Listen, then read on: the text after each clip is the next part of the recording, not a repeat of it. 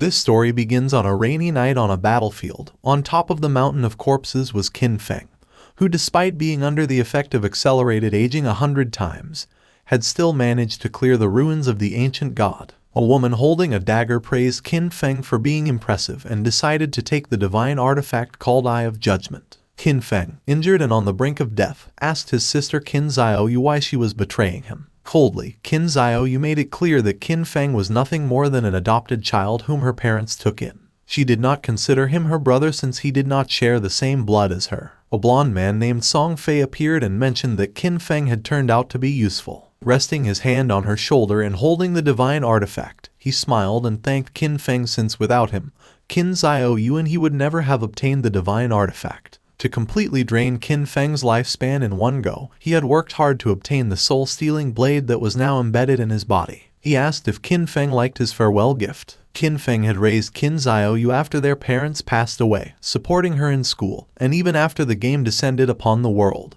He risked his life countless times for her. But now seeing that she had betrayed him, he realized that he had judged her wrongly. Qin Xiaoyu made it clear that after their parents died, Qin Feng kept meddling in her life, giving her orders and controlling her. Before, when Song Fei and she needed his protection, he was still somewhat useful. But now that they had the divine artifact, the only value he had for them was gone. Song Fei lunged at Qin Feng to end his life, promising that he would take good care of Qin Xiaoyu. As death was approaching, Qin Feng promised not to let them get away with it. Just before he could finish the sentence, Song Fei took his life. In 2025, the God-forsaken game descended where the only currency was lifespan. Dying caused a loss of lifespan, while killing monsters granted lifespan. Players could spend lifespan to bring their in-game abilities into the real world. The strong could crush tanks with their own hands, cut airplanes with a sword, and even withstand nuclear explosions with their own bodies. From that moment on, the world changed drastically, and chaos spread. He fought to survive with his sister, enduring countless hardships, barely managing to enter the top 100 of global powerhouses. After overcoming endless dangers and narrowly escaping death countless times, he finally managed to conquer the ruins of the ancient god and obtain the divine artifact called Eye of Judgment. At last, he had the qualifications to reach the top, but who would have thought that the price of his success would be betrayal by his only family? All his efforts in life were nothing more than an interference, and all his struggles only paved the way for another's success. If he could live again, he swore to fight only for himself. But then something happened, and Qin Feng opened his eyes. Surprisingly, he was in his room. He quickly sat up and realized that this was the real world. He was confused since he remembered having died, but once he turned on his phone he saw that it was the year 2025. When looking out the window, he saw the beautiful city, realizing that he had been reborn 9 years ago, the day the God-forsaken game descended to Earth. The next day, his sister, Qin Xiaoyu, kicked open the door and upon seeing that Qin Feng was at home drinking coffee, she got angry and asked why he wasn't answering her calls. She kicked the trash can. Qin Feng remembered that on the day the Forsaken game descended, he and Qin Xiaoyu had a big fight over Song Fei. On the wall were the posters of Song Fei. Before the game descended, Song Fei was a somewhat famous underground idol, and Qin Xiaoyu was his obsessed fan. Song Fei seemed glamorous on the surface, but in reality, he was a complete scoundrel who had deceived many of his fans to take their money and take advantage of their bodies. And to prevent Qin Xiaoyu from being scammed, Qin Feng always forbade her from associating with that guy.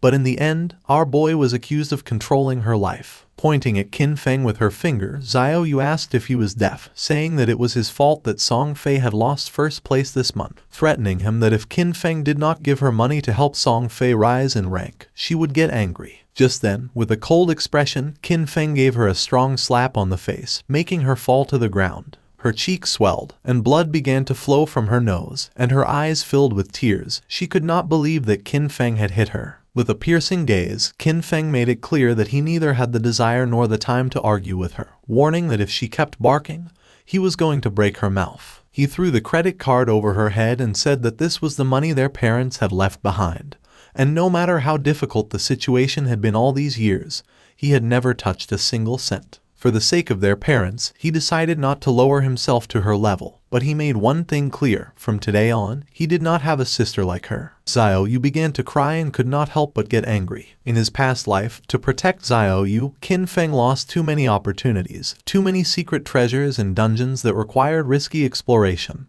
which he gave up. He took out some sleeping pills and using water, swallowed them. He was curious, and without this burden, he was going to go far. This time he decided to use his understanding of the game from his past life to get ahead of everyone. And from now on Qin Xiaoyu was on her own. And as for Song Fei, our boy decided to take his head personally. Qin Feng fell asleep and appeared in the choice hall. He had missed this place since the first time he came here. He was so nervous that it took him several hours to complete his career choice and leave. But this time, he had to be faster. In his past life, he chose the warrior to protect Qin Xiaoyu. The warrior class was not weak, but it was no longer the right choice. Now, without the burden of Qin Xiaoyu, he was going to be able to clear solo much faster. Mobility and reaction were the most important things, so without hesitating for a second, Qin Feng chose the assassin class. But then something unexpected happened, and the system reported that the divine artifact Eye of Judgment had been successfully bound. The Eye of Judgment was activated. It had a passive authority. Upon entering the Forsaken game, Qin Feng was going to automatically obtain the highest ranking profession and talent. Our boy was in shock upon seeing that the Eye of Judgment had linked to him after his rebirth, realizing how it worked. As long as the artifact recognized its owner, and even if it was stolen, it would be useless, believing that perhaps this was the reason why he had been reborn. Just then, shadow began to enter his body, then his body started to change and his hair turned white, becoming a shadow. Qin Feng's appearance had changed. Shadow was the highest level hidden profession for assassins. It was completely different from the warrior profession he chose in his past life. Just obtaining this profession had already given him enormous power. Qin Feng's eyes widened in surprise when he remembered that each profession had a very small chance of unlocking its hidden higher tier profession, and the authority of judgment actually made this probability a certainty. The system activated, informing that the authority of judgment was the most genuine and ancient primordial authority in the universe. Its power surpassed rules and order. Temporarily, Qin Feng could not activate this authority actively since he did not possess divinity, but its passive effect was active. This revelation left our boy in shock. In his past life, it was not until the 7th year after the God-forsaken game descended that a powerful player managed to leave God's abandoned realm and reach the realm of order. Only then did humanity learn about the existence of the power of order. But in fact, even years later, no one obtained the power of order. Qin Feng never expected to achieve this. Now at the beginning of his journey, he had already obtained the primordial authority that surpassed order and rules. As long as he could leave God's abandoned realm and reach the realm of order to obtain divinity, he could activate this authority, now having another goal in this life. Now that the profession selection had been completed, the system asked him to enter his game alias. Qin Feng hesitated for a moment but then chose Shadow since his profession had been born from the shadow. Qin Feng was teleported to the god's abandoned realm. This was a ruined land, full of countless monsters. He had to be careful since the monsters were ready to tear him apart and steal his lifespan. One could leave the town, kill monsters and earn tradable lifespan.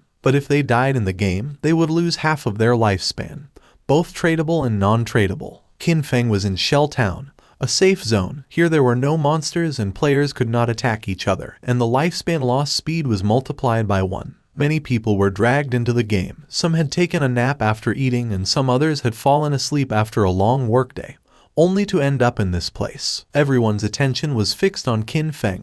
No one knew what profession he had, nor why it looked so different from theirs. Seeing the dagger, some realized that he was an assassin. Soon, powerful figures from various countries were going to appear one after another, reconfiguring the order of this world. If Qin Feng wanted to get ahead of them, then he couldn't wait since practice waits for no one. Just then, 3 men and an archer were teleported back to the town. You see, if during the monster hunt players died, they would return to the town. The players were furious and panicked since the wild monsters were too strong.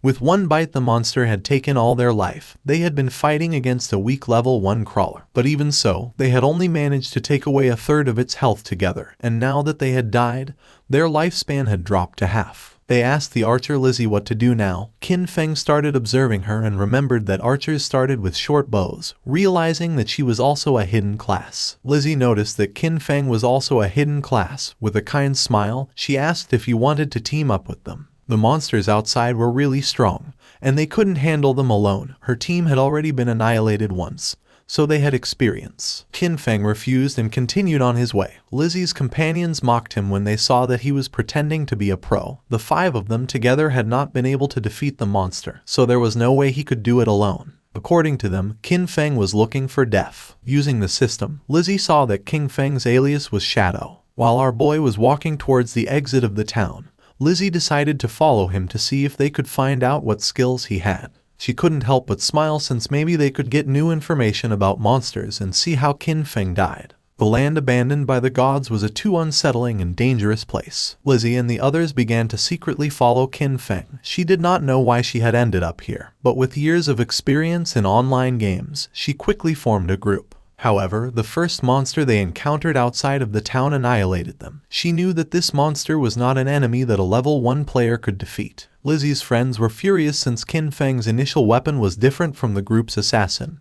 He had a dagger, but Qin Feng had a short blade. The assassin felt envious since Qin Feng was even faster than him, but as an assassin, his agility should be the highest. Besides that, Qin Feng's clothing was different from his. Qin Feng seemed like an unusual player, so Lizzie decided to follow him as he might lead to crucial information. Qin Feng started staring at them, and upon feeling this, Lizzie quickly hid again without knowing if they had been noticed. Our boy used the shadow sneak technique and disappeared from the place without a trace, becoming a shadow. Lizzie and the others were somewhat confused to see that he had vanished into thin air. The assassin of the group realized that this was a stealth ability, an initial ability that granted invisibility. Qin Feng had become invisible. Lizzie decided to return to the town and look for ways to improve themselves. It was too dangerous to go out. They had already died once and their lifespan had already been reduced by half. They decided to look for NPCs to try to obtain hidden rewards like treasure chests. Shadow Sneak was a skill that allows the user to enter stealth for a duration. Attacking will reveal the user,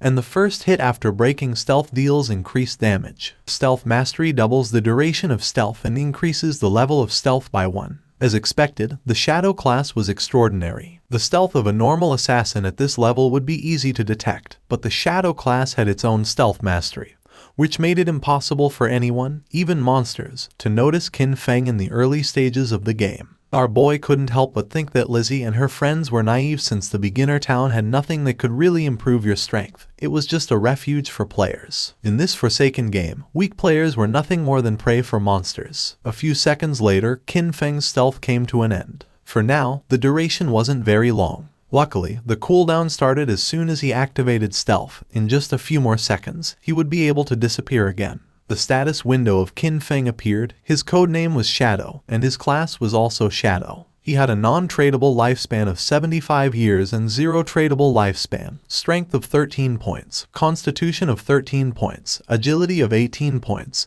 and spirit of 15 points. All players started with base stats of 10, and the different classes granted additional bonuses. The warrior class he had chosen in his past life only gave him 3 points in strength and constitution, but this time, the Shadow class had granted improvements to all stats, and agility had increased by 8 points. He still had 5 free attribute points to assign. Most players use their points on strength or spirit to increase physical or magical attack power, but that was a big mistake. Without losing a second, Qin Feng assigned the 5 points to agility, now being 23 points. This statistic was key since in the early game, no matter how one allocated their stats, the monsters would always deal overwhelming damage to the players, and the only way to kill monsters without taking damage was to increase agility and boost speed. Then something caught Qin Feng's attention.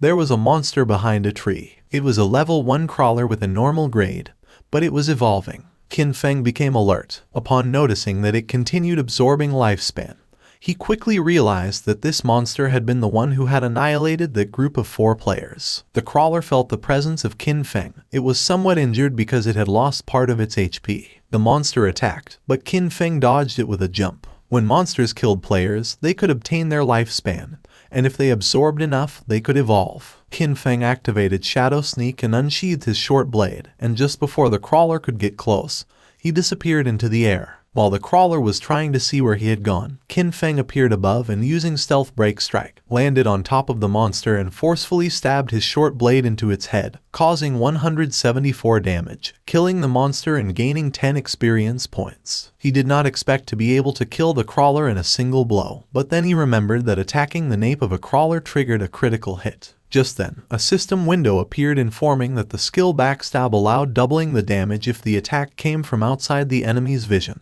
This explained why the crawler had died in one hit. The skill Backstab had stacked with multiple abilities, creating a terrible damage multiplier. Qin Feng stared at the corpse in silence. He remembered when he played as a warrior. Even a critical hit barely did 40 damage, and he had to fight for centuries just to kill a crawler, almost dying in the process. Once the monster died, it dropped a shining orb that was the lifespan. Qin Feng clenched his fist and absorbed the lifespan, gaining 3 days of tradable lifespan, and 54 years and 155 days of non-tradable lifespan. 5 people had died, each losing at least between 20 to 30 years of lifespan, adding up to a total of more than 100 years. But since the crawler had absorbed it first, Qin Feng only obtained 54 years. For now, the non-tradable lifespan was not useful. But at that moment, the authority of the Eye of Judgment was activated, granting Qin Feng the talent called Infinite Evolution. By killing monsters solo, he had the chance to earn evolution points to upgrade skills. Every 24 hours, he would gain 5 evolution points, and defeating a boss-class monster alone guaranteed evolution points. Currently, he had 5 points. He had infinite evolution and could improve his skills. In his past life, he had never heard of anything like this. No matter what equipment or skill book monsters dropped, its grade was fixed and there was no way to improve it. This was a power beyond rules and order. Our boy decided to try it out and upgrade Shadow Sneak and Backstab. He spent 4 evolution points and the skills were successfully improved. The starting skill Shadow Sneak went from normal to bronze, and the duration increased from 12 seconds to 16 seconds. The breaking stealth attack bonus increased from 60 to 90, and the cooldown time was reduced by 2 seconds. Backstab went from inferior to normal and the damage increased by 5%.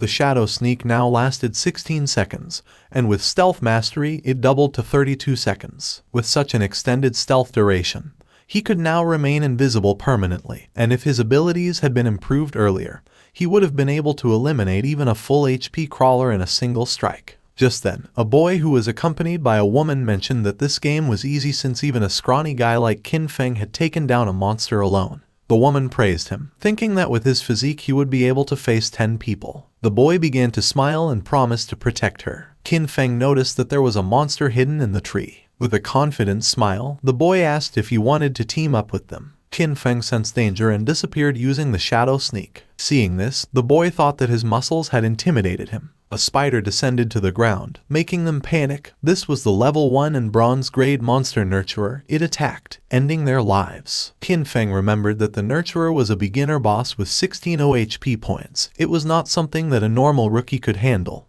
and besides, it had many small spiders under its command. The nurturer began to feed and Qin Feng took advantage of this moment to check how strong his upgraded abilities were. Using the stealth break strike, Qin Feng stabbed his short blade into the spider's eye. It counterattacked, but Qin Feng reacted in time and after dodging the attack, he moved away and became invisible using Shadow Sneak. Our boy's attack caused 338 damage, and in the process, he received 9 damage.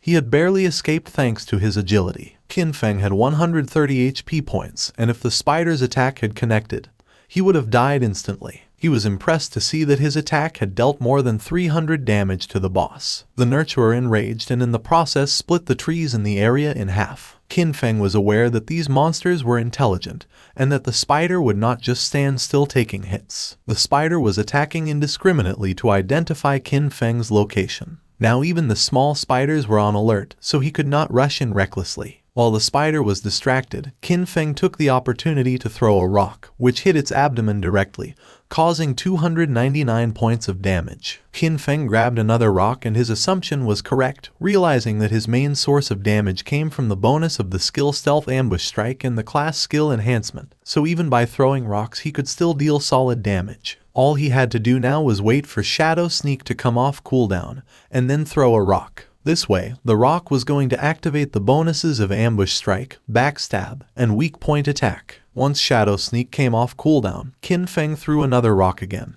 dealing 279 points of damage to the spider, and then activated Shadow Sneak again. His plan was simple: stay hidden until Shadow Sneak was off cooldown, and then attack again. At the same time in the town, the leaderboard was updated revealing that the player Shadow had killed the boss nurturer of bronze grade, being the first to reach level 2, rising to the list as number 1. The other players were in shock since most had died to mobs and could not understand how someone had already defeated a boss. Lizzie and the others were speechless upon seeing that Qin Feng had defeated a boss and ascended to level 2, while they could not even handle normal mobs together, believing it must be a system error. The woman and the man who were attacked by the giant spider spawned in the town and were in shock upon seeing that someone had killed the big spider, realizing that Shadow was the boy they had seen earlier in the forest. Back in the forest, the system announced that Qin Feng had killed the boss nurturer, obtaining 300 experience points and 2 evolution points. Additionally, Shell Town's level leaderboard was unlocked,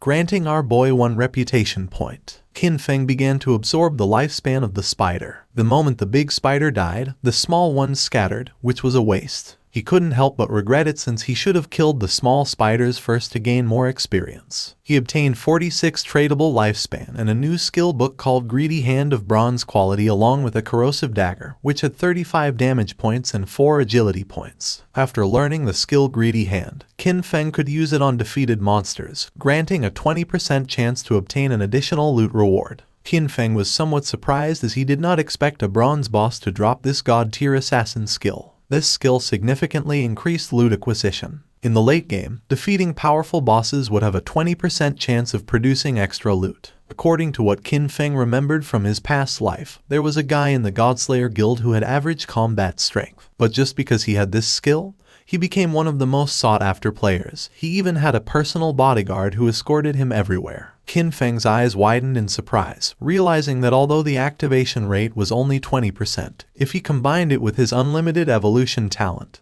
he would be able to infinitely increase both the drop rate and the amount of loot. The next day, the students were on their way to school. Xiao Yu's friend asked if she was not going to call Qin Feng and apologize, reminding her that yesterday they had skipped the exam to secretly go and support Song Ye. She was sure that Qin Feng must be angry with her. Xiao Yu refused since she had done nothing wrong, and because of him, they had almost missed the entrance time. According to her, Qin Feng was the one who should apologize. Her friend tried to convince her since Qin Feng treated her very well and also asked what had happened to her face. Xiao Yu stood firm in her decision since all Qin Feng did was meddle in her affairs, and she made up an excuse, saying that she had tripped and hurt her face. Upon entering the school, they saw many students gathered in front of a classroom. The friend became curious and, making her way through the crowd, entered the classroom where she saw that Zhang Wei's body was becoming semi-transparent. One of Zhang Wei's friends explained that he wasn't very sure, but just now, Wei had said he was going to take a nap, and when they turned around, he was already like this. This was not an isolated case, it was all over the internet. People from all over the world were experiencing the same phenomenon, and some experts said that if one fell asleep,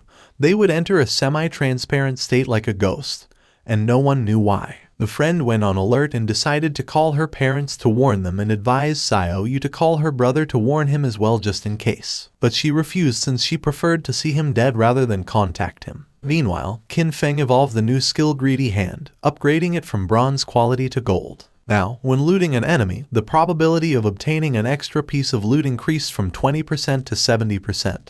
And thanks to this, our boy learned Greedy Hand and obtained 2 points. Qin Feng clenched his fist and activated the skill, obtaining 2 evolution points and 46 days of tradable lifespan. He was more than satisfied to have obtained 2 evolution points and knew that to upgrade Greedy Hand to level 3 he needed 3 points, and that soon he would have a 100% chance of obtaining extra loot. He knew that the governments of the world must have realized the situation by now, and more people were going to flood into the game, so he had to accelerate his progress and equip what he could use. Qin Feng equipped the corrosive dagger of bronze quality, gaining 35 attack points and 4 agility points. He activated the shadow stealth to avoid drawing attention from the monsters, knowing that it wouldn't be long before people realized that the skills and equipment from this game could be extracted into the real world.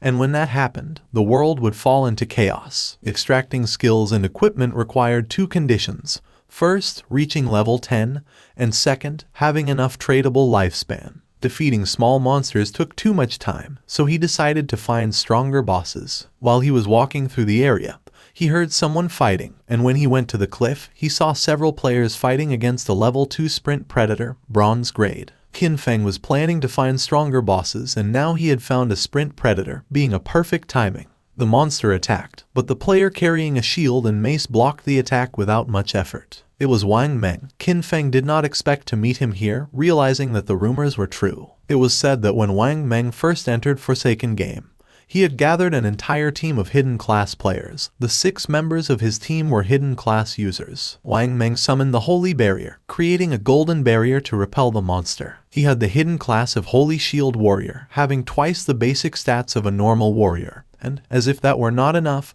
he also had an innate invincibility skill. While the monster was distracted, the mage of the team summoned a fireball which hit directly against the creature's arm. She had the mage class hidden profession called Prophet, which allowed her to inflict double the magical damage of a normal mage and came with an incorporated prophetic fireball. The archer of the team had the hidden profession of the archer class called Sharp-Eyed Shotter, granting the user double the stats of a normal archer, and came with an incorporated rapid shot skill. The priest had the Oracle Priest class, having twice the healing power of a normal priest and a group healing ability. The archer and the mage attacked together, but the monster evaded the attacks without much effort and attacked Wang Meng, forcing him to retreat. The archer panicked upon seeing that the ranged attacks were not hitting, thinking that this boss was too fast. The priest healed Wang Meng, and he decided that the best way to defeat this boss was to keep attacking while the healers took care of healing. Seeing that he planned to wear down the monster's health little by little, Qin Feng thought that Wang Meng was very optimistic, but he knew that he was forgetting the most important thing.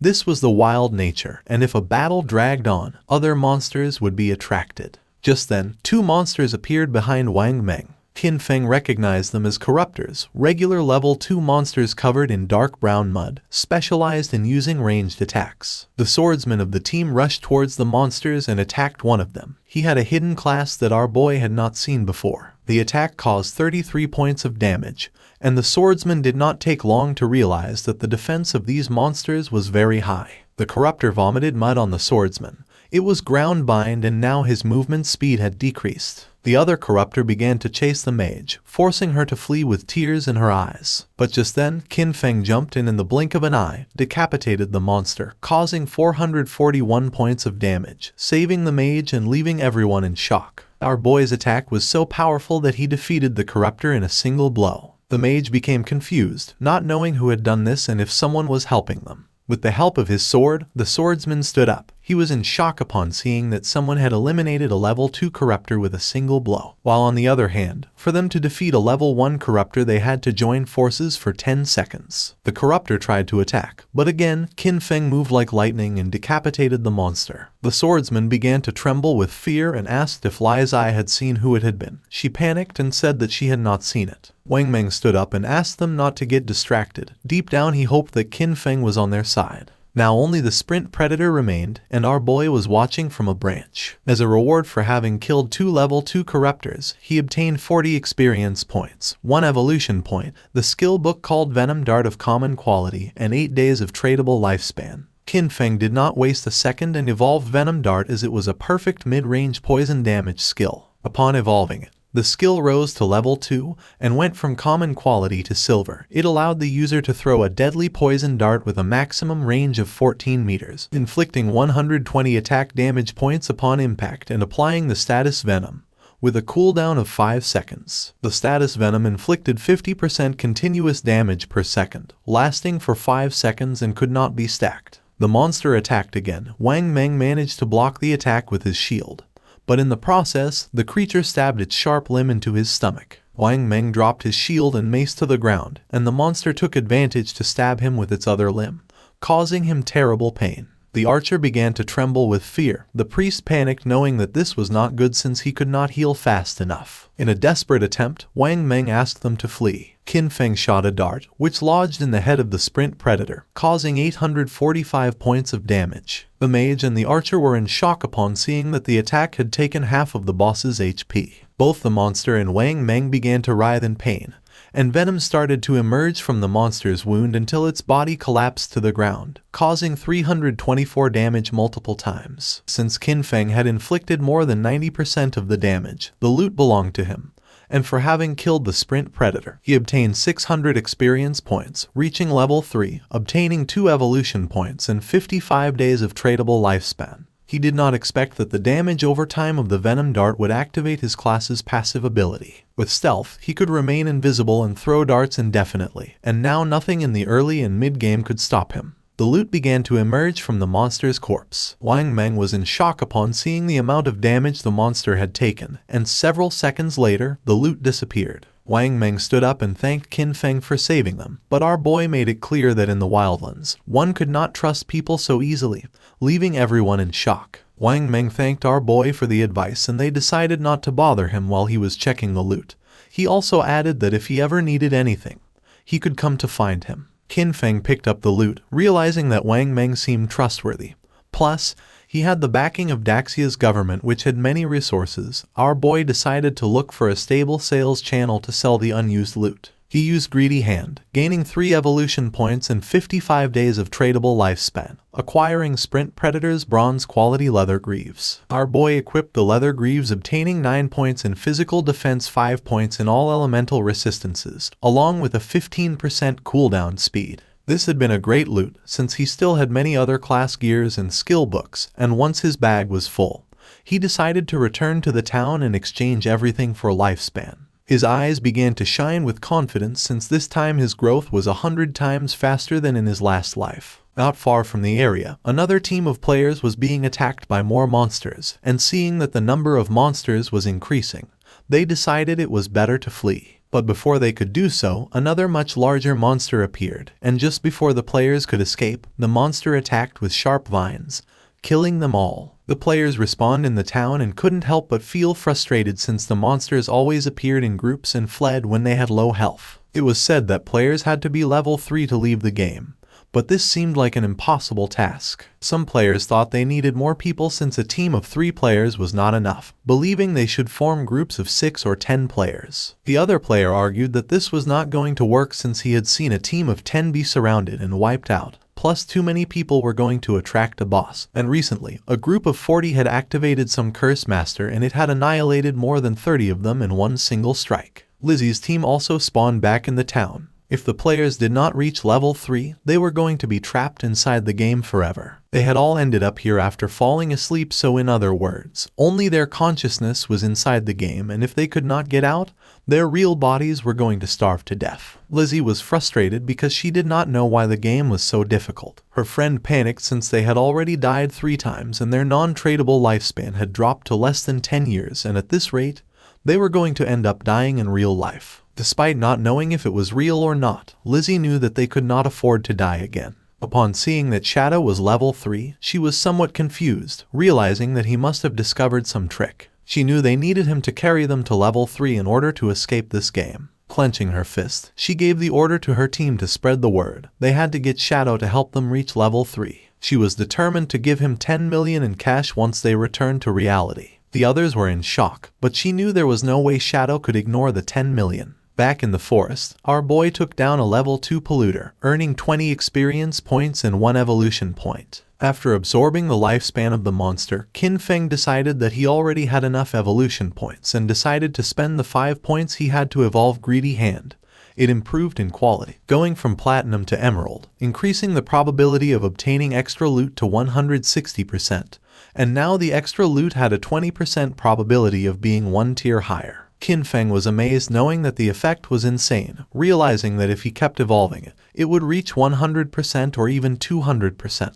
It was raining, and something caught Qin Feng's attention. It was the monster called Curse Master which was wandering through the forest. This monster was a bronze tier boss and was consuming vital force to advance to a silver tier boss. For Qin Feng, it was normal that this boss had annihilated a team of 40 men. For now, our boy had a full inventory, so even if he killed the monster, he wouldn't be able to pick up the loot, so for now, he decided to mark this place on the map. The boss's evolution took some time, so he thought about emptying his inventory first and coming back later. In the town, the news that someone was offering 10 million for Shadow, the number 1 player on the leaderboard, to help them level up quickly had spread everywhere. People were dying, losing lifespan, so the rich had already started looking for a way to escape, meaning that the commoners were doomed. While people were chatting, Qin Feng appeared in the town, leaving everyone in shock. Using the system, he activated the market stall option, making the system announce that he was selling equipment and skills, with the stall available for only 10 minutes. The players were in shock upon seeing that he was wearing 2 pieces of bronze tier gear,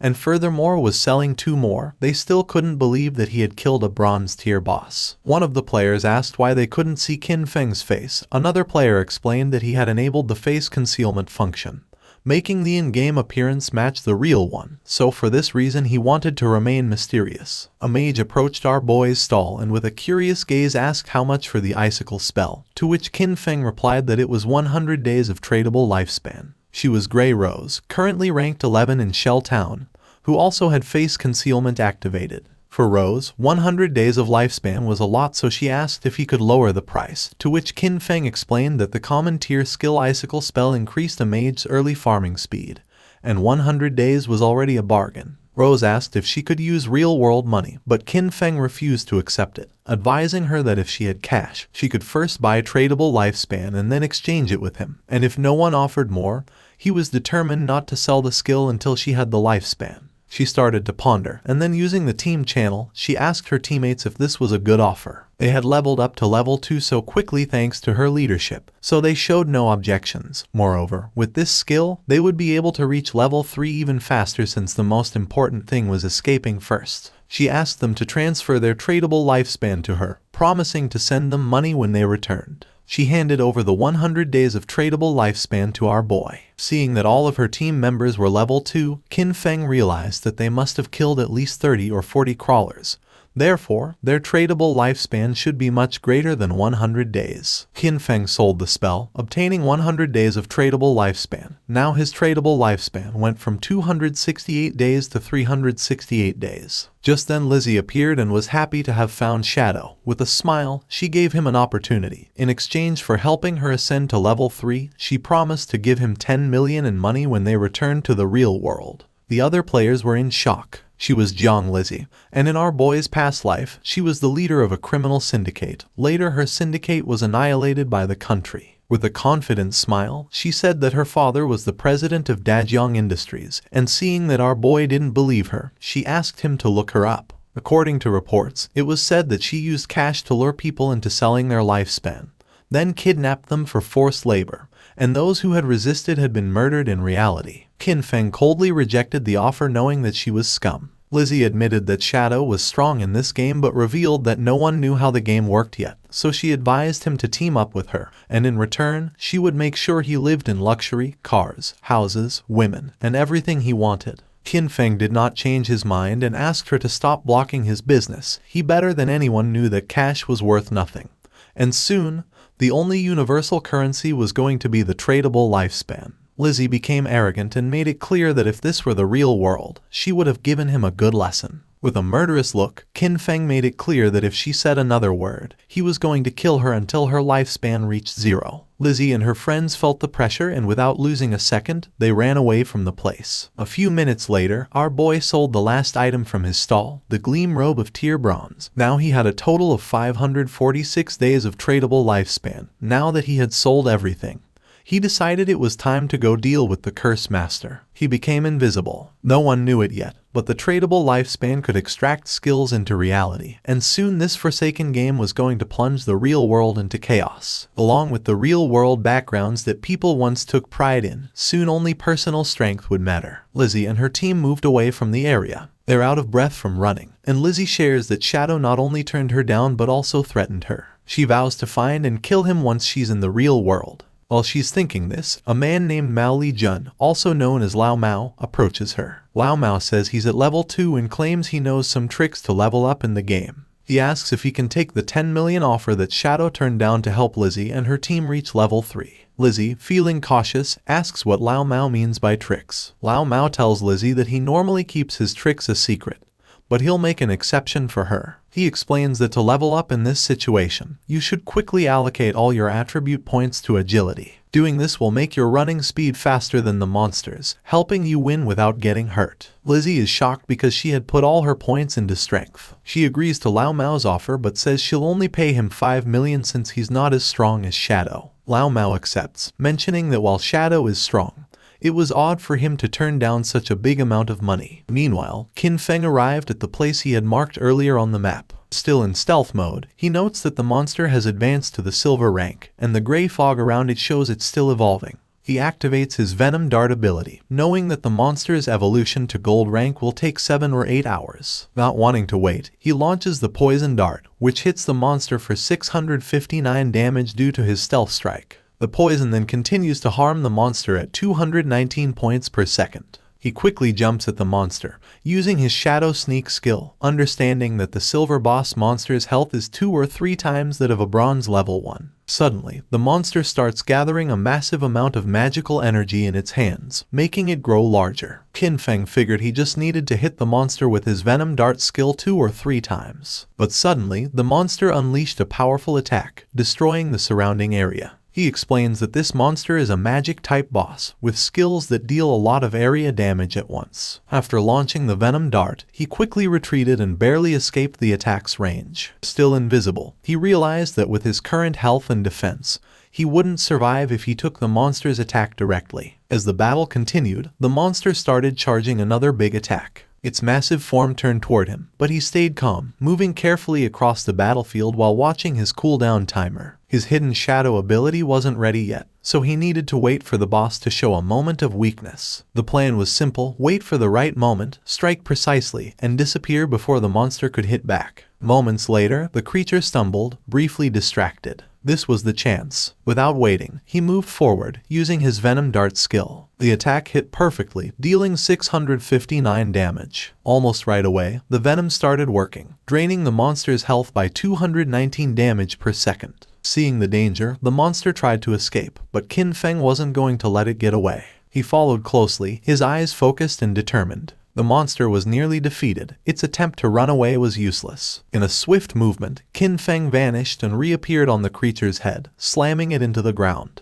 The system quickly confirmed his victory. He had defeated the silver-ranked boss. A stream of notifications appeared before him. He gained a total of 1,800 experience points, and leveled up from 3 to 5 instantly. He also received 4 evolution points and a surprising 124 days of tradable lifespan. He chuckled, noticing how a single boss kill boosted him 2 levels and gave him extra evolution points. As the monster's body turned into loot, he used his evolved skill, Greedy Hand. The air shimmered as a system screen confirmed the loot was collected. The rewards were even better than he expected, with another 4 evolution points and an extra 124 days of tradable lifespan, doubling his gains. The generous rewards made him smirk. 2 extra bonuses right away were impressive. He realized the silver-ranked boss had given him a total of 12 evolution points and 372 days of tradable lifespan. Just as he was taking in his rewards, another system prompt appeared, revealing an unexpected bonus. The secondary effect of Greedy Hand had kicked in, upgrading one of his looted items from silver to gold rarity. He looked at the notification with interest, a gold tier item.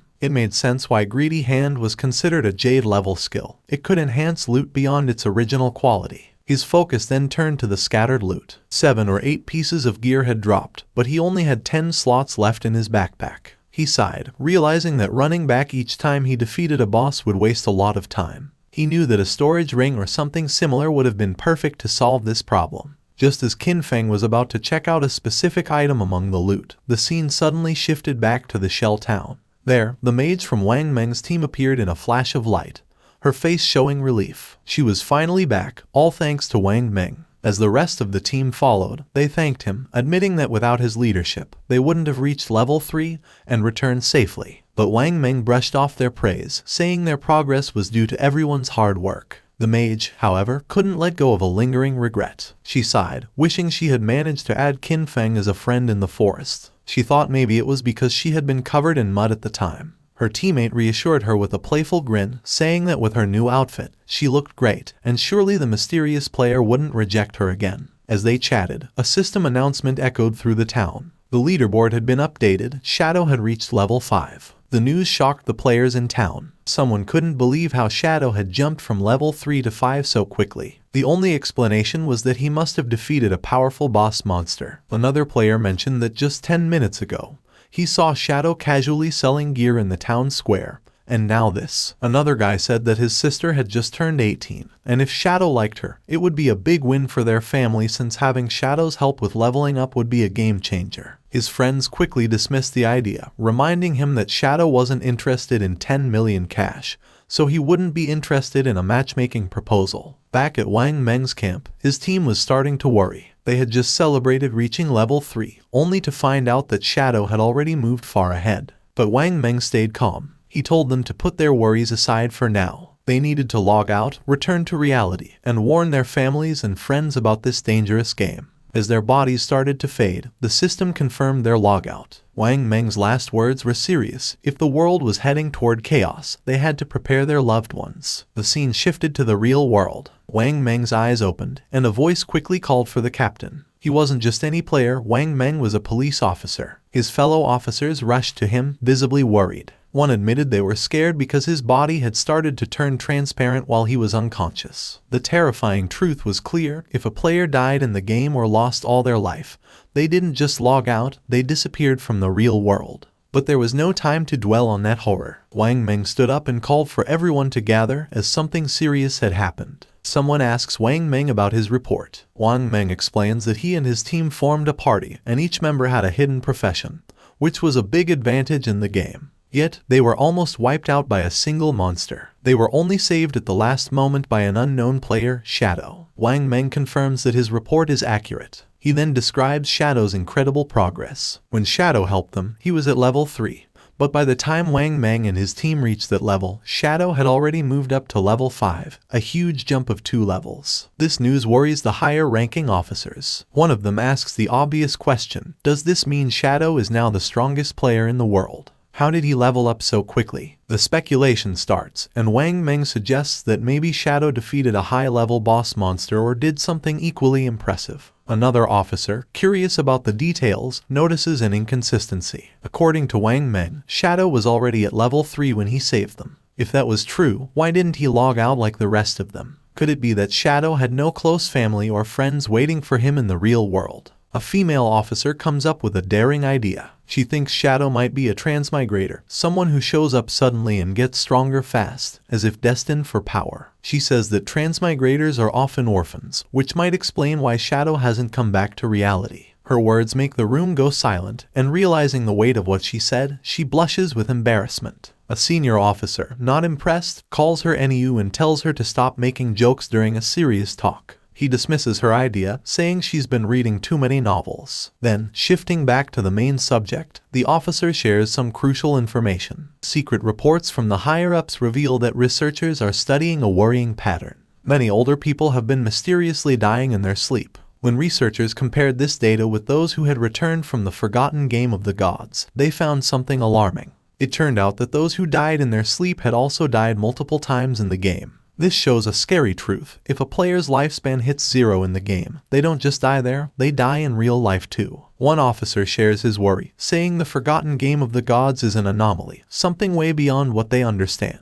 The head officer agrees, suggesting that they might be facing an invasion by unknown beings from higher dimensions. The room goes quiet as everyone takes in this heavy thought. Without delay, the head officer moves on to urgent matters. He tells everyone that the higher-ups, probably the government, have given an emergency order. All officers must form vanguard teams based on their locations, enter the forgotten game of the gods, and gather as much information as they can. This is no longer just a police issue. The government is setting up a special force to handle this unique crisis. He highlights the global scale of the problem. Every nation is rushing to explore and understand this new reality, and falling behind would mean losing international standing. For national security, they must gather information at all costs. The head officer then announces his decision. NEU will be the captain of Team 1. She accepts the role without hesitation. Wang Meng is appointed as her vice captain, and they are given the power to pick their team members. Wang Meng nods, understanding how important their mission is. The head officer then turns his attention to Shadow, the mysterious player Wang Meng met. Based on Wang Meng's story, Shadow doesn't seem to have bad intentions. Because of this, the head officer orders NEU and Wang Meng to try and befriend him. Their goal is to find out who Shadow really is and work with him. He explains why NEU is in charge. Her deep knowledge of games and stories makes her the best choice to investigate someone like Shadow,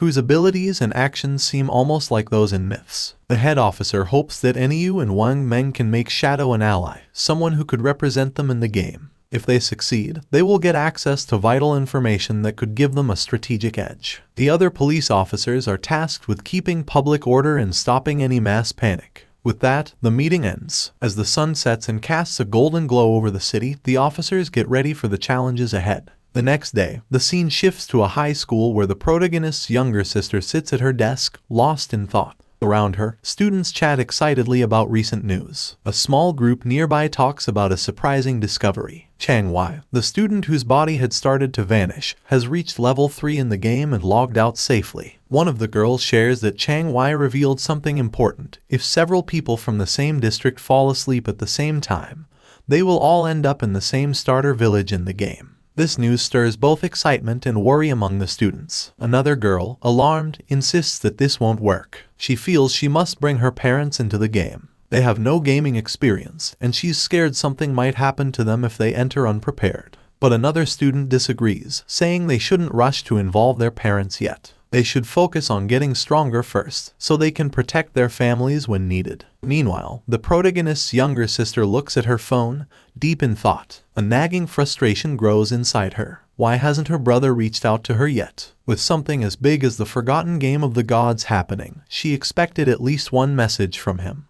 But there's been nothing. He hasn't checked on her or even apologized for hitting her earlier. That was completely unlike him. In the past, whenever they argued or she upset him, he would always find a way to make peace. But today, there was only silence. No apologies, no attempts to make things right. Even their parents had never laid a finger on her, yet he, her brother, had struck her. Still upset, she tries to justify her actions. All she did was skip class to see Song Fi's concert. Was that really such a big deal? She pouts, deciding that unless her brother calls and apologizes at least 1,000 times, she will never forgive him. Her annoyance quickly turns into excitement as she starts talking about Song Fi. Looking back, she's glad she went to see him yesterday. Once the forgotten game of the gods takes over, she might not have many chances to go to his concerts. A dreamy look appears on her face as she remembers last night, thinking about how close she was to him during the show. She pictures Song Fi on stage and can't help but gush over how amazing he was. Then, she realizes something. If everyone enters the game world while sleeping, that means Song Fi will too. Her face turns red as she imagines meeting him in the game. Could this be her chance? Is fate finally bringing them together? Her heart beats faster at the thought. As she gets ready to sleep, she suddenly remembers something. Chang Wei had reached level 3 really fast. That meant he was probably already an expert. If she wanted to do well in the game, she needed some good advice. So, without hesitating, she sends Chang Wei a message, asking if he has any helpful tips before she enters the game world. Meanwhile, Chang Wei is with his classmates when he gets her message. He looks at his phone and smiles. He's amazed by the situation.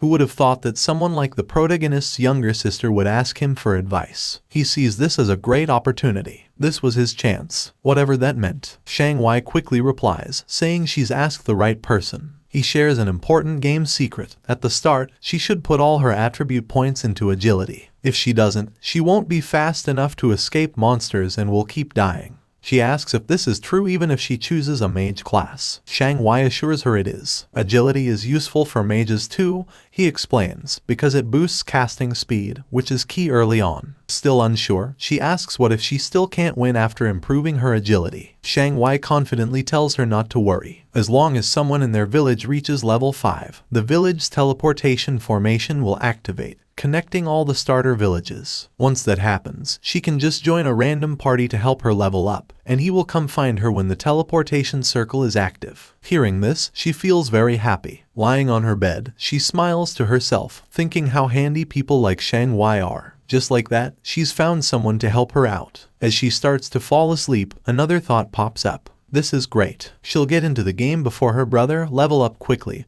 and become strong. When her brother finally joins, she'll make sure he has a tough time. No help, no support, he'll have to manage on his own. Happy with her plan, she drifts into sleep, excited for the adventure ahead. The scene shifts back to the game where the protagonist stands over the loot from a defeated boss monster. Among the treasures, a glowing orb catches his attention. As he picks it up, a system notification pops up, saying he has obtained the curse ring, a gold tier item. The system then details its attributes. The ring can be used by anyone and gives a boost of 8 points to all attributes. It also increases dark elemental resistance by 26 points and makes weak point attacks 1.5 times stronger. But you need to be at least level 4 to wear it. Looking at the benefits, the protagonist sees that the total boost is 32 points, similar to leveling up 3 times. Plus, the ring's dark resistance will be helpful against many enemies, and the weak point attack boost is a nice bonus. Knowing this, he sees the cursed ring as a valuable item for his journey. Before he can think more about his new item, another system notification shows up, saying he's learned a new skill called Instant Shadow Slash, a silver tier assassin type ability. The system explains how it works. When used, the skill sends out multiple slashes in one direction,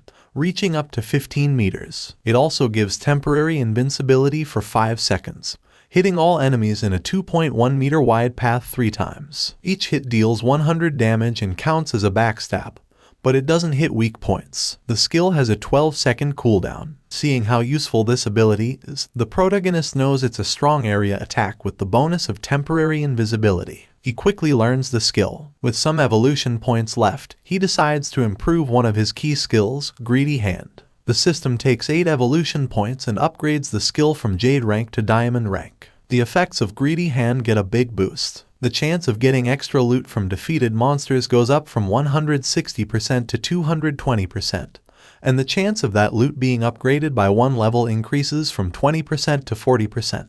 Thinking about this upgrade, the protagonist realizes that with this improvement, he'll now get 2 pieces of loot per enemy, making each kill 3 times as rewarding. Not wanting to waste his remaining evolution points, he upgrades Instant Shadow Slash by 3 levels. The system takes 3 evolution points, leaving him with just 1. The skill quickly evolves, moving from silver rank to gold rank, and finally reaching platinum rank. The skill's attack range has expanded, growing from 15 meters to 21 meters, allowing for greater reach. The invisibility now lasts 7 seconds, giving him a bit more time to stay safe. The number of slashes has increased from 3 to 5, hitting all enemies in its wider 3.1 meter path. The cooldown is slightly shorter, going from 12 seconds to 10.43 seconds, which makes it a bit more efficient but still needs careful use. Each strike now deals 200 damage, doubling its previous strength. Every attack counts as a backstab, triggering the backstab skill effect, even though it can't hit weak points. Seeing these upgrades, the protagonist knows that while the cooldown isn't much shorter, the skill's ability to keep him invisible longer can be a big advantage in fights. Looking at the rest of the loot, he quickly sees that most of it isn't useful. But one item stands out, a silver tier warrior skill book, Battle Roar. He knows selling it will give him more tradable lifespan.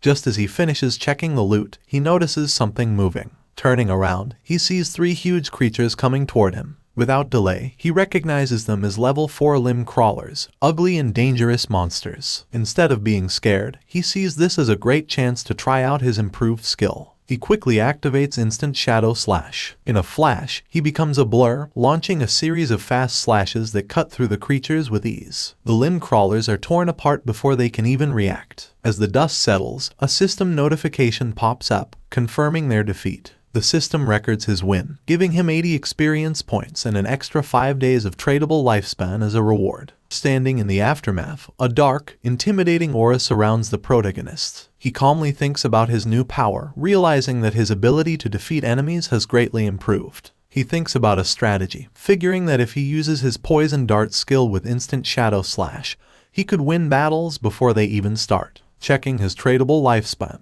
he sees he has 618 days, but to bring his game skills and gear into the real world, he needs at least 900 days, or about 2.5 years. With that goal in mind, he plans his next steps. First, sell all the valuable items in his inventory. If things go well, he might reach the required lifespan sooner. Once he hits level 10, he can finally connect the virtual and real worlds. The scene shifts to the protagonist heading back to the starter town, invisible thanks to his latent image skill. Moving quietly, he hears a conversation nearby. A man congratulates a woman on reaching level 3 and reminds her of a promise. Watching them, he sees that it's Lizzie and Lao Mao. Their talk reveals a deal they made before. Lao Mao had agreed to help the Lizzie reach level 3 so she could log out of the game, in return for 5 million in cash. Now that she's reached her goal, Lao Mao is expecting his payment. Lizzie reassures him, asking if he really thinks her father's company, Do Young Industry, can't spare such a small amount. She tells him she'll log out and handle the transaction in the real world.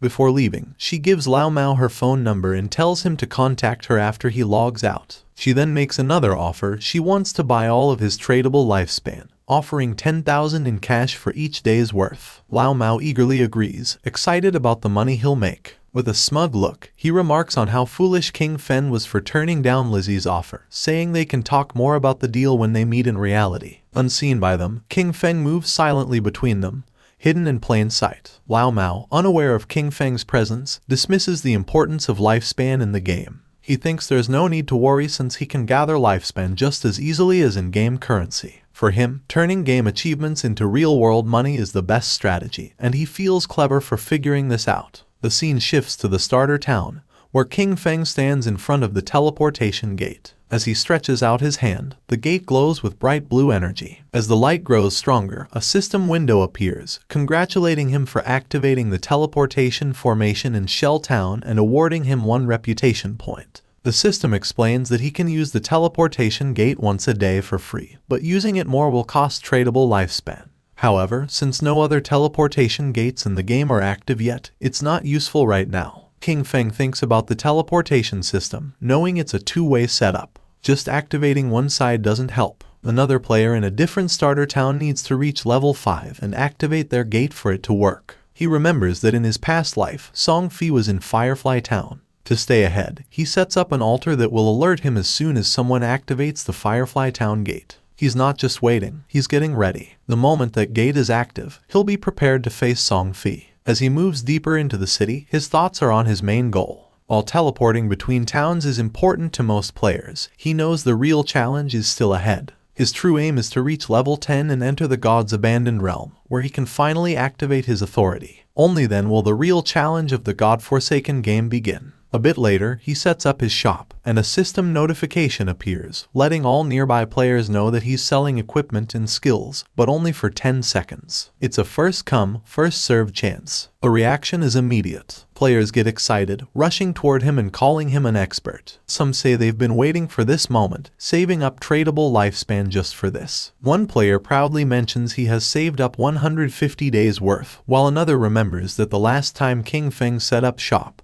he sold an icicle spell, which helped Gray, the buyer, climb to second place in the rankings. Another player, thrilled, discovers a silver tier skill book called Battle Roar, a warrior-only ability, and decides to buy it without a second thought. A system notification pops up, confirming the Battle Roar skill book has been sold for a huge 300 days worth of tradable lifespan. The players around are stunned. One questions if a single skill book is really worth that much. Another player dismisses him, explaining that Battle Roar greatly increases a warrior's ability to farm monsters. With this skill, the 300 days of tradable lifespan can be earned back in less than 2 days, making it a very smart buy. Understanding the value of what King Feng offers, the rest of the players rush forward, desperate to buy anything before it's gone. In just a few seconds, everything is sold out. Looking at his system window, King Feng checks his earnings. In just 1 minute, he gathered 650 days of tradable lifespan, bringing his total to 2,174 days. But he's still not satisfied.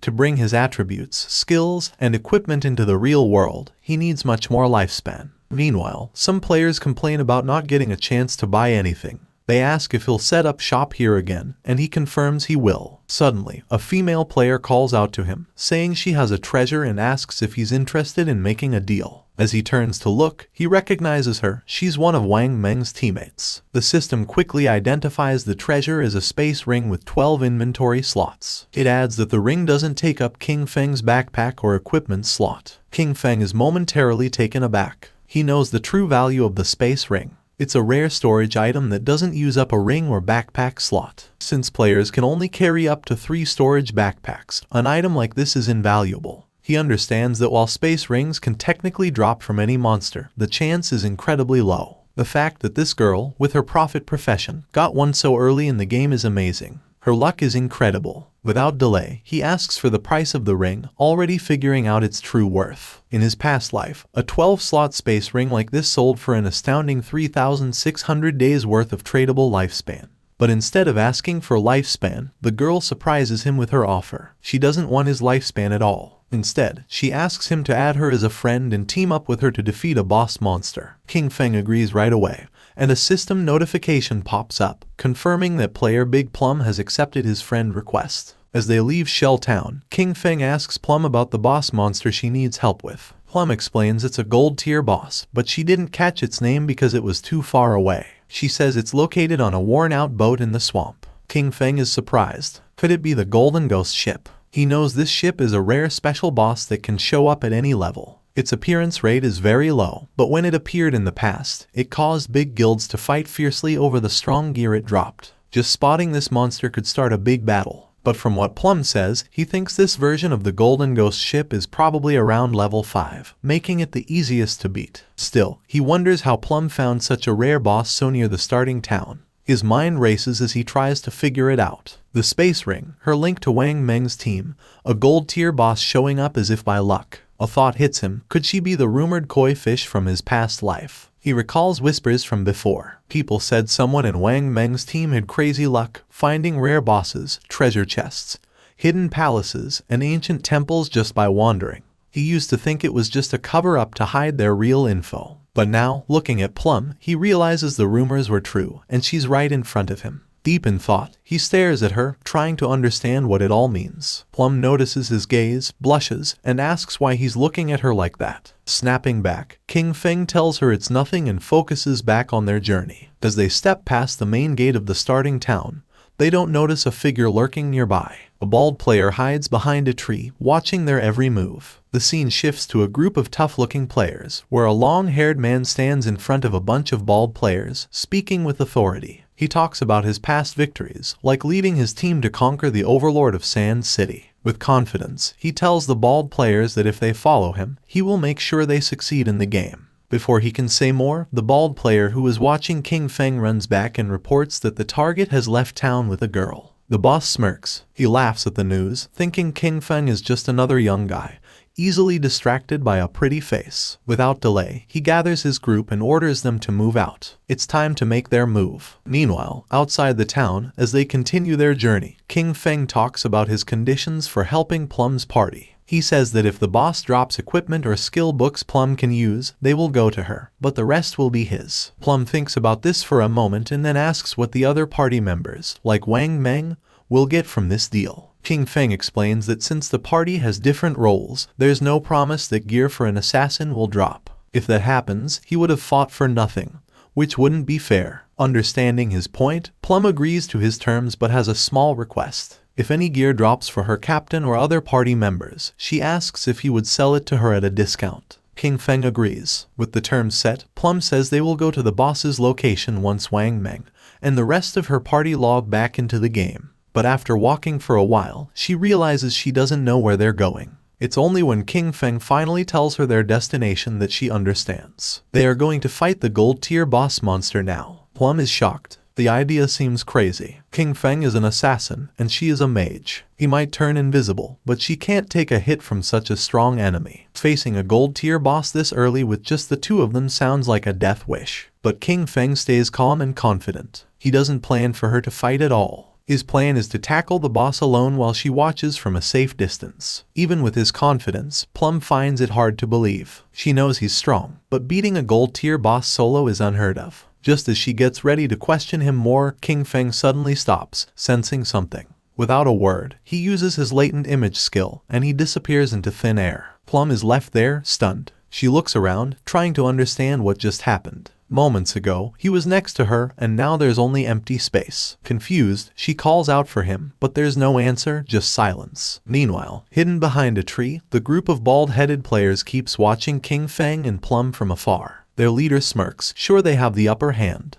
But then one of the players notices something odd. King Feng has vanished. Confused, they look to their boss for what to do. Without a second thought, he dismisses it, thinking King Feng must have tricked Plum and left her alone. Grinning wickedly, he orders his men to move in, planning to capture Plum first and have some fun before anything else. As they rush forward, their boss reminds them of his promise that sticking with him means a good life. Now, he claims, even women are falling into their laps. But just as they get close, a shadowy figure appears right in front of them. The leader stops, his grin fading as he looks into the swirling dark aura before him. Confusion flashes in his eyes. What is this? Before he can react, King Feng uses his instant shadow slash skill, and in a blink, it's over. A cold gleam slices through the air, and the group falls, lifeless. Their bodies drop, torn apart before they even know what's happening. King Feng, as if stepping back into the shadows, disappears without a trace. A system notification pops up, confirming his kills. 5 players down, earning him 12 days of tradable lifespan. He glances at the bodies but doesn't give them much thought. Their loot is worthless, barely worth noting.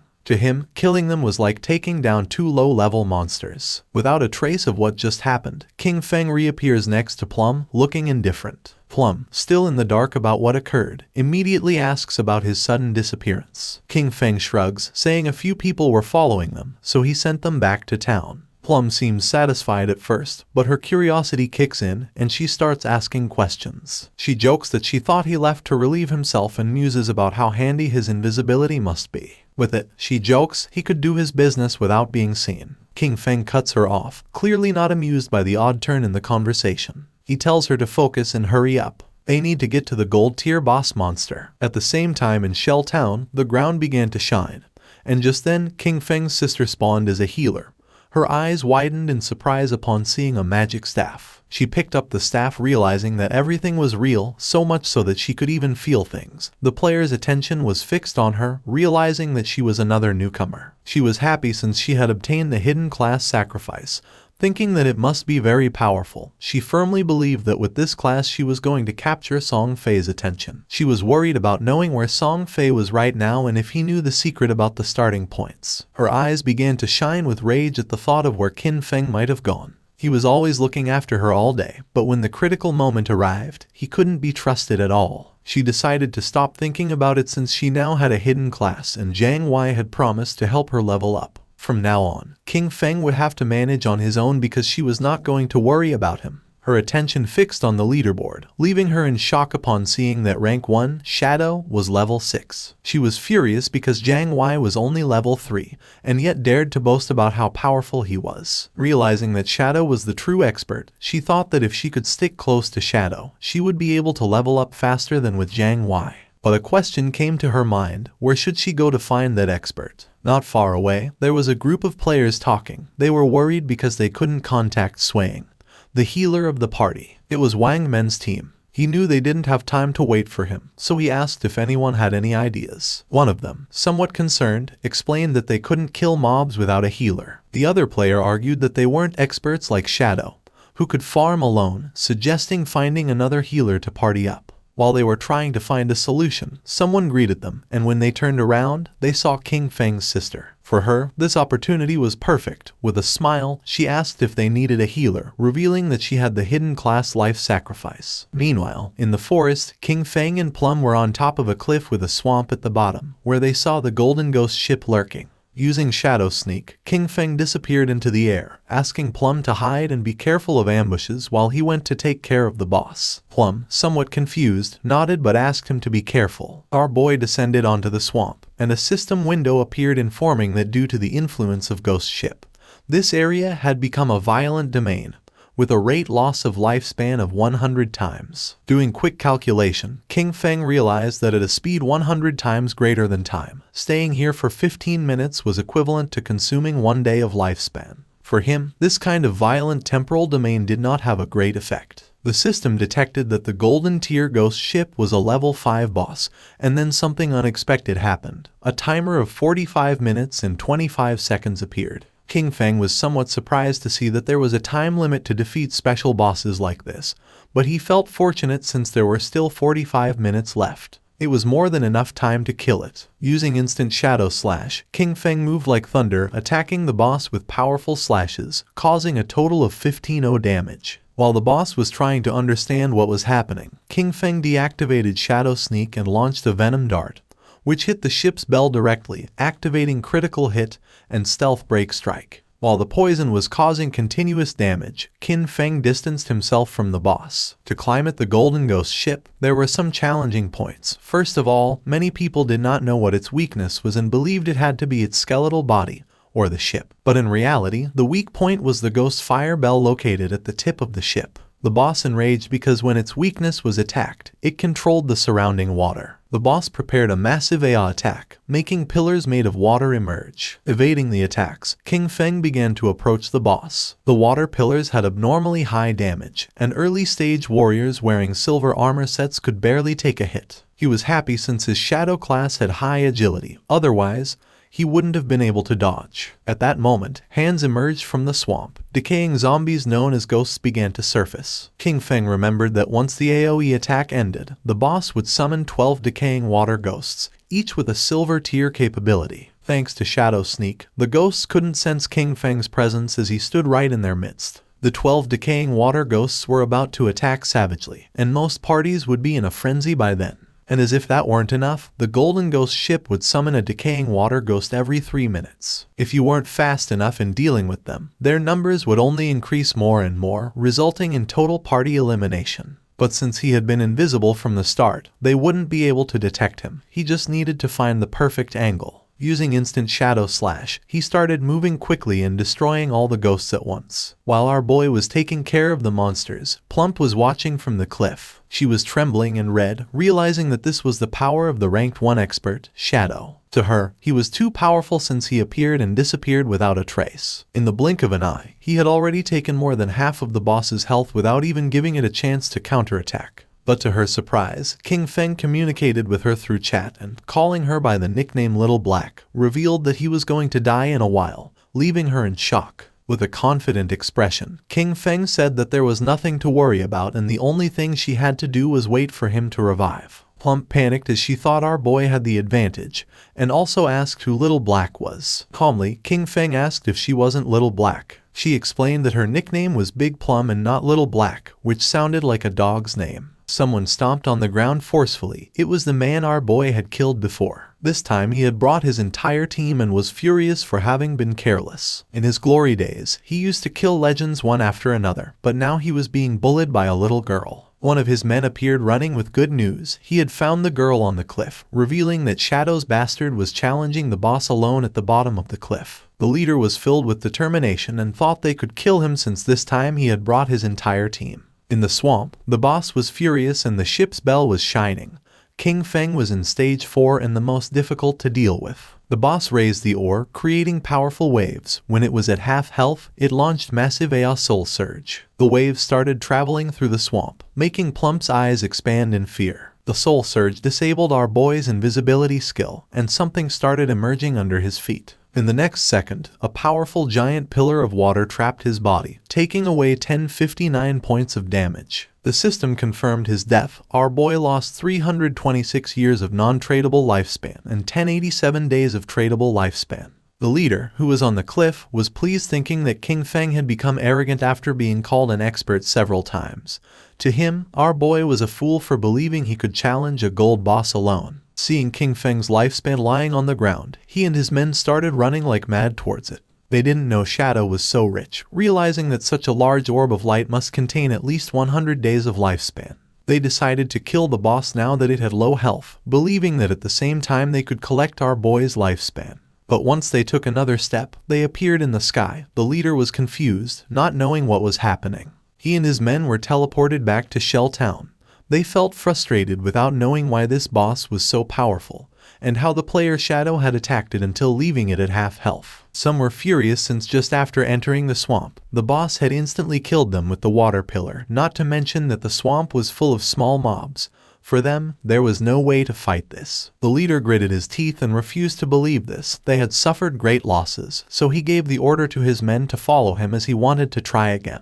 At the same time, someone jumped. It was King Feng who had already returned to the swamp. He felt somewhat confused upon seeing so much lifespan dropped on the ground. Using the chat, he informed Little Black that he was already back and also asked why there were so many lifespan light orbs. Little Black was somewhat surprised to see how quickly he had returned, explaining that the lifespan belonged to a group of people who had charged noisily against the boss, only to be wiped out by the water pillar. King Feng couldn't help but smile upon seeing that they had overestimated their own strength, but then he remembered that in his past life, he had also suffered a lot because of Ghost Ship. The boss was still roaming around the area. King Feng began to observe it, knowing that the Golden Ghost Ship was only going to use the immobilization skill once, so the rest of its health was very easy to handle. When it received damage while below half health, there was a fixed probability that it would disappear and reappear far away, making it very difficult for normal players to kill it. Without wasting another second, King Feng launched a poison dart, which hit the ship's bell directly. The boss became enraged and began to summon another attack. Seeing this, King Feng used Shadow Sneak and became invisible. After carefully observing the boss's movements, King Feng used Instant Shadow Slash and attacked quickly since he had long seen through its movement patterns. The leader and his men arrived at the cliff again. One of them informed his boss that King Feng was fighting against the boss again. Upon hearing this, he decided to find an opportunity to take down both. Seeing that the group of idiots had returned to cause trouble again, Little Black got angry. Shadow was about to kill the boss,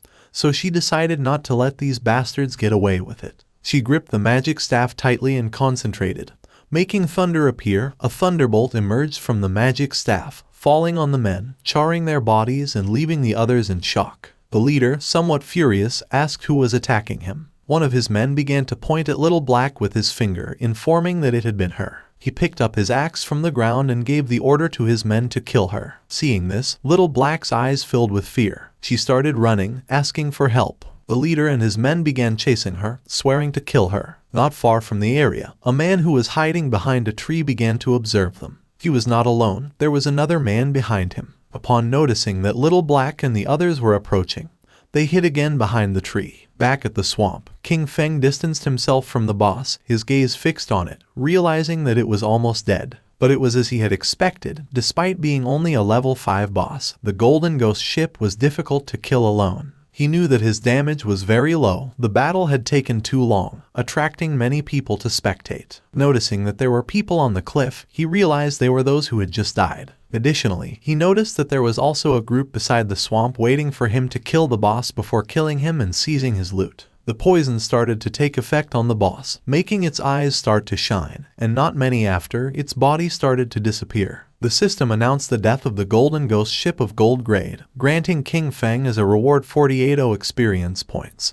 He ascended to level 8, obtaining 7 evolution points and 216 days of tradable lifespan. Our boy activated Shadow Sneak. It had been a good dream, but it was a shame that it had miscalculated. A general system notification sounded everywhere, revealing that the player Shadow from Shell Town had been the first on the server to kill a gold grade boss, receiving 3 reputation points. The notification caught the attention of all the players in the area. No one knew who Shadow was or why he was so strong. Others were furious since the first person to kill the gold grade boss had to be from Han City. In Shell Town, Wang Men looked at the system notification with confusion, as it had only been a short time since Shadow was fighting against the bronze boss by himself. Only a short time had passed and he had already killed a gold boss solo. He did not know why the difference between Shadow and the others was so great. King Feng's sister's eyes began to shine with determination.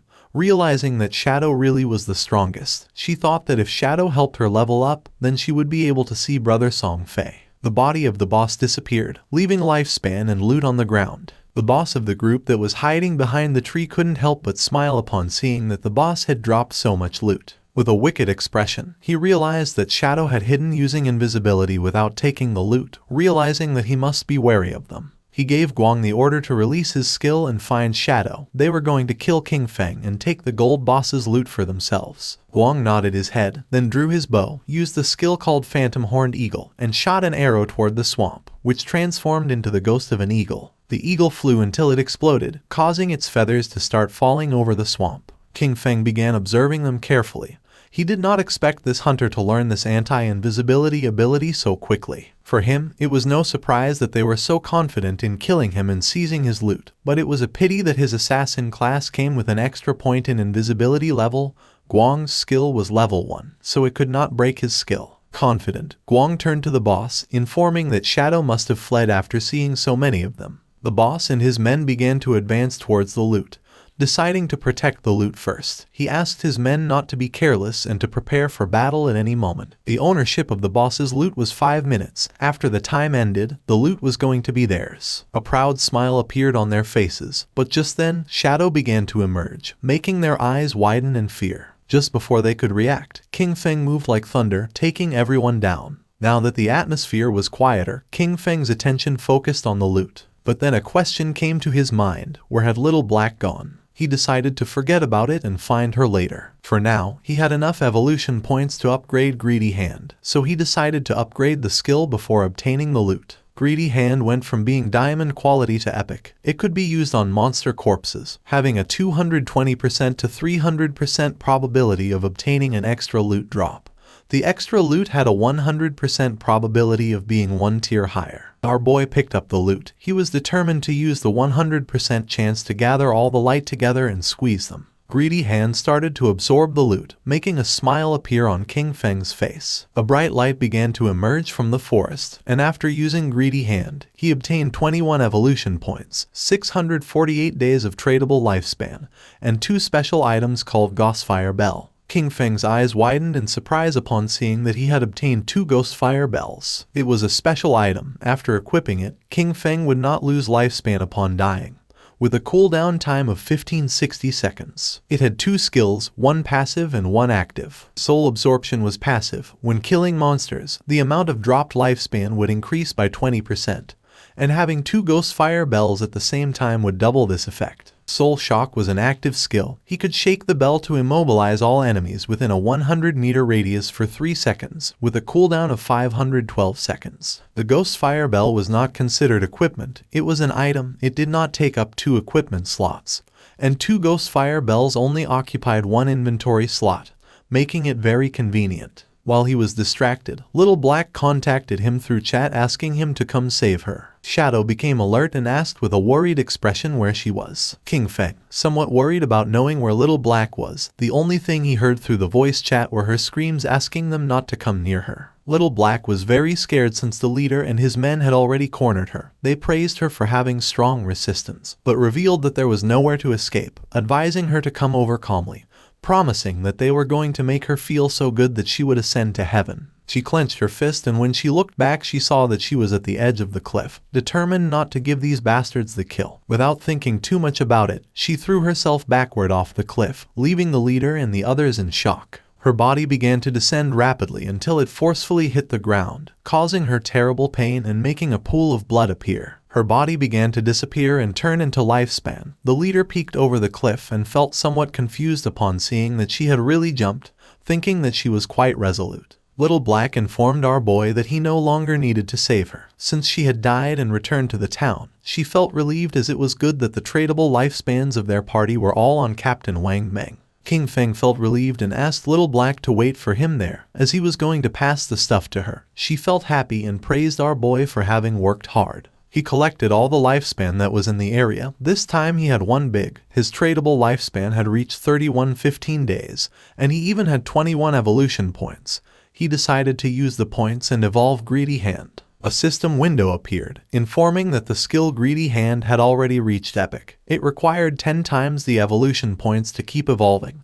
The system asked if he wanted to spend 210 evolution points to evolve this skill. King Feng was not surprised. For him this was to be expected. It was not so simple. The higher the level of the skill, the more evolution points it consumed to evolve. He decided to forget about it and first raise his attack skills, since the higher his damage, the stronger the boss he could face would be, and in this way, he would be able to receive better loot. He concentrated, and instant Shadow Slash went directly from Platinum to Diamond. The attack range of the skill increased from 21 meters to 27. The duration of invisibility stayed increased from 7 seconds to 9. Now he could perform 7 slashes on all enemies along the way instead of 5 slashes, with a total duration of 10 seconds. The length of the slash increased from 3.1 meters to 4.1 meters, and now each slash would cause 300 additional damage instead of 200. He used 10 evolution points and now only had 3 points left. The initial skill Backstab enhancement went from normal to gold, skipping bronze and silver. When using Backstab, damage would increase by 30% instead of 15%. King Feng was happy, since after evolving Instant Shadow Slash twice, its damage had doubled. Even if he was not in stealth mode, and without breaking the stealth, he could inflict 3,000 points of damage. And if the stealth was broken and Backstab was performed, the total damage of 7 slashes could reach between 6,000 and 7,000. Using the system window, our boy started analyzing his skills. He remembered that the gold tier boss dropped from 2 to 4 silver equipment, with a small chance of dropping gold equipment. Now, due to the effects of Greedy Hand, he had received 11 gold equipment in skill books, 2 platinum equipment, and 1 platinum skill book. This loot was not bad at all since 3 of them could be used by assassin types. Among the equipment was the Ghost Ship Dual Blades of Platinum, an assassin class weapon with a damage of 136 points, agility of 22 points, attack speed of 24%, armor penetration of 17 points. The requirement to use this weapon was to be level 5. The unique effect of this weapon was that each normal attack would inflict damage twice. King Feng equipped the 2 daggers. The effect was not very useful, since basically he always used his skills to deal damage. But the base attack of this weapon was quite high, and it also had 22 agility points. The attack speed was also going to increase the skill casting speed, reducing the recovery time, so it was not totally useless, and as for the armor piercing properties, the benefits were also quite high. Then, our boy equipped the Ghost Fire Leather Armor of Gold Tier with a physical defense of 25 points, fire element resistance of 50 points, damage block of 14 points, granting 419 health points, and the requirement to use this equipment was to be level 5. He was amazed since leveling up had not increased his constitution. His current health was 350 points, and this equipment had actually added 419 health points directly. When he put this on, most players now wouldn't even be able to break his defense. Using the system, he decided to make his defensive equipment invisible, and use the starting appearance of the assassin class. This way, others wouldn't be able to see his equipment with their eyes and would have to enter the game interface to check. This wasn't over yet since there was still one last piece left. Upon checking the inventory, he saw that it was a skill book. It was called Ghost Shadow Blur of Gold Tier, an assassin class skill. It had a passive, it granted 15% dodge rate, and dodge activation granted immunity to all damage. King Feng was happy to have finally obtained an assassin survival skill, but then he remembered that this skill was very weak because it was very difficult to increase the dodge rate in this game. And if one spent effort to raise the dodge rate, the other attributes would be low. And if the dodge was not activated, it would be very dangerous. Our boy's body began to shine since he was different from the rest.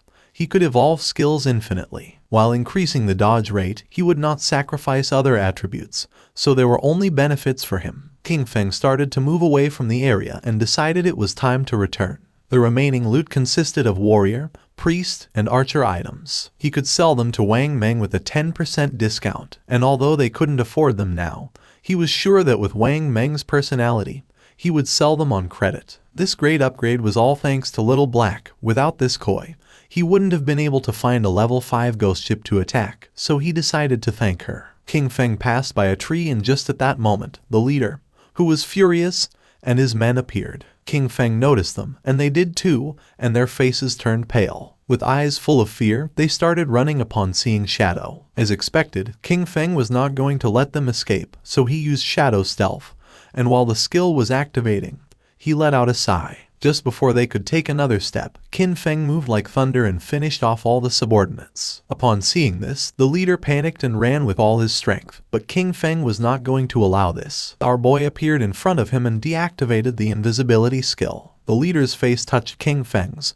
his eyes filled with tears and fear. He admitted he was wrong and promised not to do it again, begging our boy to please let him go since he had less than 1 year of lifespan left. With a cold gaze, King Feng asked if he had first thought about his own fate when attacking others. Without remorse, King Feng attacked with a poison dart, and while the leader was writhing in pain, he turned his back and left. Since he had killed too many players, he received a layer of status called Killer. Currently in the first layer of the Killer status, he was going to lose 75% of his current lifespan upon death. King Feng was calm since he had the Ghost Fire Bell. If he was careless and died once, he would not lose any lifespan. King Feng returned to Shell Town and everyone's gaze fixed on him. People started talking among themselves since he had killed a gold tier boss. Everyone was in shock. Seeing that he was not wearing any equipment, some thought that he must have exploited bugs to defeat the boss. While our boy was walking through the area, a man approached and asked him to please wait. King Feng turned curious. Showing a skill book with a smile, the man mentioned that they had mistakenly bought this assassin's skill book, asking him to please accept it and take it as if nothing had happened between them.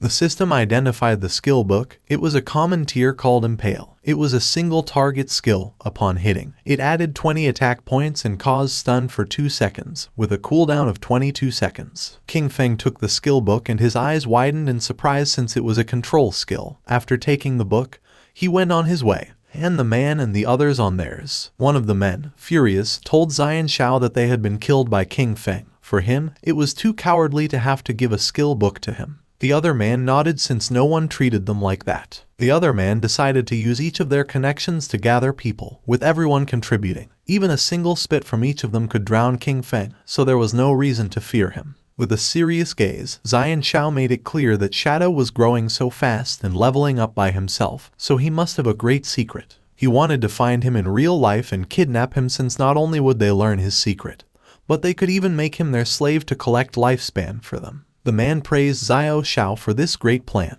Zion Shao decided to have the family send a woman to try to extract information from King Feng. When he had heard Shadow's voice just now, it sounded very foreign. He knew he was not within their circle, which meant that he was very poor. They decided to find a professional beauty, as they were sure that King Feng would fall into the trap. King Feng met with Little Black and asked her to accept the trade, since he wanted to give her some things. Upon hearing this, her eyes filled with excitement, but she explained that her name was not Little Black but Big Plum. King Feng gave her a powerful skill and a necklace, and upon using them, fire began to emerge from her magic staff. She was happy because with this skill and the necklace, her damage had multiplied several times. Moreover, her mana regeneration had more than doubled. She thanked him from the bottom of her heart. Our boy said there was no need, explaining that he was just following their agreement, asking her to give him the space ring. With a smile, she took the space ring out of the inventory and said that he could keep it. With her face blushing, she revealed that when she was escaping in the forest, she had discovered an underground cave that seemed to be the entrance to a ruin,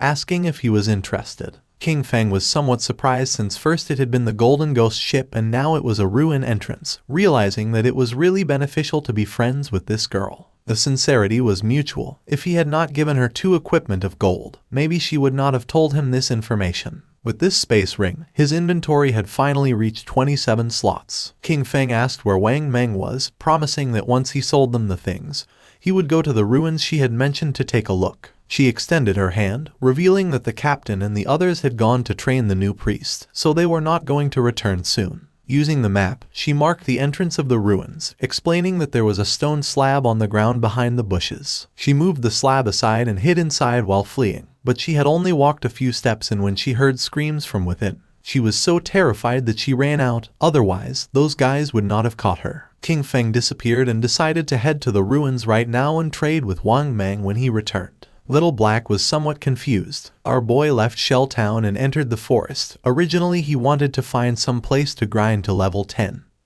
But since there was a ruin, there was no need to grind. Mainly there were 3 types of ruins that appeared in a beginner's town.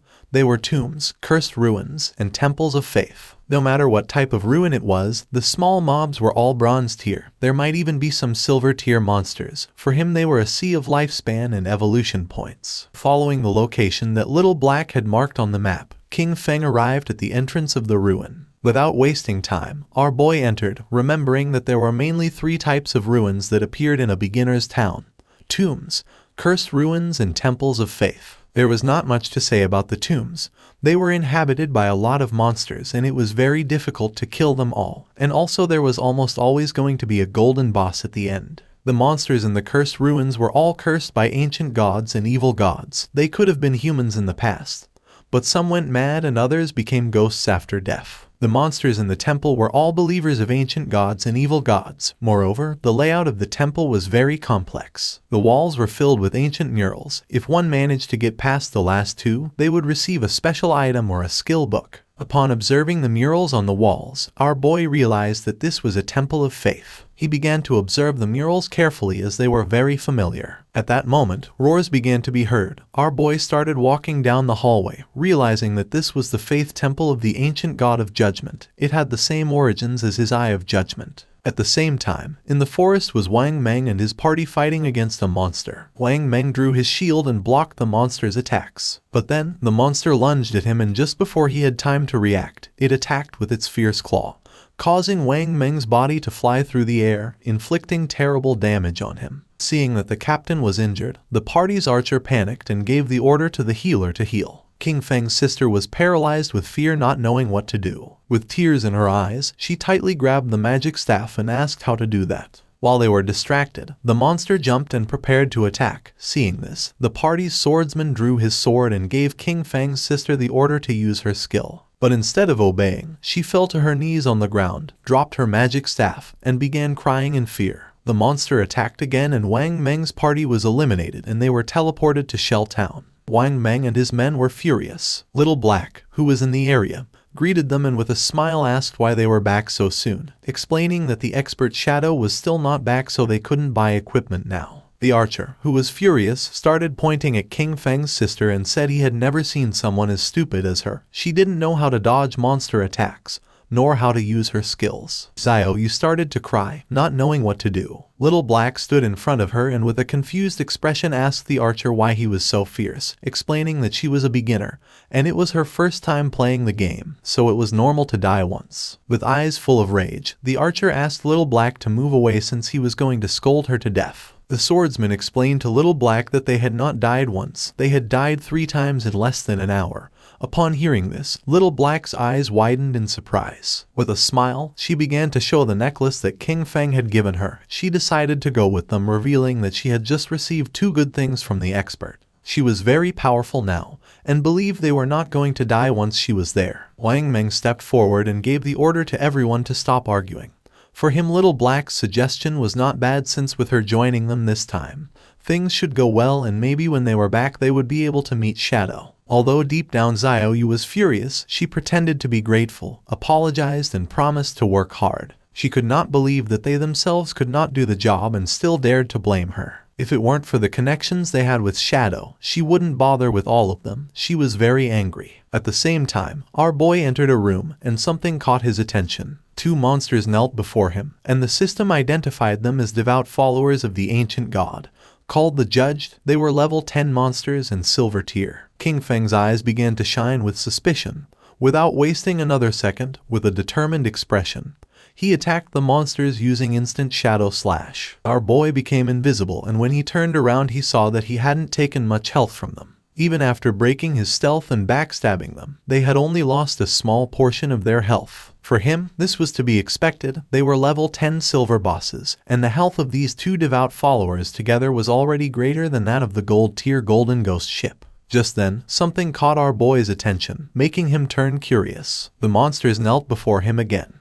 He was somewhat confused since the monsters were kneeling once more in his direction. It was strange since he was still in stealth. He didn't know if they had sensed the eye of judgment on him, nor if this was the reason why they weren't attacking him. King Feng questioned whether they knew the way and asked them to guide him. The monsters raised their heads and began to roar. King Feng realized that they had been corrupted, decomposed, and had gone completely mad. They had turned into wild beasts that only knew how to steal lifespan from humans. At that moment, the eyes of the monsters began to shine, and not long after, they turned their backs on our boy and ran off. Right at the door of the room there was a group of players. The monsters felt their presence and began to charge at them. The players realized that these bosses were silver tier. They could not face one, so they decided to flee from this place. Just before they could do it, the monsters attacked and toxic mist began to melt their bodies. Their bodies disappeared, dropping lifespan orbs. They were the team of the girl who had bought Ice Spike from our boy, called Grey Rose. He never thought that they would also find this ruin. Judging by the current players' equipment levels, King Feng came to the conclusion that no one was equipped to go deep yet. Our boy deactivated stealth and decided to pick up the lifespan. The monsters knelt before him again.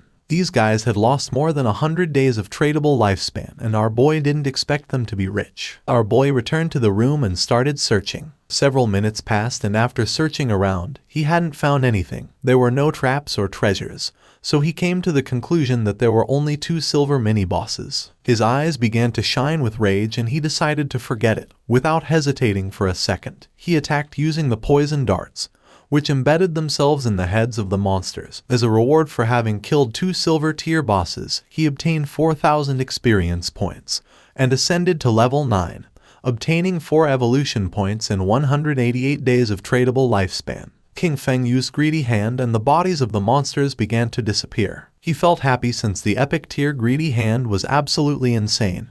He got 32 evolution points, 1504 days of tradable lifespan, 4 gold tier items and 10 silver tier items. He extended his hand, making a pendant appear. He was happy since he had obtained a gold tier item for assassins. It was the Pendant of the Faithful, an assassin class accessory. It was going to grant 15 agility points and 20% cooldown reduction, with the unique effect of summoning a silver tier devout follower to fight for you with a cooldown of 6,000 seconds. King Feng clenched his fist. This necklace had good stats. The 20% cooldown reduction was going to lower the cooldown of his stealth skill from 22 seconds to 19. The cooldown of poison darts dropped from 4.35 seconds to 3.75 seconds. That of instant shadow slash went from 10 seconds to 8. Grinding had become much more efficient, since all his other gear required being above level 8. No one else could use this yet, so he decided to keep it for now and sell it later. Just when King Feng was about to leave, the ground started moving. Our boy became somewhat curious, and when he turned around, a small pillar emerged. His eyes began to shine with joy, since after eliminating all the monsters, the mechanism had been activated. King Feng examined the pillar carefully, realizing that it was a hidden mechanism. Not long after, the mechanism of the pillar was activated, and a platform appeared under our boy's feet. A door that was on the ground opened, and little by little the platform began to descend. It was a lift. Once the platform descended several meters, the door began to close. Several minutes later, it stopped. King Feng felt as if he had descended 300 or 400 meters. This place was dark and seemed gloomy. King Feng's attention was fixed on it. Thanks to his knowledge, he realized that this was the maze hidden beneath the temple. He knew there was a certain chance that a hidden maze would appear in the ruins. He had explored many of them in his previous life, so he knew there were countless traps in the maze. But as long as there were people acting as cannon fodder, there was no danger in exploring them, only that it would take a lot of time. With a confident gaze, he took out the pendant. With his current attributes, if he activated any trap, he would die. But luckily he had this thing, which allowed him to summon a silver tier devout follower to fight for him. He extended his hand and used the power of the pendant to summon a devout follower, making a zombie appear on the ground. Pointing toward the hallway of the maze, our boy gave it the order to go scout. The devout follower stood up and began walking toward the hallway. King Feng crossed his arms and couldn't help but feel happy, since it was easy to explore with a lackey scouting ahead. But there was still a chance of danger, so he decided to evolve his dodge passive first just in case. He used 11 evolution points, and his ghost shadow blur went from gold tier to epic tier, increasing passive dodge rate from 15% to 75%. Now dodge activation was going to grant immunity to all damage. 75% dodge rate was already very high. He had just enough remaining points to evolve Instant Shadow Slash to Epic Tier. Using 13 evolution points, King Feng evolved his Instant Shadow Slash from Diamond Tier to Epic. The range increased up to 30 meters and the duration up to 12 seconds. Now he could perform 9 slashes instead of 7 with a cooldown time of 8.8 seconds. The width of the slashes increased up to 5 meters and the damage increased from 300 points to 400. King Feng's eyes began to shine, since to evolve from epic to legendary it required 10 times the evolution points. The higher the starting tier of an item, the more profitable it was to evolve it. For example, if a skill was of epic tier at the beginning, evolution to legendary tier was the first evolution, so it only required the base evolution point of 1. Since the target for evolution was legendary tier, it required 10 times the points, and 1 times 10 were 10 points. This also meant that if he only obtained an epic skill, he could quickly evolve it to legendary tier, then mythical tier, ancient tier, and immortal tier. But if a skill was normal tier at the beginning, then to evolve it to epic tier, it would need to be evolved 7 times. And by the time it reached the 10 times point, it would need hundreds of points. But the good thing was that, no matter in which tier the skill started, he could spend very few points to evolve it to epic tier. In other words, from now on, all his skills were going to be at least epic tier. He had 11 evolution points remaining, and he could only evolve the starter skill, Shadow Sneak. He used 8 points and the skill went from silver tier to platinum. The duration of the skill increased from 16 seconds to 24, and the attack that broke stealth increased by 90, going from 120 to 50. Cooldown went from 26 to 22 seconds. He had the attribute that reduced the cooldown speed by 35%, and for this reason, the final cooldown for Shadow Sneak was 16.3 seconds. The cooldown was still too long, and the stealth breaking attack was a bit low. He knew he needed to swap this skill in the future. While walking through the hallway, the devout follower stepped on a slab, activating a trap, and then a giant rock fell on top of it, crushing its body. Its body transformed into light. Now that the summon had died, he decided to wait for the cooldown before resummoning. This maze was complex and dangerous. He could only do this to explore slowly, and hope to find good things when the time came. In the upper layer of the temple, a man carrying a shield and a hooded woman peeked their heads through the door. The man informed his captain, Grey Rose, that the monsters had disappeared. Upon hearing this, Grey Rose couldn't help but feel somewhat surprised. They entered the room, and Grey Rose noticed that their lifespan had also disappeared, knowing that someone must have killed those monsters and taken their lifespan. But she didn't know who. The man mentioned that only the expert Shadow could kill 2 silver tier bosses. Grey Rose thought he was right but felt relieved since they wouldn't have to die again. She put her hand on her chin and remembered that when they had come here, they had seen a person who seemed to be communicating with the monsters. She didn't know if it was Shadow, nor if he had a skill that could enchant the bosses. If that was the case, he had an incomprehensible and terrifying power. At the same time, in the second layer of the temple, King Feng's devout follower died again by activating another trap. In front of our boy there was a long path leading to a door King Feng had explored for 3 hours, and this should be the end of the maze. And based on his previous life experience, using human lives to explore would kill at least hundreds. Using the pendant, King Feng summoned another devout follower again. It started walking ahead and King Feng began following closely behind. King Feng gave it the order to open the door. Following our boy's command, the monster began to use all its strength but was unable to open it. It got to the point where its body began to tremble. King Feng's eyes filled with suspicion upon seeing that the monster could not open the door. Then, he approached and touched it with his hand. By doing this, little by little the door began to open, leaving King Feng in shock. A wave and a curtain of smoke began to emerge from the other side of the door. Our boy began to sweat, knowing that this was not good. On the other side of the door, there was a room full of pillars, and in the center there was a chest covered with thorny vines. King Feng entered the room, and upon observing carefully he noticed that the chest was full of thorns. It was locked, and next to it there was an NPC. The NPC was a woman who had the lower part of her face bandaged. The system tried to detect her stats, but it was unable. King Feng's eyes widened in surprise when he saw that there was no information about her. It was the first time he met such a mysterious NPC. The woman began to whisper in a strange language, and then she knelt down and her body transformed into light and began to disappear. King Feng started to observe her closely, not knowing why she had disappeared. Then, the thorns that were on the treasure chest also began to disappear. King Feng did not lower his guard since even though he could not see the information of that mysterious woman, he knew that she must be related to the Eye of Judgment. The chest began to shine golden, and our boy noticed that it contained epic tier items, but he knew he had to be careful since there was a chance he would encounter a mimic or a trap.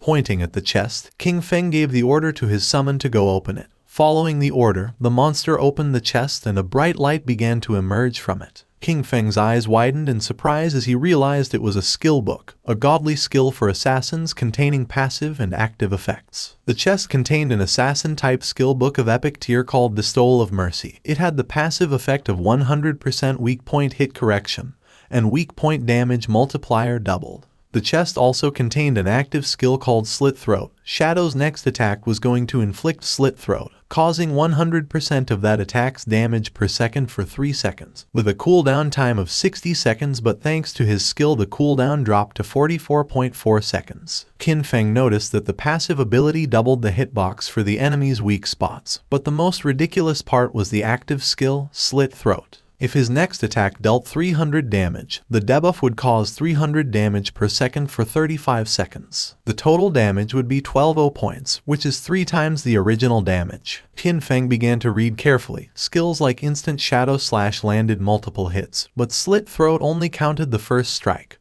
Also, this skill was only of epic tier, so it only needed 10 evolution points to upgrade it to legendary. This loot had been a great harvest since his burst damage had just increased several times. King Feng began to move toward the exit. Knowing that it was all thanks to Little Black, he decided that it was time to return and sell the leftovers to her party. Using the chat, he asked Little Black to tell Wang Meng to return to town, since he had items to sell him. Upon knowing that Shadow had finished exploring the ruins, they decided to return now. Once King Feng arrived back at the starter town, his eyes widened in surprise. A crowd of players were waiting for his arrival. All wanted to add him as their friend. Some even offered to be his followers, promising to cheer him on. The chairman of the Runding group from the city of Zhonghai had come to formally invite Shadow to join their corporation. King Feng even had fans from Firefly Town who had come to greet him. Players from different towns had come to form teams with King Feng. Seeing this, he realized that the teleportation gates from other towns had started activating. Finally, he could go to Song Fei's Firefly Town. Without wasting another second, Qin Feng disappeared without a trace, becoming a shadow. Using his invisibility skill, Qin Feng began to move away from the area and the players started fighting among themselves, thinking that he had left because they kept bothering him. Qin Feng reached Little Black and caught her attention. Raising her hand, she informed her captain that the expert shadow had arrived. Something caught Qin Feng's attention. It was none other than his sister, Qin Xiaoyu. She began to show a kind smile. Many questions came to Qin Feng's mind. He didn't know how she had managed to get into Wang Meng's team, knowing that Wang Meng's crew could be destroyed because of her. He knew he had to be careful, since everyone knew that Shadow existed now. He couldn't reveal his true identity. He still couldn't use his powers in real life, and with so many eyes on him, even a kitchen knife could kill him right now. Xiaoyu couldn't help but blush as she could tell how powerful he was just by looking at him, realizing that compared to him, Wang Meng's party was like trash. She thought that if he carried her, then she could reunite with Song Fei in a matter of days. Using the system, Qin Feng explained to the captain that this equipment was perfect for their party's classes. Moreover, the skill books could increase their combat power. Our boy set an initial price of 22 days of lifespan. For Wang Meng this was very expensive, since they were all silver and gold tier. For now they could not afford it. Qin Feng said that there was no problem since they could pay him later. Wang Meng was sincere and thanked him, not knowing how to repay him for helping them. If ever Qin Feng needed them in the future, he only had to say the word and they would do their best to help him. The swordsman of the party put on a golden helmet. According to him, Shadow was awesome. He could not believe that he was getting gold tier equipment so soon. Wang Meng also equipped the equipment, obtaining a gold tier skill, with which his DPS had tripled. He could not avoid crying since Shadow even let them buy on credit, realizing that he trusted them. Wang Meng began to inspect his inventory but did not find anything for priests, leaving Xiaoyu somewhat confused. The archer was furious since she was lucky to leech EXP from them. Xiaoyu approached Qin Feng and introduced herself as the priest of Wang Meng's party and asked if he had any equipment for her. The system informed our boy that the player, Little Graceful, wanted to add him as a friend. Xiaoyu's eyes widened in surprise. Qin Feng began to stare at her with a cold gaze and disappeared without a trace, leaving poor Xiaoyu in shock. With a confused expression, she asked where Shadow had gone. Wang Meng explained to her that he probably just hadn't gotten any priest drops this time, and that maybe next time he would bring items for her. The archer revealed the harsh truth. Qin Feng had intentionally ignored her. For Little Black, Shadow was very cool as he appeared and disappeared like a dragon. Qin Feng walked away from them, knowing that he currently had a gold tier priest staff in his bag, and also a gold tier priest skill book. But there was no reason why he would give such precious things to Qin Xiaoyu. As he progressed, he would have tons of unused equipment and skill books. Selling them individually wasted too much time. But Wang Meng's backing with the authorities was perfect for bulk buying of him. He could not allow Xiaoyu to affect his cooperation with the authorities. He needed to quickly find a priest for Wang Meng's team to replace her. His eyes began to shine with seriousness when he thought that he needed to find Little Zhu quickly. Gu Yixu, the former manager of the Godslayer Guild in his past life, she was a hidden class priest called White Avian Priestess, which came with a white bird that could heal and apply buffs. She was the only priest he knew who could defeat epic tier bosses alone. She was his powerful ally, and compared to her, Qin Xiaoyu was complete trash. Qin Feng activated the gate, remembering that Little Zhu was also from Firefly Town. Just like Song Fei, being perfect. If Qin Feng could find Little Zhu, he was going to put her on Wang Meng's team. Using the gate, he traveled to Firefly Town. Qin Feng arrived at Firefly Town, a place very different from Starter Town. While he was walking through the area, he heard two players who wanted to hurry back. Since the silver boss was below half health, they couldn't let someone steal it, as they would have died in vain. One of them cursed Song Fei since that bastard brought many fangirls with him, knowing there was no way to compete with him. Nor did he know how some minor celebrity had so many brainless fans. Qin Feng had just arrived and had already found clues about Song Fei. Following the players, he reached a valley. This was the level 5 area, called Wailing Valley. The monsters in this place were Emberfiends and the Shackles. After walking a bit, he started to hear players fighting. When peeking his head out, he saw a group of players attacking a two-headed monster with its body surrounded by flames. Qin Feng knew that this twin-headed Emberfiend was a silver tier boss, and noticed that the situation was somewhat chaotic since many players were attacking each other. When observing closely, Qin Feng saw a group of players, and among them was the bastard Song Fei. Two players stood in front of Song Fei's team and drew their weapons. One of them had been ambushed by Song Fei, and his lifespan had been stolen by him.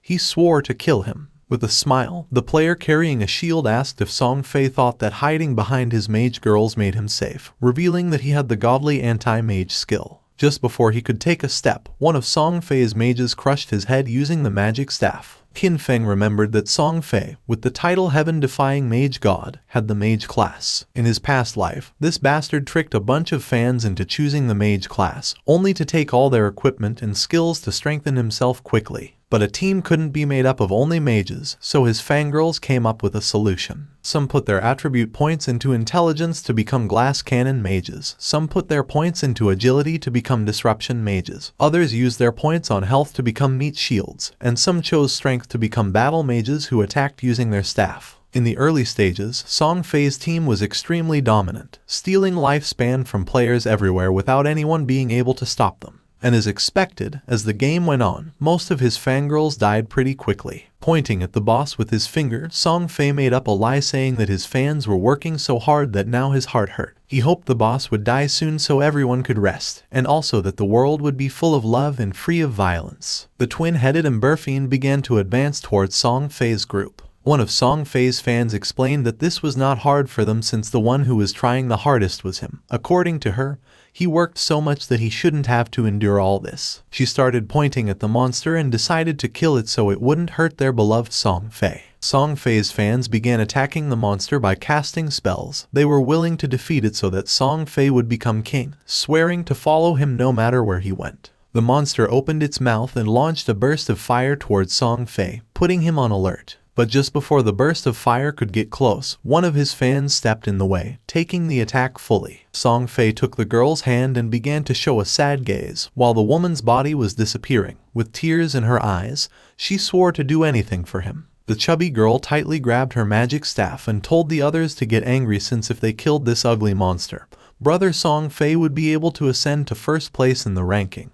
He had to surpass Shadow. This made the others excited. Raising their weapons, they swore to conquer the world, dominate the heavens, and fight alongside Song Fei. They summoned several powerful spells, causing thunderbolts to strike the monster. Song Fei realized that it was going to die, knowing that this silver-tier boss was hard to kill. He couldn't help but wonder how someone had been able to defeat a gold-tier boss alone. He was sure that Shadow had used a bug. Song Fei had many fans helping him and was only level 7. He didn't know how Shadow leveled up so fast. A smile spread across his face since once he defeated this silver-tier boss, he was going to level up to 8. He knew that Shadow had been stuck at level 9 for a long time, so he decided to take the opportunity to surpass him and become the #1 player of the God-forsaken game. Just then, a hand surrounded by Shadow grabbed Song Fei by the mouth. In the blink of an eye, Qin Feng decapitated Song Fei, and using instant Shadow Slash, cut his body into pieces. Blood began to emerge from the mouth of the bastard Song Fei.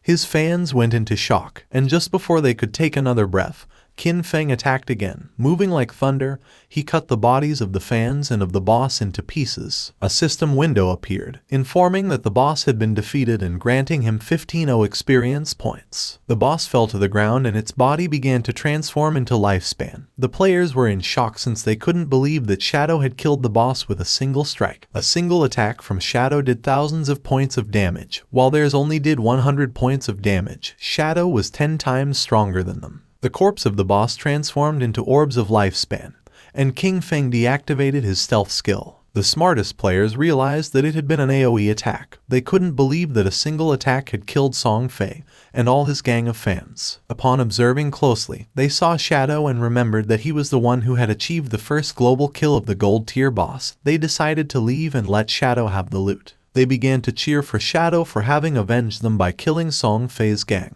Qin Feng knew that they were only afraid of being attacked, and that's why they could only join forces to attack him. In his past life, he would not have hesitated to kill them. At the same time, Song Fei respawned again in Firefly Town. The system reported that he had been killed by Shadow, and he lost 1106 days of tradable lifespan, and 18 years and 113 days of non-tradable lifespan. Song Fei panicked and realized that Shadow had come to Firefly Town. He couldn't believe that out of the hundreds of starter towns in Zhonghai City, he had come to his to steal the kill. His fans also respawned again. The chubby girl felt confused to see that Song Fei had also died. The other girl was furious since she didn't know why Shadow had killed them. The other thought that Shadow wanted to steal the silver tier boss. According to them, he was evil for taking advantage of Song Fei being distracted to launch a surprise attack. Just then, an archer approached Song Fei and with a nervous expression asked if she could join his team, revealing that she had the skill called Eagle Eye, and she could detect invisible enemies. Song Fei's fans told the girl to get lost since he had said he only wanted mages in his party. The chubby girl thought her efficiency at killing monsters was too low, and she would only affect Song Fei's progress in the ranking. Song Fei extended his arms and explained that although she was an archer, she could be part of his family since he believed that love could fill everything. He took the woman's hand and with a kind expression mentioned that he had felt her strong emotions. It didn't matter if she was an archer. He decided to let her join his team, swearing they would strive together to level up. Having Song Fei so close made her blush and tears of joy began to flow from her eyes. An assassin appeared and mentioned that she could also become invisible, swearing that she was going to make Shadow pay for having killed him. The mage revealed that she had learned a new AoE skill and could freeze Shadow. Song Fei extended his arms, making it clear that his family was full of love. Any girl who wanted to join his team was welcome. The girls began to cry with joy and swore to stand by Song Fei forever. According to them, Shadow had no honor for having attacked their beloved Song Fei by surprise. They promised that he was going to pay the price. As soon as they found Shadow, they were going to let Song Fei kill him so that he could learn what happened when someone messed with Song Fei. The attention of two players focused on them. They didn't know what Song Fei wanted to do now, but they were aware that someone had killed him out there, being very satisfying. They remembered that there were many girls protecting Song Fei, so they didn't know how he had been killed. But then they realized it must have been Shadow. According to them, Shadow was incredible. And seeing the girls crying for Song Fei, they thought these girls were not right in the head. A smile spread across Song Fei's face as he was confident that with so many people as witnesses, when he defeated Shadow, everyone would know that it was useless to be strong if one fought alone, especially being an assassin. According to him, Shadow was a soft assassin who had dared to challenge a great and noble mage like him. At the same time, Qin Feng picked up the loot using Greedy Hand, obtaining 16 evolution points, 217 days of tradable lifespan, 6 pieces of silver tier loot, and 1 piece of golden tier loot. Qin Feng decided to evolve the skill Graceful Liberation, consuming 10 out of 19 points. The skill went from epic to legendary. The passive effect Weak Point Attack Correction went from 100% to 200%, and the Weak Point Attack Multiplier was doubled. The active effect also improved. The next attack was going to trigger Throat Slit effect, causing 150% attack damage per second instead of 100%. With a duration of 3 seconds, the cooldown of the skill went from 30 seconds to 18.5. The weak point hit correction had increased by 100%, reaching 200%, which equaled doubling the target's weak point. If it was amplified even more, half of the enemy's body would be considered a weak point. He feared that even his Shadow Slash could deal weak point damage. The initial epic level skill, with 0 evolution points, could evolve to legendary. However, to evolve it from legendary to mythical, it required 100 times more evolution points. It needed 200 points to evolve from legendary to mythical. According to this pattern, the epic level Greedy Hand was going to require 210 evolution points to evolve, and when it reached legendary, evolving it was going to require 34 points. He had 9 evolution points left, so he decided to evolve Backstab Enhancement. Qin Feng spent 8 points and the skill Backstab Enhancement went from gold to platinum, and the damage of the passive effect increased from 30% to 40%. A silver tier boss, plus the group of players, had given him a total of more than 14 days of tradable lifespan. His mission had been fulfilled, so he decided it was time to return. While Qin Feng was distracted, a girl tried to attack him by surprise. She intended to kill him. Shadow began to observe her in silence, and dodged the attack without much effort. The girl attacked again, but he evaded it again without problems. The girl was in shock to see that he could dodge all her attacks. Without wasting any more time, she used stealth and disappeared. Just then, Song Fei's fans appeared on top of the cliff. They had cornered him and swore to avenge Song Fei. The mages of Song Fei raised their magic staffs, and the archer who had just joined the team began to aim her bow at Qin Feng.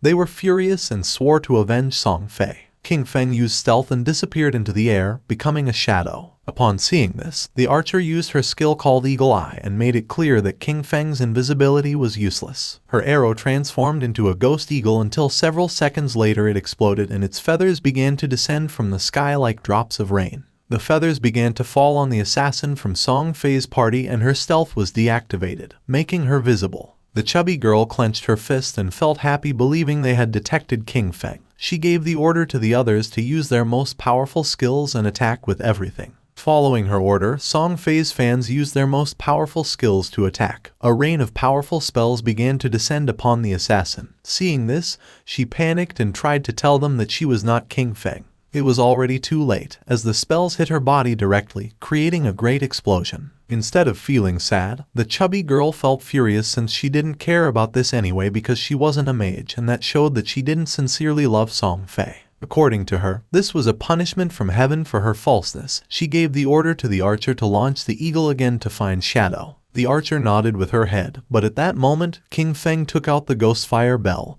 and started shaking it, activating its active effect called Soul Attack, which could immobilize all enemies within a range of 100 meters for 3 seconds, with a cooldown of 521 seconds. Just before the archer could use her skill called Eagle Eye again, an aura appeared around her body and those of her friends, leaving them immobile. Seeing this, they felt confused. Just before they could take another breath, King Feng appeared and using instant slash, attacked like thunder, cutting their bodies into pieces without even giving them a chance to react. Song Fei, who was hiding behind the corner, peeked his head out and felt confused not knowing what was happening or why they had suddenly died. At first he thought the culprit was Shadow but then dismissed this idea since if he had made a move, he would have revealed himself. King Feng, who was invisible, approached him and with an arrogant gaze made it clear that his death was near. Upon hearing Shadow's voice, Song Fei's eyes widened in fear and surprise, making him tremble. Without losing another second, he activated his magic shield, causing a powerful shield to appear around him. But to his surprise, King Feng launched a poison dart which passed through Song Fei's shield without much trouble, breaking it into pieces. The dart hit him squarely on the forehead, making the bastard Song Fei fall to the ground and start screaming in agony. Song Fei's body transformed into orbs of lifespan.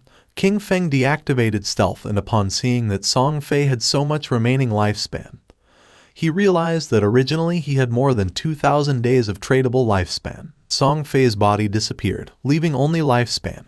King Feng began to observe it and felt somewhat confused since he didn't know why his fans had no tradable lifespan, realizing that they had given all their lifespan to Song Fei. A lot of time had already passed and there were still people thinking that the godforsaken game was just a game. The crazy fans were truly terrifying. For our boy it was a shame since the tradable lifespan added up in total to several hundreds of years, and now it was only going to go to the nearby monsters. Back in Firefly Town, Song Fei and his fans respawned again. Song Fei was furious since out of more than 2,000 days of tradable lifespan now he only had 500 left. With a confused gaze he asked the archer why she hadn't been able to find King Feng using her detection skill. She explained that she had indeed used the skill, but the only thing she had found was their assassin sister. The chubby girl mentioned that she could see there was stealth level in her attribute panel. She didn't know if Shadow's stealth level was higher than they expected. The archer revealed that her Eagle Eye skill had a counter stealth level of 1, so she could only see targets with a level 1 stealth. If the opponent had a higher stealth level, she couldn't detect them. Song Fei felt frustrated since Shadow attacked and disappeared without leaving a trace. He didn't know how to defend against that. Touching his face, Song Fei thought that he had not offended Shadow, and now that he had also taken the boss kill, Shadow had no reason to come after him again. But then he thought maybe Shadow was jealous of his unparalleled beauty, and was going to come kill him again. Song Fei's fans raised their weapons and decided for everyone's safety to level up somewhere else. Wherever Song Fei wanted to go, they swore to follow him. Not long after, King Feng also returned to Firefly Town. After searching for a while, he thought this was strange since Song Fei and the others had left. He didn't know if they had gone to another town or logged off. Deactivating stealth, our boy asked a player who was in the area if he knew where Song Fei and the others had gone. Upon seeing Shadow, the man couldn't help but feel afraid. Pointing to one side, the man revealed that Song Fei and his fans had gone in that direction. He begged Shadow to please kill Song Fei. He also had a request. After killing Song Fei, he asked King Feng if he could spare the life of his girlfriend, a female hunter named One Flying Treasure Cat. Our boy advised the man to look for another girlfriend, realizing that his girlfriend was the hunter who could detect invisibility. Using stealth, our boy disappeared again. The man began to beg, saying that he had worked very hard to find her. Although King Feng knew the direction in which they had gone, He had no idea where they were heading, and searching everywhere was going to take too much time. The man put his hand near his mouth and started calling Shadow. Our boy knew that things would be much easier if he could find Gu Yixu. At that moment, a woman passed by his side, and his attention fixed on her, leaving him somewhat surprised. This girl was none other than Gu Yixu. Our boy deactivated stealth, and with a cheerful gaze called her beautiful and asked if she could help him. Upon seeing Shadow, she couldn't help but feel surprised. King Feng took out the golden grade staff from his inventory and mentioned that he had heard that her class could search for targets in a wide area. He promised that if she could find Song Fei, as a reward he would sell her the staff at a bargain price. Seeing this, Gu Yixu's eyes began to shine with excitement. She opened her system window and asked how he knew that she could search over a wide area. She remembered never having told anyone about it. King Feng asked if she wanted this golden grade weapon, and she said yes even though she didn't know if she could afford it. With a confused expression, King Feng asked if she didn't even have 500 days of tradable lifespan, revealing that the original price was at least 700 or 800 days. Upon checking her system window, she realized that she did have 700 days to buy the staff. Hearing this, our boy made a deal with her and handed over the staff. A system window appeared to confirm that the transaction had been successful. She took the staff and started drooling. Our boy gave her a gentle tap on the cheek so she'd stop drooling, asking her to hurry up. Upon hearing this, she blushed and nodded with a smile. Using the new staff, she began to use her powers and concentrated. Even though it was the first time she met Shadow, he gave her a strangely familiar feeling. Her owl began to fly around her, and she asked if Shadow wasn't afraid that she would take things and leave without helping him. With a serene expression, our boy asked if she didn't hate Song Fei. Seeing that he knew that she hated Song Fei, Gu Yixu's eyes widened in surprise. She didn't know if Shadow could be a friend of hers in real life, but his voice didn't seem like it. King Feng started to smile and decided that she should guess. She raised her hand and the owl began to fly. She was too lazy to guess. Just then, her eyes widened in surprise. The owl began to fly over the town,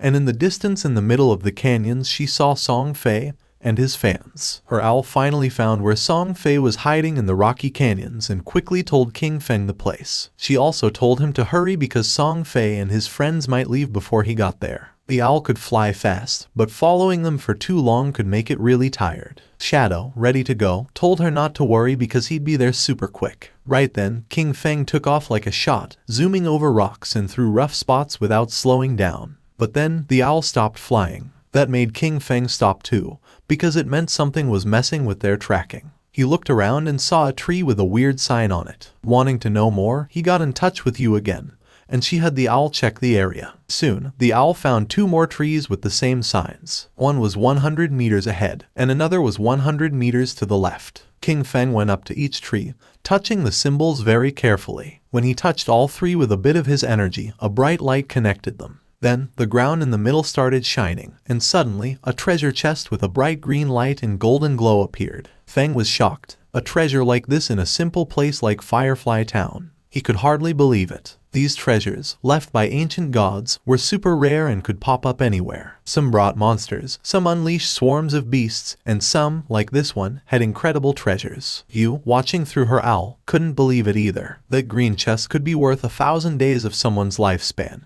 or over 10 million in real money. King Feng couldn't help but admire Yu's quick thinking. Back in his previous life, a year of someone's lifespan was worth 10,000 at the start, but it quickly jumped to 50,000 by the second day. Yu, still intrigued, started to take note of the symbols for later. A smart look was in her eyes. There was no telling what secrets her skills in tracking could uncover. Then, King Feng went ahead and opened the chest. Inside, there was a skill book with a dark aura called Curse of the Blossoms, a powerful emerald-level ability. This skill let cursed flowers grow from a defeated enemy, making their tradable lifespan drop to 0. It didn't have a cooldown period, but it had to be used within 15 seconds after someone died. Feng remembered how dangerous this spell was in his previous life. Every enemy he defeated could turn into an advantage. If he managed to defeat Song Fei again and watched over the body for a short time, he could take everything from him. A sinister smile appeared on his face. This time, Song Fei wouldn't just be defeated, he would be completely drained.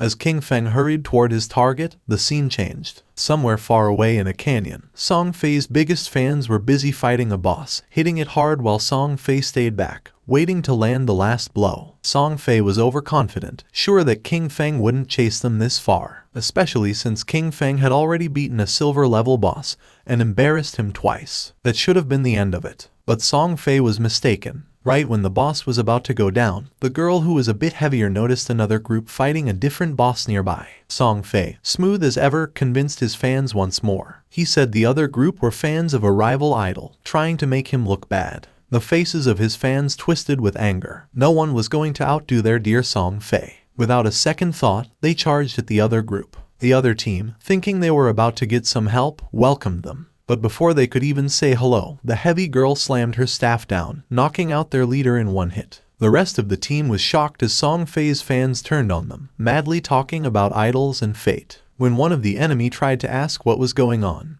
they were quickly shut down by a spell. Then, in a strange turn, the fans started spouting odd poems, talking up Song Fei like he was some kind of god. After they took out the other team, the girls made way for their golden prince Song Fei to finish off the boss. Song Fei kept up his act, pretending to be grateful and showering them with thanks that didn't mean a thing. He made up stories about almost getting caught in an ambush and called them heroes. His words made them all blush and giggle. They were totally caught up in his make-believe world. But that was the end of it. At the same time, Shadow appeared at the edge of the canyon. Song Fei felt something wasn't right and got a cold feeling down his back. But by the time he turned around, it was too late. Feng's sword moved through the air like it was meant to punish, striking in an instant. Song Fei's head was cut off in one smooth motion, and his body fell to the ground. This time, Shadow didn't just leave after the deed was done. He knelt down next to Song Fei's body and used the Curse of the Blossoms. A big red flower grew right out of Song Fei's chest, its petals moving like they were alive, sucking away the tradable lifespan from the young troublemaker. The fangirls watched in shock, not able to make sense of what was happening right in front of them.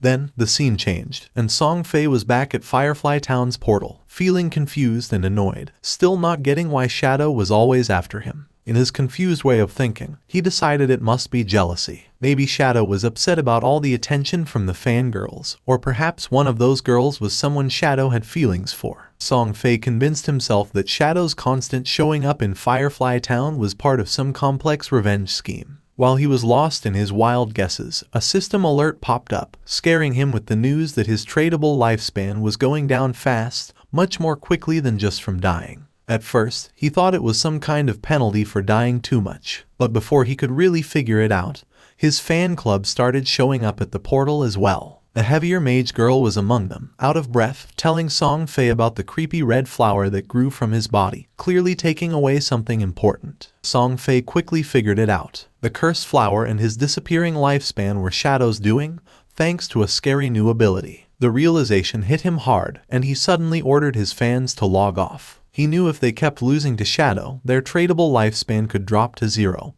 which meant actual death. Still acting the leader, he called them his family, promising to step into the real world to extend their lifespan, and come back with new gear bought with the lifespan they had saved up. The girls, still totally under Song Fei's spell, were all in, imagining their big return to beat Shadow with new power. Even as Song Fei disappeared from the game, anger and frustration warped his face. He wasn't ready to see this as a loss. After working for 2.5 years to get to where he was, he couldn't stand the thought of being taken down by some unknown player. In his mind, with enough money, he could crush any obstacle. He just needed some time. Back where the fight had happened, red flowers were everywhere, each one growing from a fallen player, quietly taking away the tradable lifespan from Song Fei's fans. With Shadow's relentless attacks, his rank as a killer had jumped to level 4, making the loss of tradable lifespan upon death a staggering 96.8%. But Shadow wasn't bothered by this at all. Shadow figured out that this surprise attack had just added about 1,000 days to his lifespan. All thanks to Song Fei and his misguided followers. They had done the hard work of defeating monsters only to end up giving their gains to him. But the bounty didn't last forever. The flowers started to fade, and the energy stopped flowing. Shadow realized that the players had logged off to avoid losing more of their lifespan. Above, the white owl kept flying in silence. Yui had watched the whole thing, and even she was taken aback by such a show of strength. Seeing what the top player could really do was something else. When Shadow asked Yui if Song Fei had really logged off, she nodded, saying the whole group had disappeared to save themselves some time. Shadow told her calmly to keep an eye out and to let him know if Song Fei ever came back. When she wondered if her job was over, Shadow said to stay on it a bit longer. He had just gotten a golden tier priest skill called Sword of Divine Judgment, and her interest was immediately piqued. She really wanted that skill. Seeing her interest, Shadow made her an offer. He'd trade the skill for 500 days of her lifespan, but he'd cut the price in half if she agreed to one thing. Yui's eyes narrowed, and she quickly said she wasn't going to trade her dignity, which caught Shadow off guard. He hurried to explain she had the wrong idea. He just wanted her to join his team as their main healer. She relaxed and laughed, agreeing right away, but warned him she'd hold him responsible if the team was a disaster. Shadow reassured her they were a solid group and decided to get in touch with them immediately. Then the story moves to a different part of the game world, where Wang Mang was feeling proud after defeating a poisonous monster, happy about the experience points. He called over to Ju for a heal and something to counter the poison, but Ju was stuck, not knowing what to do. Wang tried to remind her again about her priest class's ability to remove toxins. But before she really got what he was saying, she accidentally used the skill on a tree instead of helping Wang, who needed it. As time ran out, Wang fell to the ground, succumbing to the poison, his victory over the monster wasted. The team was left in shock, frustration simmering as they looked at Feng's sister, unable to believe how useless she had been. Standing near the teleportation stone later, the team leader faced a tough decision. He knew they needed a new healer since every skilled hidden class priest was already taken. But they couldn't continue like this. Zhao, on the other hand, was blissfully ignorant of her failure, lost in fantasies of being the chosen one, a goddess in this new realm. She believed her quick leveling was a sign of her destined greatness and anticipated joining her brother, Song Fei, in glory. But at that moment, news from Shadow reached Wang Mang, bringing a surge of excitement. A hidden class healer, a white bird priest, had agreed to join their team. She was also strong in other roles. This was the chance they were waiting for, and the leader immediately asked Shadow for her location. Shadow told them the new healer was in Firefly Town. It wasn't the best place for leveling up, but it was important to get together and start moving as a team. Wang agreed and got ready to head there, but he knew he had to address the issue with Zhao first. He carefully told her they were moving to a zone with higher levels because Shell Town was too crowded. He said it in a way that made it seem like her low level was the only issue, to avoid hurting her feelings. But before she could respond, the whole team took off, clearly happy to leave behind a healer who couldn't actually heal. Zhao didn't seem bothered, though. She saw their leaving as a good thing, thinking they weren't strong enough for her anyway. She decided she'd find Shadow and make him help her level up. Meanwhile, Wang Mang made it to Firefly Town and found Shadow and Yu. Right away, he gave them the lifespan he'd gotten from their last fight, ready to settle up and get going with the new team setup. As they moved forward, Wang realized just how challenging it was to keep up in this game. While making plans, he brought up a new ally, a captain named Yu. Hearing that name made Shadow stop dead in his tracks, his thoughts racing. That name wasn't just random. Then, suddenly, she showed up. Greeting them with a cheerful wave, Yu caught the attention of both men right away. Shadow was in disbelief. The woman standing before them was the Yu, also known as Justice Execution, the only one in the game with the Dragon Swordsman hidden class. In Shadow's previous life, she was in the top 20 players worldwide and played a crucial role for the country's official forces. She was a national hero, respected and feared. And there she was, showing up early, glowing, and looking at Shadow with clear admiration. Yu introduced herself with a warm smile, admitting her admiration for Shadow. She even half-joked about him being a time traveler or a reincarnated hero because of how quickly he was advancing.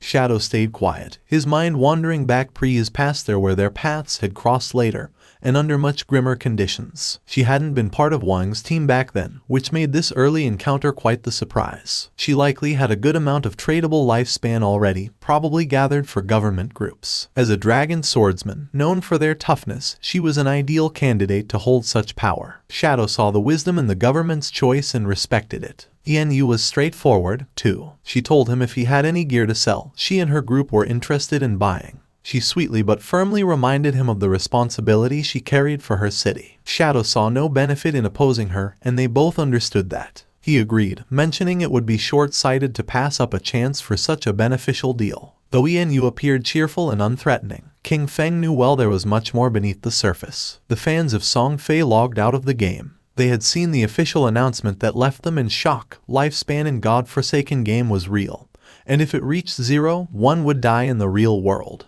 The archer was furious since she realized this wasn't just a game. She had given all her tradable lifespan to Song Fei. Some of them only had a few days of lifespan left. The assassin had killed several players and had the assassin's stat, and dying one more time was going to make her lose double the lifespan. They were in shock. They couldn't believe how it was possible that dying 3 times cost so much lifespan. The chubby girl began to read the messages and her face filled with sweat. She realized, cursing to herself, that in the game, as a tank mage, she had always charged at the front. She had killed many people and died many times, so now she only had 1 day of lifespan left. If it reached 0, she was going to die. Just then, something caught her attention. Brother Song Fei was buying lifespan. That was great. She decided to go find Brother Song Fei, thinking that he would definitely help her. Quickly, she changed clothes and thought about putting on Brother Song Fei's support outfit from head to toe, thinking that it was great, and that she was going to find Brother Song Fei, who would definitely help her. She even mentioned Brother Song Fei's latest release, the Song Fei Ultra Thin Anti-Side Leak. She dressed in Song Fei's merchandise, and without wasting a second, she left her house and started heading to the concert.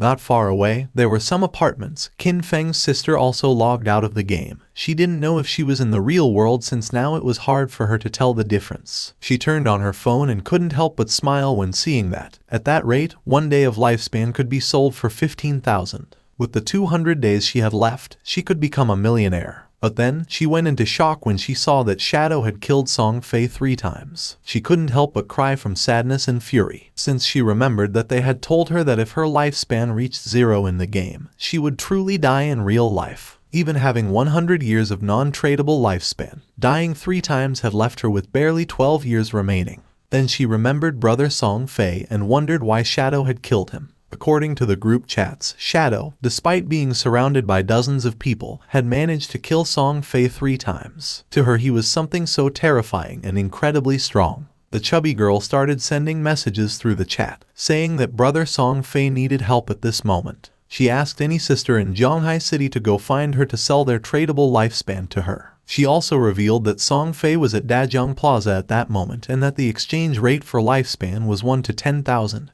This was the perfect opportunity to get rich and help brother at the same time. Qin Feng's sister put on her clothes. She couldn't believe that Brother Song Fei was in Dajiang Plaza, not far from her. She thought she couldn't just stand by and watch his lifespan run out. She had to go help Brother Song Fei. Thanks to that Shadow and the others, she had managed to save more than 200 days of tradable lifespan.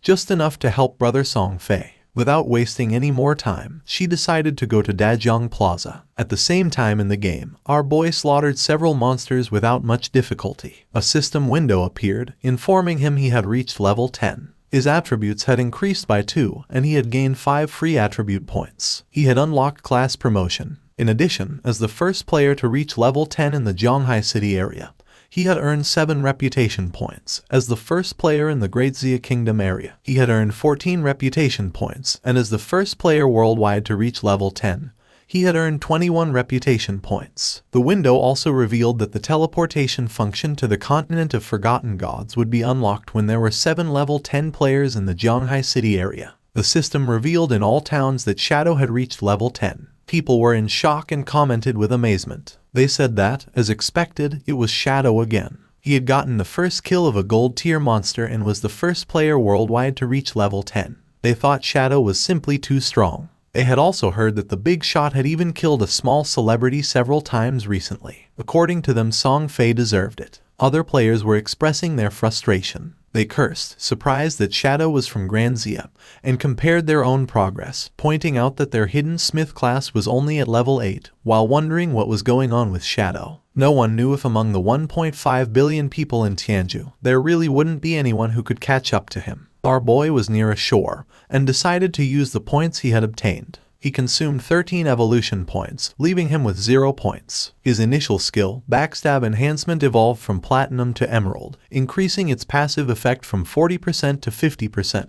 Even though his tradable lifespan was just a little over 7,000 days, he realized it wasn't enough. He knew that to leave Starter Town, they needed to gather 7 level 10 players to activate the teleportation portal to the continent of the Forsaken Gods. But since the highest level at that moment was only 7, they would have to wait a bit before it became possible. He decided to go back to the real world to take care of a matter. His figure disappeared with the sand, and several seconds later, he opened his eyes in the real world and the system asked him, Do you want to consume tradable lifespan to transfer your skills to reality? Without losing a second, Qin Feng accepted. When the system asked what skill he wanted to extract to the real world, he stood up and decided to extract his class. The system then consumed 1,000 days of tradable lifespan and completed the extraction. He gained the shadow, its passive was activated, and his attributes increased: strength by 3, constitution by 3, agility by 8, and spirit by 5. Then, he decided to extract level 2. The system informed him that he had successfully extracted level X2, consuming 2,000 days of tradable lifespan in the process. His level in reality immediately increased to level 3, and his stats received a boost: strength plus 4,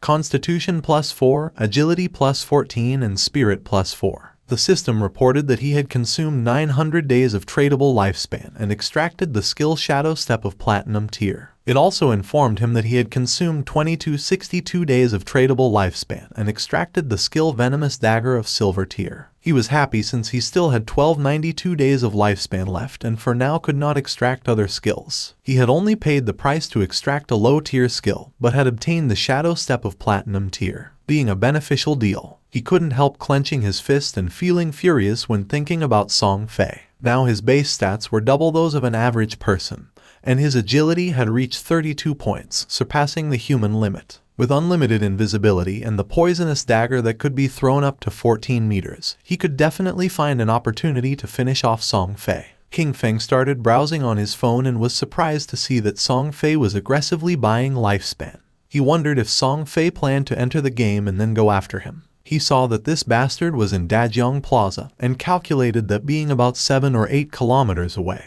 at his current speed he could get there in just over 10 minutes. Just then, his hand began to tremble upon seeing a message from Hu Qinbin, the arrogant and powerful company supervisor. Hu Qinbin was furious upon seeing that after growing wings, Qin Feng wasn't even answering the phone. She knew that the young lady had taken an interest in him and this was his big chance. She couldn't believe he didn't want to cooperate. Qin Feng decided to block Hu Qinbin, and while he was walking, he threw the phone and began to turn invisible, thinking that those people would soon realize what the true Forsaken Gods game really was. After a few hours, at Dajiang Square the Song Fei concert was taking place, which was full of girls. Among them was also Qin Feng's sister. On stage was Song Fei sitting next to a blonde woman. With a smile, she mentioned that she had heard he had been killed 3 times by Shadow in the game. She told him not to worry because she was already sending people to investigate Shadow's true identity. With a curious look, Song Fei asked how the investigation was going, and she revealed that she had already sent someone to Firefly Town to make contact with him. They would offer him an amount he couldn't refuse. When he came into the real world to collect the money, they would catch him, and when they did, they would make sure brother Song Fei could vent his anger properly. Upon hearing this, Song Fei couldn't help but smile and asked her to make sure to let him know when the time came.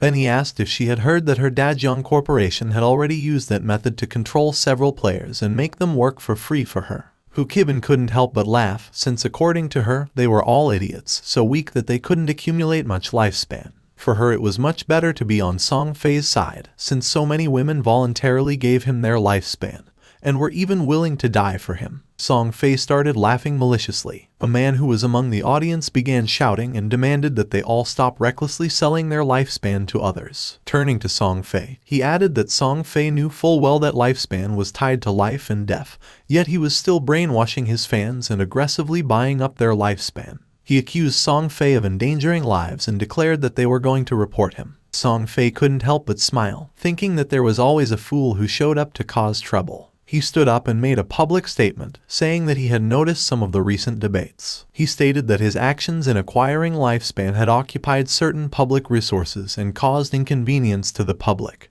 and for that reason, he felt deeply regretful and offered his most sincere apologies. His fans said that he didn't have to apologize since he hadn't done anything wrong. With a sincere smile, Song Fei admitted that he was truly grateful for all the support and affection from his fans. At the same time, he sincerely urged everyone to remember that all love should be positive and uplifting. He hoped everyone could follow their idols with rationality. During that special moment in the game, while ensuring their personal safety, they also needed to work together in a more positive way to contribute to society and bring positive energy. With his face full of tears, he explained that while the entire nation was being affected by the game, he had been actively cooperating with the authorities and working hard within the game. That was the reason why he had used his personal wealth to acquire lifespan, hoping to become a quality idol in the game, someone worthy of liking. He had done this to give back to his fans, hoping that everyone could gain something outside of the game and live a happy, peaceful,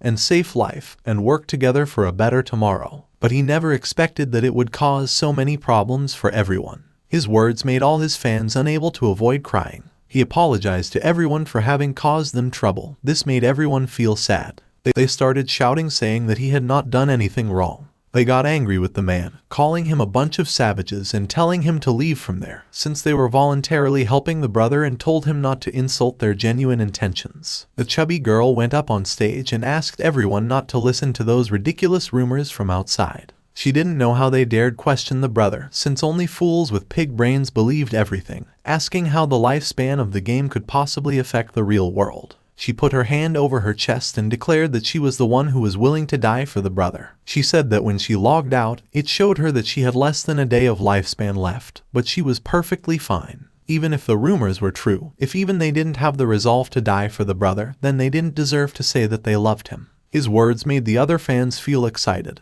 and they decided to give all the lifespan they had to Song Fei. He was happy to see the enthusiasm of his fans. He extended his hand toward the chubby girl and mentioned that being loved by someone like her made him feel truly honored. The chubby girl, in turn, was crying and willing to die for him. Just then, something flew out and went through Song Fei's head, leaving everyone in shock. Song Fei began bleeding from the mouth and his hair started falling like leaves. Song Fei's body fell on the shoulder of the chubby girl, making her eyes fill with fear. She fell on her butt to the ground and started screaming. She didn't know what was happening. Once it was revealed that Song Fei was dead, all his fans panicked. The guards began to escort Hu Kibin, and she couldn't help but cry and scream. She said that she had seen it, that when Song Fei died in the game, his body was surrounded by an orb of lifespan, and that they should leave immediately. She knew that the person who killed Song Fei clearly did it using a skill from the game. She wondered, horrified, if the skills from that game could really be used in the real world, and how that was possible. She thought about the actions, killing Song Fei instantly,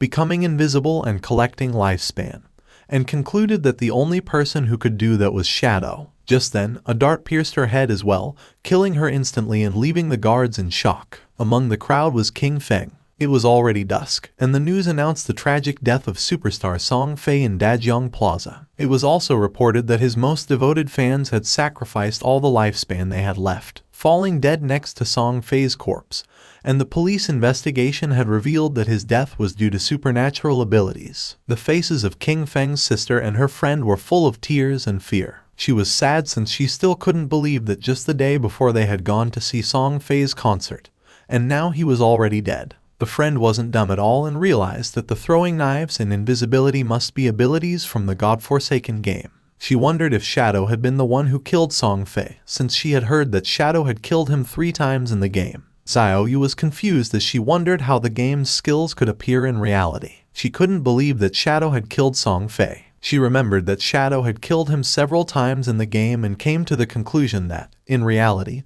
the only one who would kill Song Fei would be Shadow. The throwing knives and invisibility weren't those an assassin's skills. It had to be. The killer was Shadow. Her brother had been killed by Shadow and her world was already left without light. If Shadow could find a way to use the game's skills in reality, then she would get close to him, approach him. No matter what it cost, she would become stronger. From that day on, she would have only one goal. They stopped the taxi and got out. Her friend was somewhat confused and asked if she was okay. Xiaoyu's eyes were full of rage because all she wanted was to kill Shadow and avenge her brother Song Fei. At the same time, our boy was quietly eating noodles in a restaurant. In the godforsaken game, although players were invincible in reality, they still consumed energy and, if they got hungry, they still needed to eat. Just then, his phone started ringing, and when he unlocked it he saw that he had a message. Someone informed him that Fat Hu was furious. He had blocked his phone and WeChat, and if King Feng didn't go soon, he would be expelled and wouldn't receive his salary for that month.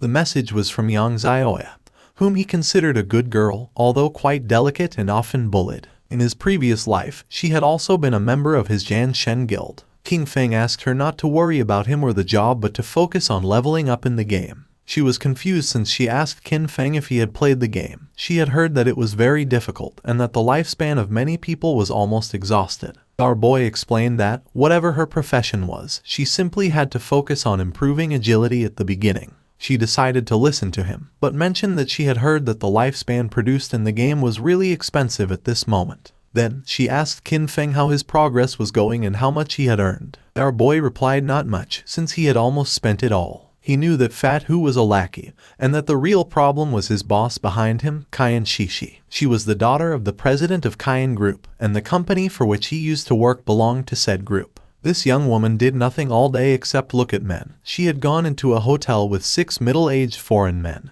had driven a sports car with 3 African men for fun, and now she was even taking an interest in him. Kyan Shishi was obsessed with foreign culture. After the arrival of the game, she had left Great Xia and gone to North America, where she led the formation of North America's top 3 guild, Alice's Wonderland. She had specifically opposed Great Xia. In his previous life, she had caused endless trouble for Great Xia and its Jan Shen guild. Our boy thought he needed to find a way to deal with her before she went abroad. Otherwise, once she was in North America, it wouldn't be so easy to handle her. If Kyan Shishi died, the guild Alice's Wonderland might never get established. It was rumored that all the key founders of the Alice Guild had some kind of connection with Kyan Shishi, and as soon as that woman disappeared, the bond between those founders would naturally break. His phone started ringing again. Now it was a call from Xiao Yu. She was somewhat confused to see that Qin Feng was still answering calls, as she thought he had died in the game. Now that he was still alive, she let him know that she had earned enough money to buy a house, so he no longer needed to worry about her. Our boy decided to play along and asked if she had anything else to say. She asked him not to bother her anymore and said that she would not look for him either. She also asked him not even to try finding out where she lived, since from now on, she had cut ties with him. Our boy hung up the call and couldn't help but feel happy. He decided it was time to return and continue leveling up, since it wouldn't be long before someone reached level 10 and learned that skills could be transferred into reality. By then, the world would no longer know peace. Not long after, Xiao Yu and her friend also logged back into the game. The friend was somewhat confused and asked if it wasn't too harsh to cut ties with her brother and advised her to make peace. Xiao Yu stood firm and refused, revealing that she had sold her lifespan to the Kyan Group, sold for a full value of 2 million. This left the friend in shock. Xiao Yu also mentioned that she had bought a house and that they would live together. She added that soon she would meet Shadow, and by then, Qin Feng would no longer matter. Just then, a player who was passing through the area caught her attention. With a smile, the man handed her a book and mentioned that this was the assassin skill book she wanted. He also reminded her not to forget what she had promised him. With a cheerful expression, she nodded and said that once everything was done, she would indulge his little wishes. Although inwardly she called him a flatterer and thought that once she met Shadow, no one would care about a worthless piece of trash like him. She informed Wang Meng that she had an assassin skill book, a control skill. She asked him to check with Shadow if he needed it, since she could give it to him. A smile spread across her face. According to her, Zhang Wei, that flatterer, was still somewhat useful since he actually had such a good skill book. This skill book would be the red thread between her and Shadow. She would approach Shadow soon, stay quietly by his side, heal him, help him kill enemies and level up with him. She would make sure he felt every bit of her help so that he gradually trusted her, so that he saw her as his other half. But when she became strong enough and he no longer served any purpose, she would kill him with her own hands and rip out his eyes, all to avenge her brother Song Fei. But to her surprise, Wang Meng said that Shadow said this skill was trash. He didn't need it. She could keep it and sell it herself for money. A while later, Shadow also logged into the game, and just then, he heard someone fighting a boss that didn't seem ordinary. Following the sound of battle, Qin Feng saw a man carrying a shield fighting against a multi-armed boss. The man started running, but it was in vain since the monster cut him into pieces. Our boy realized that this boss was a golden arachnid, a level 8 gold tier boss. This boss possessed a level 2 anti-stealth ability. That meant that, in front of it, his invisibility would be completely ineffective. The monster began to roar. Qin Feng gathered momentum and came out of his hiding place, and attacked quickly, using Shadow Slash, causing it several thousand points of damage. He had the buff, damage doubles when attacking outside the target's sight. He knew this effect, in a situation where the enemy could see through invisibility, wouldn't activate, which significantly reduced his damage. However, the legendary effect of Graceful Liberation amplified the head and heart weak points of the golden arachnid by 200%. Out of the 9 strikes of Shadow Slash, 3 were judged to have hit the target's weak points, dealing 3 times the weak point damage, which directly made up for the lost damage. It was truly a legendary skill, and he had to thank Xiao Hai for that, as she had helped him find that faith temple. A mage was watching the battle. According to her, Shadow's damage was insane since a single skill had reduced Golden Arachnid's health bar by 1/6. King Feng attacked with a venomous throwing knife, which stuck into the monster's head causing 1,783 points of damage. Venomous throwing knife was still only silver tier, and its damage was already falling behind. He still needed to advance his profession to gain a higher level of invisibility. To King Feng's surprise, the monster lunged at him and prepared to attack. Seeing this, the mage panicked, but King Feng's eyes began to shine with confidence. The monster attacked, but he dodged the attacks without much effort. The mage and her friend were in shock, wondering what kind of speed this was. They noticed it wasn't just the speed. His reaction was incredibly fast, and he seemed to know the boss's attack patterns too well. In terms of speed, he was almost on par with the boss. He dodged each one of its attacks as if he had fought against this boss countless times. In his previous life, he had been with Qin Xiaoyu, and she couldn't even protect herself, much less heal him. Over time, he had developed this skill, since a warrior not only needed to withstand blows, agile movement and evasion skills were also essential. His eyes began to shine with fury, as that was also the reason why he had been able to reach the world top 100 with just an ordinary warrior class. He attacked the boss with a series of slashes, and now its life had dropped to less than half. Our boy became invisible, and thought that compared to special bosses like the Golden Ghost ship, which had unavoidable attacks, dealing with the Golden Arachnid was much easier. The mage was in shock to see that the boss was fleeing. King Feng was not going to let this happen, so he drew his dagger and slit the monster's throat. A system window appeared informing that he had killed the level 8 gold tier boss and obtained 64 experience points, 7 evolution points and 497 days of tradable lifespan. King Feng used Greedy Hang and obtained 21 evolution points and 497 days of tradable lifespan. He was happy to see that a gold tier boss had given him 28 evolution points and almost 2,000 days of tradable lifespan. But to his surprise, another system window appeared, granting him the Blacklight Shield, an assassin skill. Its active effect converted all dodge rate into a damage-reducing shield for 8 seconds, had a cooldown of 60 seconds, and required level 8. The conversion rate detailed that every 20% dodge rate converted into 1 layer of damage reduction shield. The shield would disappear or the dodge rate would return to normal once the duration ended or the shield was broken. He couldn't believe that a skill book like this had dropped. He considered that, combined with the 75% dodge chance from the epic skill Phantom Blur, Blacklight Shield could provide 3 layers of a damage reduction shield, and with this skill, he could take down many bosses without taking any damage. He spent a total of 6 evolution points. As a result, the Blacklight Shield was upgraded from Platinum to Epic tier. Its duration increased progressively from 8 to 10, then to 12, and finally to 14 seconds. Furthermore, its conversion rate improved, so now every 10% of dodge chance was converted into 1 layer of damage reduction shield,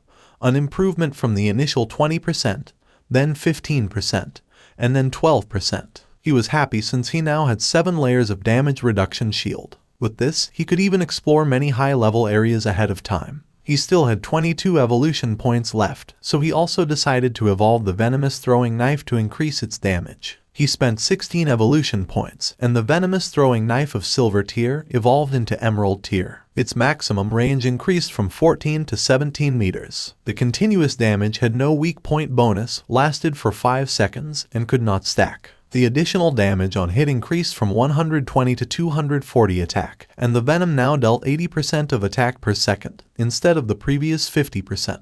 He was aware that evolving venomous throwing knife 3 times had at least doubled its damage. With a base cooldown of only 5 seconds, it could continuously output damage, making it no weaker than Shadow Slash, and he had gotten 2 assassin class gear pieces, so he would equip them right away. He also obtained the Agile Ring of Platinum tier, an assassin class accessory that provided plus 20 agility, plus 20% movement speed, plus 20% attack speed, and plus 20% cooldown speed, with an equipment requirement of level 8. Additionally, he got the heavy red leather gloves of gold tier, an assassin class armor that provided plus 18 physical defense, plus 15 to all elemental resistances, plus 12 constitution, and plus 588 HP.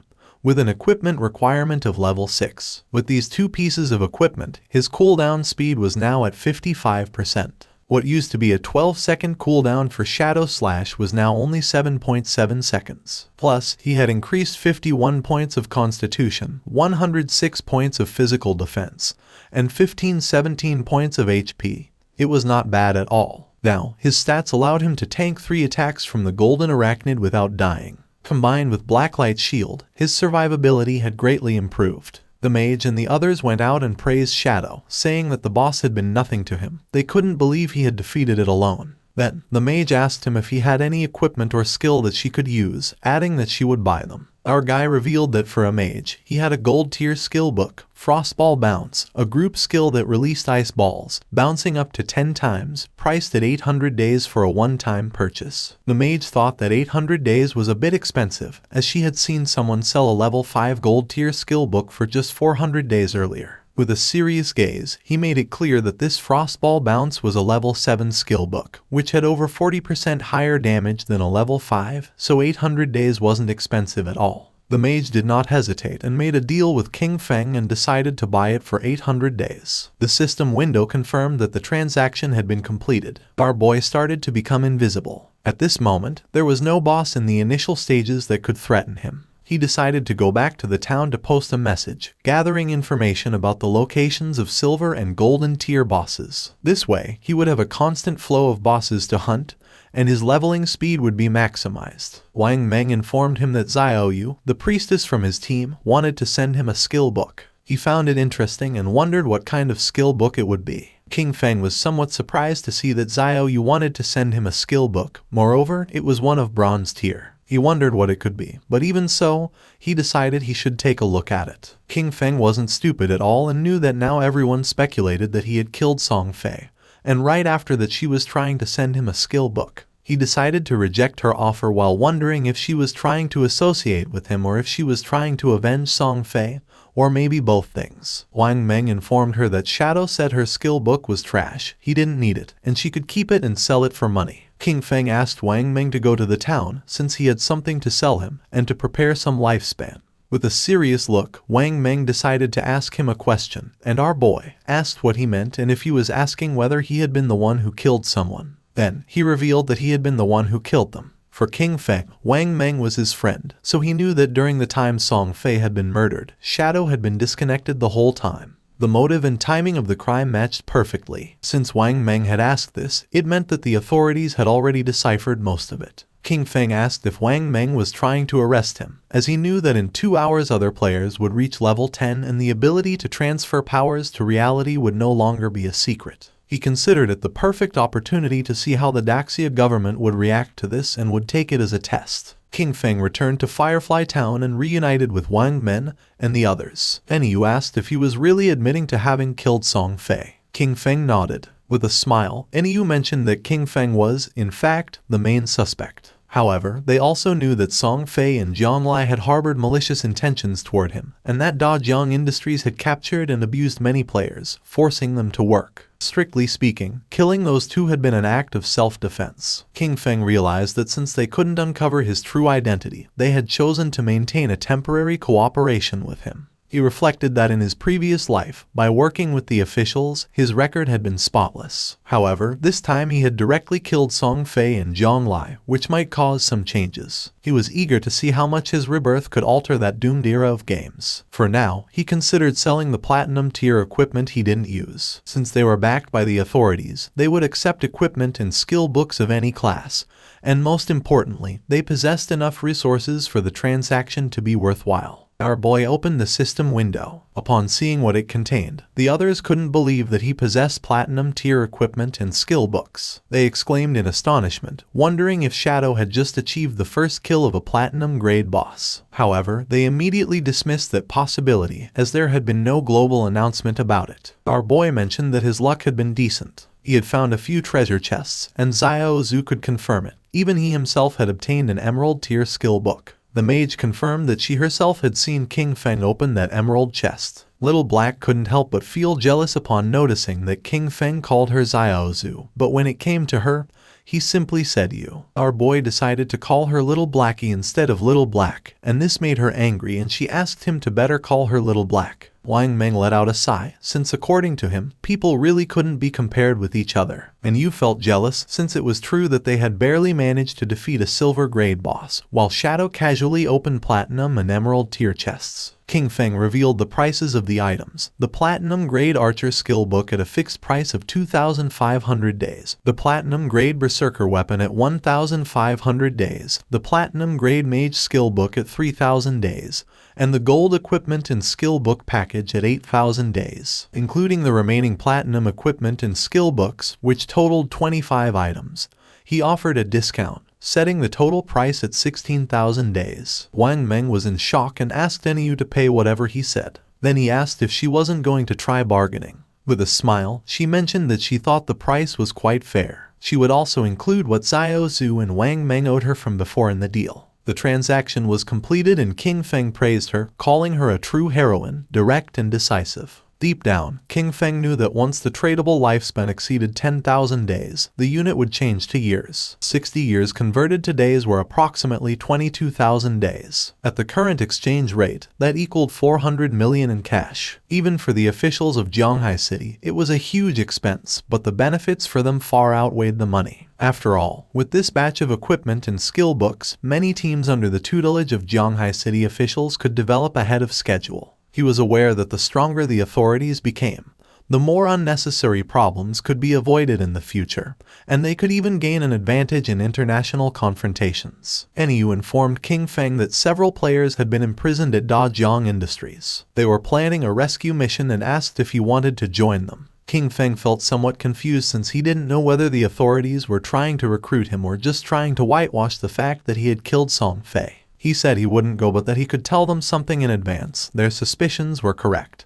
He had indeed used game skills to kill those two, leaving everyone in shock. King Feng made it clear that, while in the game they reach level 10, they could consume lifespan to extract skills from the game into reality. Enyu realized that for this reason, Dajiang Industries was also buying lifespan at that time. Once their people reached level 10 and extracted skills from the game, their rescue mission would face even greater resistance. King Feng was glad that she had understood and decided it was time to leave. Not long after, he transformed into Shadow and disappeared from the place. With a serious look, Enyu gave Wang Meng the order. From that moment on, they should level up separately. She explained that their 6-person team already had high levels, and when they stayed together, they defeated small monsters with a single blow due to excessive damage. However, if they separated, each leading a team, they could greatly improve their overall leveling efficiency. Wang Meng nodded his head, and Enyu mentioned that everyone should reach level 10 first. Then, she told him to log off for a moment to report that intel. 2 players who were in the town noticed that Shadow was setting up a stall again, but this time he wasn't selling, he was buying. A system window appeared and announced that Shadow was buying silver boss coordinates for 30 days. And gold boss coordinates for 100 days. Upon seeing this, one of the men nearby couldn't help but smile. He approached our boy and informed him that his young lady had said that as long as he was willing to help her level up, she would give him 300 million, plus shares in Dajiang Industries. The man added that such an opportunity rarely came along in life and advised him to take advantage of it.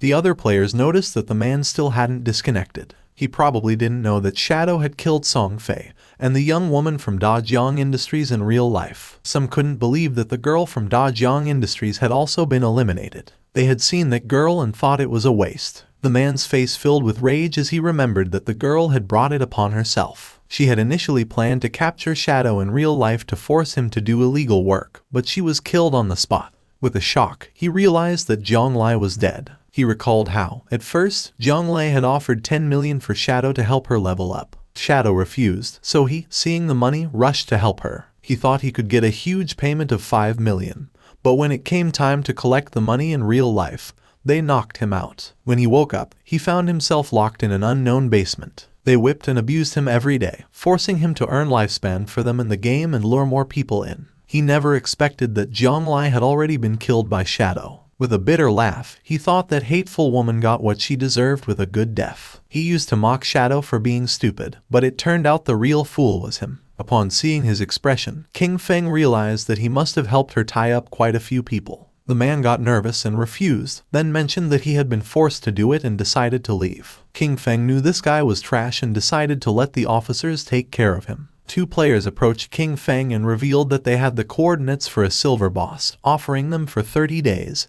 and proposed closing the deal. Someone arrived in the city and everyone's attention turned to them, realizing it was Ace of Spades. It was said that she was Kayan Shishi, the heiress of the Kayan group in reality. They warned each other to stay away from her since she had killed quite a few players, and to be careful because she might try to steal their lifespan. Kang Shishi logged into the game along with her men. She couldn't help but smile, since she didn't think the game was anything special. You only needed to spend money to buy a lot of equipment and skills. As long as her combat power was ahead of other players, when she found someone with lifespan, she would kill them and take it. She was furious since that damn game had delayed her flight. At that moment, she should have been in North America, enjoying pleasures with Big Dick and Max Fackle, surrendering herself to lust and passion. Her attention focused on two players who were trembling with fear. She was trapped in Daxia's magic city, unable to leave the country. She looked at those men from Daxia, each one as weak as an insect. According to her, Tony's men were still more attractive. With a smile, Tony mentioned that she had good taste. They were naturally much stronger than those men from Daxia, being superior in that aspect. He added that, once they returned to reality, she could experience it for herself. Upon hearing this, she couldn't help but blush like a tomato. She had heard that the useless Song Fei had died. She had played against him once and he disappeared in a minute. According to her, he was a waste. She felt excited since it was said that the person who had killed him was named Shadow. Although he was a man from Daxia, he was still #1 in the world. Maybe she could get to know him. Upon learning that Shadow had been capable of killing Song Fei, she deduced that murdering an ordinary person would be even easier for him. She believed this was a good opportunity to get to know him. She informed her men that she would disconnect to make a call and send someone to contact Shadow. She claimed that although Shadow might not be interested in cash, he definitely wouldn't reject 3,000 days of lifespan. To obtain this, all she would need was to kill an ordinary person with a simple flick of the finger. Internally, she chuckled softly, promising never to forget the expression on Qin Feng's face when he rejected her, and stated that soon, Qin Feng would die. At the same time, in the forest, a player killed a monster and its body transformed into lifespan, while a healer was healing him from the monster's attacks. The man was exhausted and asked Xiaoyu that next time she healed him, not to be so extreme, since he was about to meet his great-grandmother. Xiaoyu turned her back on him and asked why he was being so fierce, adding that he wasn't dead. With a confused look, the man replied that he hadn't meant to be fierce. He was just reminding her. She mentioned that the system had warned her that her hunger level had reached 90%. She decided to log off along with her friend Yan Yan to eat. They disappeared and the man felt somewhat confused. He was furious, cursing internally, because before she used to call him boss, but after seeing Shadow once, she had started giving him dirty looks. He promised himself that, sooner or later, he would tear her clothes off. At the same time, Xiaoyu logged out of the game and woke up in her new house with an empty stomach. Upon checking her phone, she was in shock, as all delivery places were closed and no delivery person was accepting orders. She wondered if everyone had gotten into the godforsaken game. She remembered that at home Qin Feng always prepared delicious food for her. She never had to lift a finger or use her brain. Her eyes began to shine with rage, and she decided not to think about it anymore and be more ambitious. She thought that it was just eating. Compared to freedom, that wasn't a problem at all. Clenching her fist, she thought she was the best and that she had to keep going, that she was the best and could achieve it. Without Qin Feng, she would definitely live better. At the same time, in the game, near the shore there was a small cave, and a monster was fleeing. It was a crab. When the crab came out of the cave, someone cut it in half. It was Shadow, he sighed, as he had killed 4 silver bosses in just over an hour, and overall efficiency was quite good. Each boss granted 16 evolution points. The crab's corpse transformed into lifespan. On average, each silver level boss yielded 3,500 days of tradable lifespan. Thanks to this, all his equipment was now gold tier or higher. He couldn't help but smile, as his cooldown speed had increased from 55% to 75%. The Shadow Slash, which originally had a 12-second cooldown, now only took 6.8 seconds, greatly boosting his output power. There were no platinum-level bosses around the outskirts of the safe town, so gold-level equipment was the highest for now. To improve further, the only way was to advance his profession. He knew that the platinum-level bosses he would face in the future each had at least level 2 anti-stealth. He had to advance his profession quickly to reach level 3 stealth, as he was still over 20,000 experience points short. Only with stealth at level 3 or above could he minimize the chance of accidents when facing platinum bosses. After all, in his previous life, defeating a platinum boss had required a tightly coordinated team of 20 people. With that in mind, he decided he would head back to the town first and contact the officials to sell all his stuff. He started to become invisible, since he wanted to be ahead of everyone and claim the first kill of a platinum level boss by himself. King Feng returned to the town, for now he had 105 years of tradable lifespan. While he was walking through the area, a player asked him that next time he had more equipment, to sell it to them. King Feng had almost 40,000 days of tradable lifespan, and knew that it would allow him to extract quite a few skills. A man who was hiding behind a pillar peeked out and, with a smile, realized that he was Shadow. He approached and offered him an assassination contract, asking if he would take it. He asked him to kill someone in reality, assuring him that the payment would not be less than what he deserved. Our boy ignored the man and left. Seeing this, the man panicked and stood in front of King Feng, asking him to stop. He explained that it was just about killing an ordinary person named Kin Feng. He would give Shadow the address. He argued that since he had even killed Song Fei, this should be easy for him and asked him not to reject free money. With a cold gaze, our boy was in shock and asked if King Feng had provoked him and if he wanted to kill him. He told the man not to worry about that. With an arrogant smile, the man made it clear that the payment would not be small. If he completed the task, he would get 3,000 tradable lifespan days. King Feng was pleased, realizing that 3,000 days, which at current prices was about 50 million, was an interesting offer. He wondered who wanted to kill him, as he hadn't met this person in real life, nor were they any player he knew in his previous life. It seemed like they were just a messenger. The real person wanting to kill Kin Feng was someone else. He recalled that in his previous life, his grudges with others had also surfaced in the later stages of the God-forsaken game. The man couldn't help but smile since this was a tempting offer. King Feng knew that being the target so soon must be due to grudges prior to the game's arrival. Only someone who held a grudge would be willing to pay such a high price. He couldn't help but wonder if it was Cayenne Shishi. King Feng knew better than anyone that she had both the motive and the means to hire someone to kill Kin Feng. However, with the financial power of the Cayenne group, if they had really wanted to kill him, they could have done it before the game arrived. So this contract must have other intentions. He feared that her main goal was to get familiar with Shadow. As for getting rid of Kin Feng, that was probably just a side effect, since Kin Feng had once rejected her invitation for fun. He laughed internally, thinking it was interesting. He hadn't looked for her yet, but she had already found him. With a smile, he mentioned that he would accept the job. He demanded half of the deposit up front and also made it clear that he would decide when to make his move. The man panicked upon hearing this and asked him to wait a moment, as he needed to inform his superiors first. After consulting with his superiors, the man decided to pay half of the deposit first. He would transfer the amount directly, and once the transaction was completed, he would receive 1,500 days of tradable lifespan. King Feng was happy, as he would take the deposit first, considering it as interest. Then, internally, with a snort, he told Cayenne Shishi to wait because he would soon come for her. The man gave our boy the address and information of the target. According to him, with his skills, finding him wouldn't be a problem. King Feng was in shock upon seeing that the information was correct. Shadow decided to leave and asked the man to wait. The man was furious upon noticing that he was acting all arrogant, and thought, "Aren't you working for Miss Cayenne just like me?" Just then, someone asked our boy to wait. It was a woman who had heard that he was collecting coordinates of bosses. She asked if he was interested, as she had a coordinate of a gold boss. With a smile, she said the price was 100 days. He could pay after seeing the boss. King Feng thought this was good and decided to go with her. The woman asked him to follow her, and mentioned that the place was a bit far north of the city. King Feng asked what the name of the boss was, and the woman said it was called the Plague Enveloper. Upon noticing that she knew the name of the boss, he asked if she had really seen it. She didn't know if he could handle it alone and if he wanted to take a healer, warning that the boss had area toxic damage. Our guy refused and decided to go without a healer. King Feng was aware that the Plague Enveloper was indeed a golden level boss. This boss had a poisonous aura. As long as one stayed within its range, they would continuously lose health every second. Therefore, to deal with this boss, one had to kill it as fast as possible. For him, at that moment, it was just a matter of using a few skills. Not long after, the woman took King Feng to a cave and mentioned that the boss was inside. She added that her team had eliminated all the monsters, but they had not been able to defeat the boss. She decided to guide Shadow inside. They entered the cave and the woman began to point at a tree which was in the middle of a swamp full of poisonous aura, and revealed that there was the boss. Seeing that she hadn't deceived him, King Feng decided to give her the lifespan, and a system window appeared confirming that the transaction had been successful.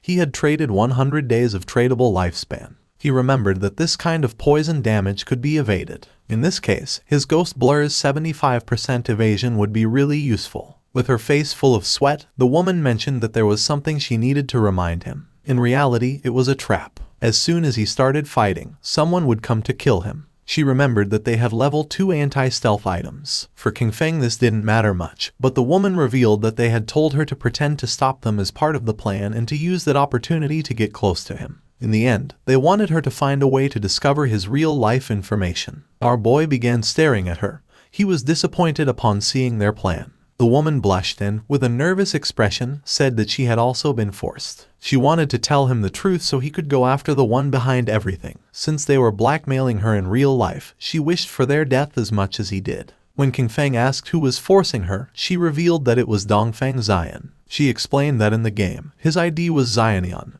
and he said that King Feng had killed him once. Upon hearing this, our guy couldn't help but wonder if it was Dongfang Xian, the one who had first tried to steal his Golden Ghost ship boss. The same guy later sent him a skill book asking for forgiveness. The woman panicked and remembered that he had been able to kill Song Fei, so she believed he could also take down Dongfang Xian. She was putting all her cards on the table with him and begged him not to betray her. The best thing, she emphasized, would be for him to eliminate Dongfang Xian or else she would be doomed. According to King Feng, they had really come up with a childish plan. He had never heard of that guy in his past life and considered that he was probably eliminated early. King Feng decided to start by killing the boss, since he knew he could massacre a passing dog. King Feng became invisible and jumped off the cliff, asking her to go along with their plan. She should let her people get close, and he promised to take care of the rest. The woman panicked and thought everything was lost. They were doomed. According to her, Shadow was surely going to die. She remembered that previously Dongfang Xian had led 3 teams, 18 people in total, to fight against that boss, but they had been annihilated in half a minute. While King Feng was descending upon the boss, she revealed that the continuous poison damage was too high. They hadn't even managed to reduce the boss's health by 5%.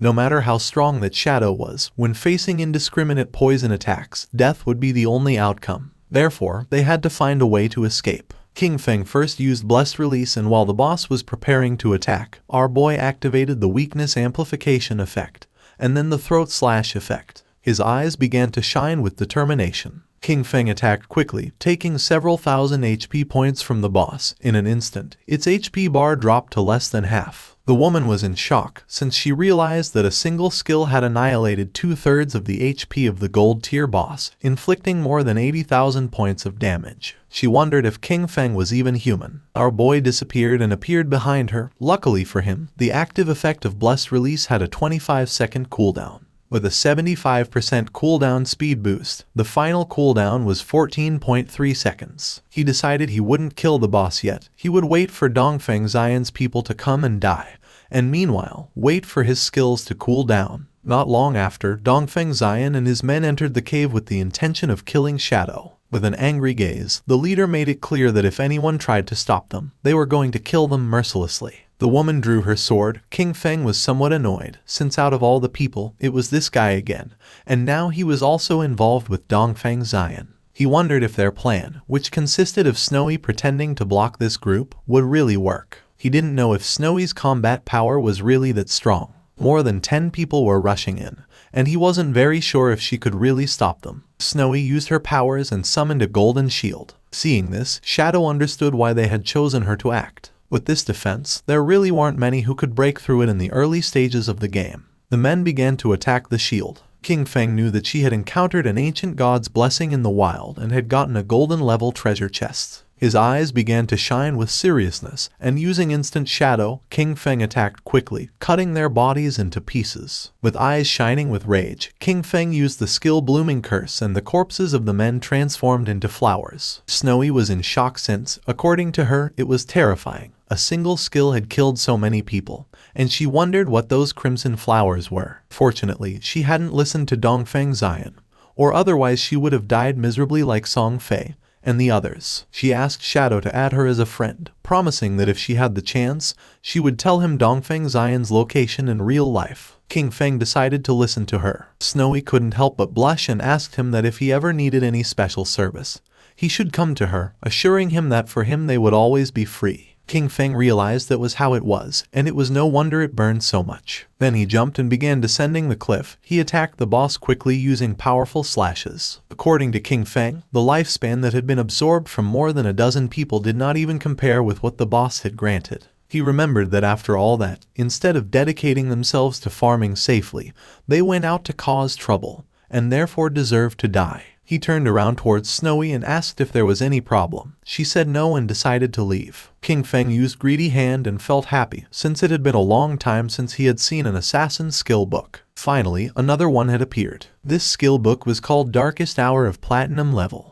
It was an assassin-type skill that unleashed a burst of dark light from his blade, blinding all enemies within range. It had a cooldown of 60 seconds, required level 10, a range of 20 meters, and a base duration of 10 seconds. The higher the target's spirit stat, the shorter the duration. King Feng clenched his fist and decided to learn it. He unsheathed his dagger as he knew that as long as he blinded the enemy, he could still trigger double damage even if he wasn't in stealth. With this, no matter how high the boss's anti-stealth level was, it wouldn't affect his damage output. This dagger was the Plague Blade. It was an assassin-type weapon that granted 216 attack points and 42 agility points. Furthermore, it increased the weak point attack multiplier by 0.3. The equipment requirement was level 10, and all of its attacks inflicted a poison that detonated after 3 seconds, dealing 50% of the original attack's damage. King Feng decided to leave the cave, as he considered it had been another excellent and profitable day. He had already accumulated 98 evolution points and would soon be able to evolve his epic grade Greedy Hand to legendary. He left the cave and the small monsters were frightened. He realized that he only needed a little more than 10,000 EXP for his class advancement, so he decided to go farm monsters directly. King Feng began to massacre all the monsters he saw,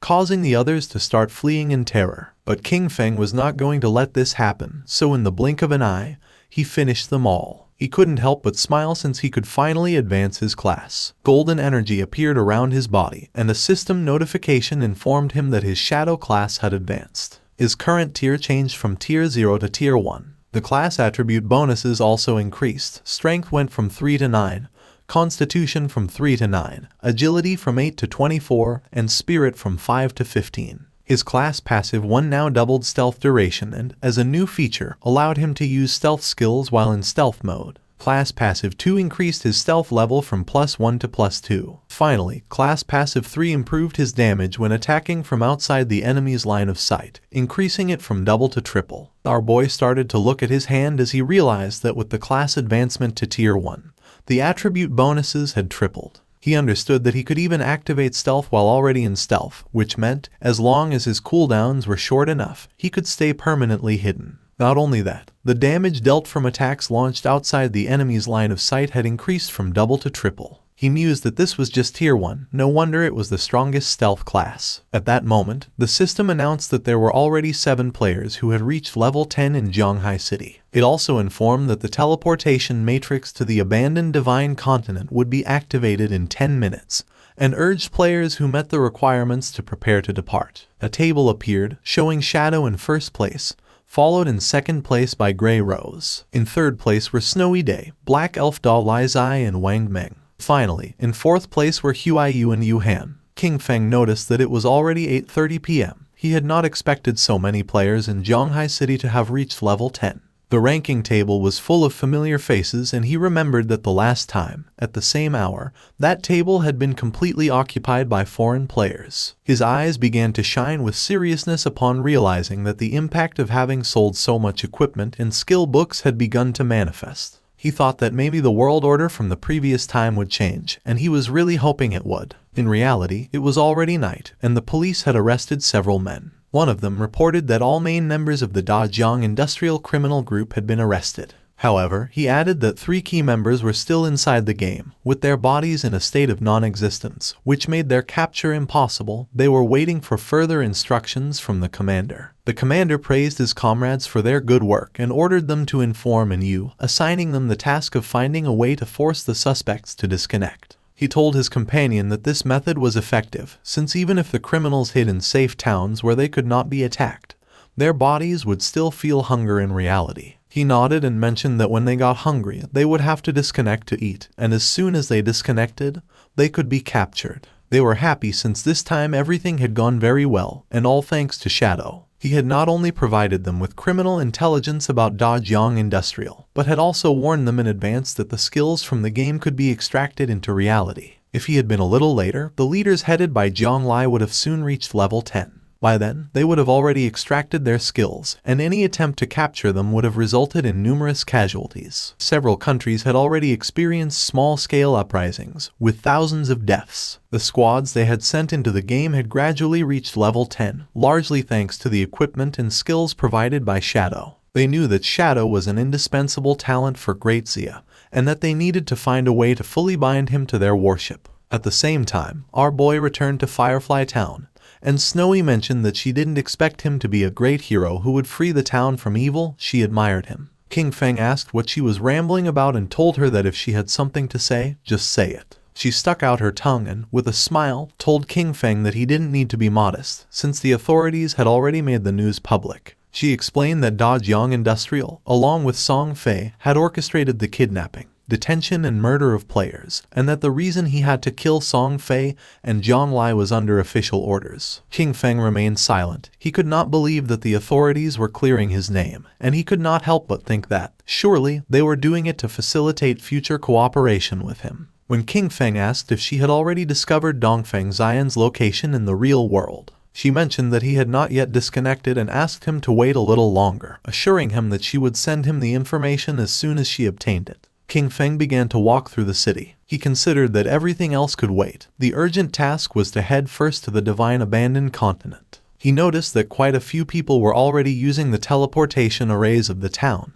However, no one had yet been able to use the continent's teleportation array. Using the teleportation matrix of the town, he decided to go to the Divine Abandoned Continent, since he considered that the current areas of the town were only beginner zones and that the real game began upon arriving at the Divine Abandoned Continent. The players who were nearby went into shock. They couldn't see anyone and wondered who had just teleported. One of them exclaimed that it obviously had to be Shadow. Another, confused, commented that he possessed level 2 anti-stealth and questioned how it was possible that he couldn't see him. Quickly, someone else snapped at him that he was an idiot, explaining that it simply meant Shadow's stealth level was higher than 2. Several seconds later, our boy appeared in the Divine Abandoned Continent, and just as he expected, everything was exactly like in his past life. This place was empty, there wasn't a single player in sight. While our boy was exploring the area, a monster with glowing eyes started staring at him intently. They were the familiar ruins of Zhanghai City. When players from different cities arrived at the abandoned Divine Continent for the first time, they appeared in the ruins of their own cities. The location of these urban ruins matched perfectly with their real-world geography,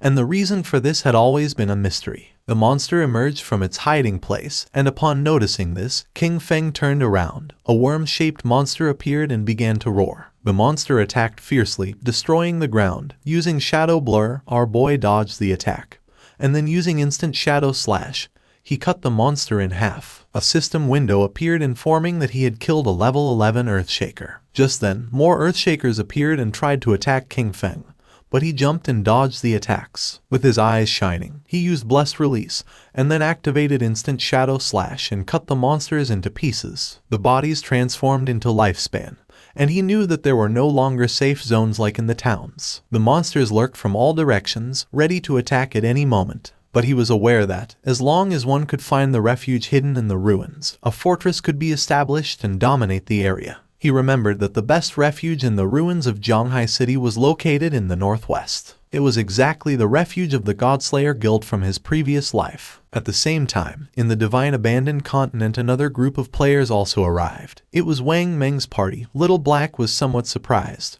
while Wang Meng did not know why this place looked like the ruins of a modern city. For them, this place was very familiar. Little Black began to point toward the tower and asked if these were not the ruins of Jiangnan City. Du Yixu replied that yes, and confirmed that she was right, adding that the towers of Jiangnan City were still standing. Little Black began to look around the area, since she had heard that someone had said they had seen Shadow teleport here, and she was insistently wondering where he was. Gu Yixu asked her to stop searching, adding that he could turn invisible. At that moment, 2 earth-shakers emerged from the ground. Seeing this, Wang Meng drew his shield and warned everyone that they were being attacked by monsters. Gu Yixu used her skill called Elven Blessing.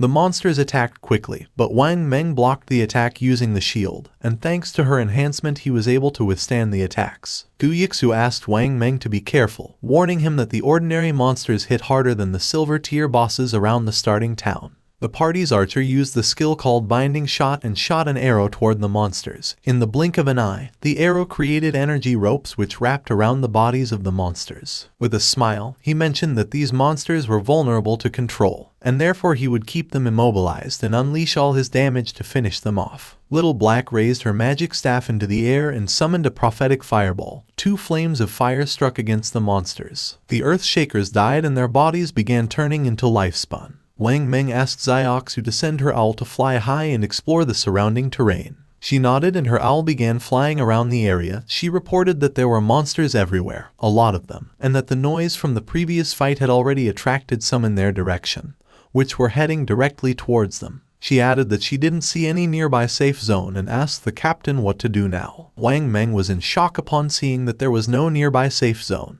The archer panicked, wondering what kind of lousy continent this was and how it had suddenly turned into a survival game. Little Black asked Xiaozu to try to find Shadow, explaining that he had arrived about 10 minutes before them and shouldn't be far away, and assured that if they found him, they would be safe. At the beginning, she couldn't see any human figure nearby, but then she started to see Lifespan. She observed a huge cluster of bright lights toward the northwest and realized that those were the rewards from the defeated monsters. She deduced that it must be Shadow's work, who probably had a full inventory and that's why he hadn't picked up the loot. More monsters emerged from the ground and began to charge towards them, and Yu started to run and asked everyone to hurry up. Now that Shadow had cleared all the monsters from that place, it was safe, and if they followed the glow of the rewards, they would find him. The captain asked everyone to stay alert, maintain formation and not fall behind, adding that they would fight while retreating. At the same time, not far away, more earth-shakers emerged and prepared to attack. But someone moved quickly and cut their bodies into pieces. It was Shadow. He knew that even without the active effect of Graceful Release, the total damage of Shadow Slash could still reach 20 to 30,000, which meant an instant kill against those mobs. That place was, for him, basically a farming paradise. A few minutes later, he arrived at the hideout. He began to observe the place, as he knew that beneath those ruins lay a massive underground palace, which had taken a long time to be discovered in his previous life. That subterranean palace alone had over 1,000 resting rooms and dozens of large halls. It was the largest hideout in Zhonghai City and the base of his guild, Godslayer. Before being taken over, the hideout had been like a dungeon filled with numerous traps and monsters, as well as a guardian boss. The larger the hideout, the stronger its guardian was. He entered the hideout and remembered that in his previous life, after founding the Godslayer Guild, he had gathered 3 squads, 18 elite members in total. All of them had reached level 15 and were fully equipped to the teeth. Even then, they barely managed to conquer this palace. He began to descend down the stairs toward the bottom of the ruins. A system window confirmed his arrival at the hideout. This place was full of monsters and was known as the Land of Soul Purification. His eyes began to shine with confidence since he knew that being alone he was going to be able to conquer this place. A system window appeared informing that if he defeated the area guardian, he could claim ownership of that region. The monster's attention fixed on King Feng, and they all lunged at him. Our boy remained calm and drew his dagger, realizing he was facing a level 12 gold tier mob, an elemental spirit. Just before the monsters could attack, King Feng used his skill called Darkest Hour, and then used Shadow Flash Slash and massacred the monsters in the blink of an eye. King Feng began to move quickly and started cutting into pieces all the monsters he encountered, making their bodies turn into lifespan. He could not help but feel joyful since, as long as the enemies were blinded, all his attacks would receive a damage increase. Even his basic attacks were enough to finish off those level 12 monsters in one hit. Despite the fact that the 15 monsters in the hall had been eliminated, the soul cleansing grounds, however, still contained dozens of halls and thousands of small rooms. A slight smile appeared on his face. It was, indeed, a massive task. He began to carefully observe the lifespan, and judging by the number of monsters in the hideout, He realized that after eliminating all the monsters, it would be enough to evolve Greedy Hand once more. King Feng began to look toward the ground and his eyes started to shine with seriousness. He knew that after clearing all the monsters from each area, the Guardian would appear. Not long after, two players who were in a bookstore teleported to the Divine Abandoned Continent. The man was somewhat confused since he didn't know if this place was real. He wondered if they were really on the Divine Abandoned Continent. For the girl this was strange, and she wondered why this place felt so familiar. Upon observing closely, they realized that these ruins were simply Chaoyu. When exploring the place they arrived at the ruins of Mountain City, and a few hours later they arrived at the ruins of London. The man was in shock, and he wondered if it could be that people from different regions were all transported to the ruins of the city they originally came from. According to the girl, this was strange, and she wondered if it could be that the geographical locations of the cities corresponded exactly to the real world. While they were distracted, something began to approach them, making them go on alert, and when they turned around, they saw several Earthshakers staring at them with glowing eyes. They panicked and decided to flee. The monsters began to attack and they began to flee the area. At the same time in the Zhonghai ruins the ground was filled with lifespan, and not far away were Wang Meng and his team hidden under some rubble. Wang Meng stuck out his head and, seeing that there were no monsters nearby, suggested that they first take a moment to recover. And you couldn't help but blush since for her shadow was impressive. She had believed that they were strong enough, but in the end, they could only cower trembling under the shadow of the boss. Wang Meng coughed and asked her to watch her words. She felt somewhat confused and asked if that wasn't an accurate description. Little Black stuck out her head and mentioned that, fortunately, Shadow had cleared that area, since otherwise, with so many monsters, they probably all would have died. She added that she was a little curious about where exactly they would reappear if they died in this place. While Gyixu was controlling the owl to explore the area, Wang Meng reached out to Yu and suggested that the six of them should postpone exploration for the moment, proposing that they wait until all members of their team reached level 10 before moving forward together. She nodded her head. Yixu's owl was flying over the area and she observed that the monsters were really falling like flies. But she wondered why Shadow had stopped there, since it was as if he had disappeared right in that place. She also noticed that there was a lot of loot, and part of it was gold tier. She really wanted to go pick it up. With a serious look, Wang Meng decided to contact Shadow to see if he still wanted those things. At the same time, our boy cut one of the monsters into pieces. The area was filled with lifespan orbs.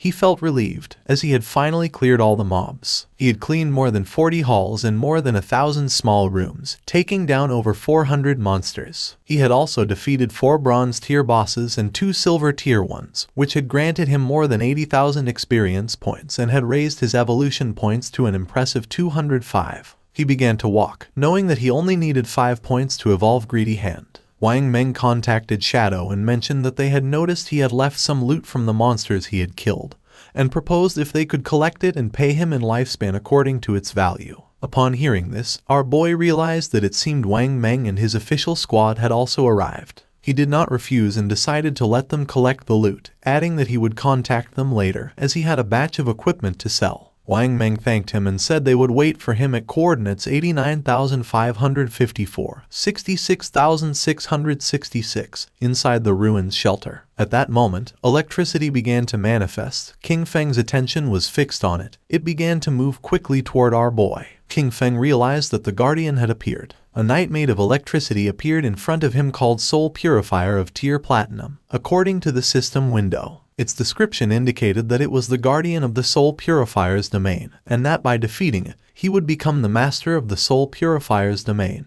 Our boy began to think, knowing that the highest level monsters in the city ruins were level 15. This Soul Purifier, Faisal, was already the highest level monster within the city ruins and also the highest grade boss. If he remembered correctly, this boss had a total of 750,000 HP, and 3 phases. Using instant shadow slash, King Feng decided to take the first step and attack, but the attack didn't have much effect. King Feng attacked using throat slash. This time the attack took a bit of HP from the boss. It raised its hand and summoned a spear of electricity. A rain of spears began to descend from the sky towards Shadow, but he started moving quickly and dodged the attacks. While dodging the attacks, he realized that if he were hit by those lightning attacks, with his current defense and lightning resistance, death was certain. He knew that any skill or attack from a platinum level boss or higher had hit correction. With his current evasion rate of 75%, normal monsters only had about a 25% chance to hit him. but the Soul Purifier's attacks hit him with at least a 50% probability. However, his agility attribute had already reached 182 points, and at maximum speed, his running speed exceeded 40 meters per second. Therefore, as long as he paid close attention, he could easily dodge before the lightning struck him completely. His eyes began to shine with rage because last time, he had barely survived with his guild, relying on the priest's shield and luck. He attacked with all his strength since this time he would give the boss no chance. The boss had already lost a quarter of its HP, as the throat-cutting damage from Graceful Release, combined with Shadow Slash and the burst from Plague Blade, had directly taken off 250,000 HP from it. He knew that next, the boss would enter the second phase. The boss began to summon balls of electricity, and King Feng knew that the Soul Purifier would enter an invincible state, continuously generating lightning orbs and bolts. He was aware that in this phase, the priority was to destroy the 3 lightning orbs first, or else the boss would go into a frenzy. King Feng began to remember his past. In the previous life, his team had once been annihilated under the frantic damage of the boss. After that, Qin Xiaoyu had thrown a huge tantrum and had flatly refused to continue fighting. So, for the second attempt, he hadn't taken her and they had cleared it in one go. Using venomous flying darts, he attacked the orbs, knowing that each time a lightning orb was destroyed,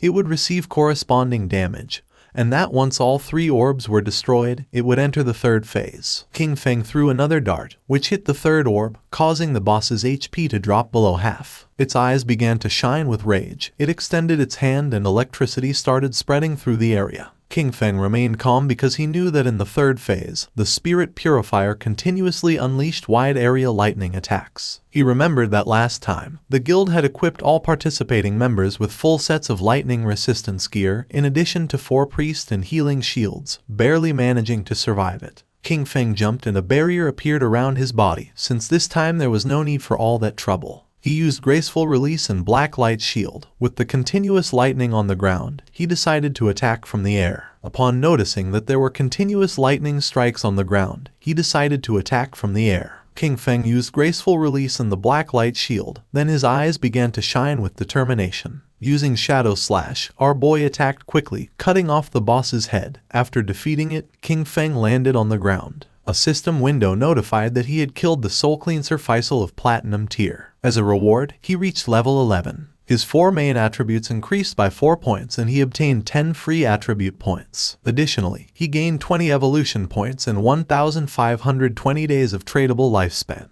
Our boy was somewhat happy. He had achieved the world's first kill of a platinum tier boss, for which he earned 10 reputation points. Additionally, he had become the master of the sanctified grounds. The ground was full of lifespan and, according to King Feng's knowledge, the hideout he had just obtained had an importance that transcended the game. He knew that a hideout not only provided shelter and storage functions, but more crucially, it could be extracted into the real world. This was vital because, when the game descended, real-world weapons began to corrode. The most powerful ones, especially nuclear bombs, became useless from day one. Planes and tanks would barely function for another month or 2 before turning into scrap. In other words, all future battles in reality would depend entirely on skills extracted from the game. Once a hideout was brought into the real world, it could activate a magical defensive barrier and become an absolutely safe refuge. King Feng began to think in silence, and then started to move away from the area, remembering that in his previous life, his guild Godslayer had used this same place as their base to continuously grow. And although he kept many joyful memories of that time, he had also witnessed how countless people came and went, full of intrigues and deceit. His eyes began to shine with determination. This time he was not going to choose the same path, he was going to become stronger on his own, until reaching the top. Outside it began to rain, and a monster swung its axe forcefully. Xiaoyu's friend fell to the ground and dodged the attack. Asking her to step aside, she began screaming for help. She didn't react in time and the axe cut her body in half. She respawned back in the town, and the system informed her that she had died, losing 14 years of non-tradable lifespan and 2 days of tradable lifespan. She went into shock upon seeing that she had died again. Her friend was furious. He called her an idiot and scolded her, asking how it was possible that she hadn't dodged the big axe wielded by the boss. She got angry and asked him who he thought he was insulting. She scolded him, saying he was the tank and if he didn't attract the boss's attention properly, how was she supposed to dodge the skills? He got even angrier and, calling her an idiot, asked her how he was supposed to attract the boss with an AoE skill. After arguing, he left the party. Xiaoyu's friend panicked when she saw that the tank had fled and started asking for help since she was being attacked by the boss. The boss attacked with its axe, and not long after, the friend also respawned back in town. With a worried expression, she suggested to Xiaoyu that they better focus on killing small monsters to level up first, explaining that she was uneasy because they didn't have much lifespan left. Xiaoyu began to ponder in silence. At that moment, the system revealed that the player Shadow from Zhanghai City had achieved the world's first kill of a platinum-level boss, gaining 10 reputation points. Everyone's attention was fixed on the system window. People couldn't believe what they were reading. It seemed crazy to them that someone had managed to solo kill a platinum-level boss. Many commented in amazement that they had barely made it to the continent, while Shadow was already farming there alone.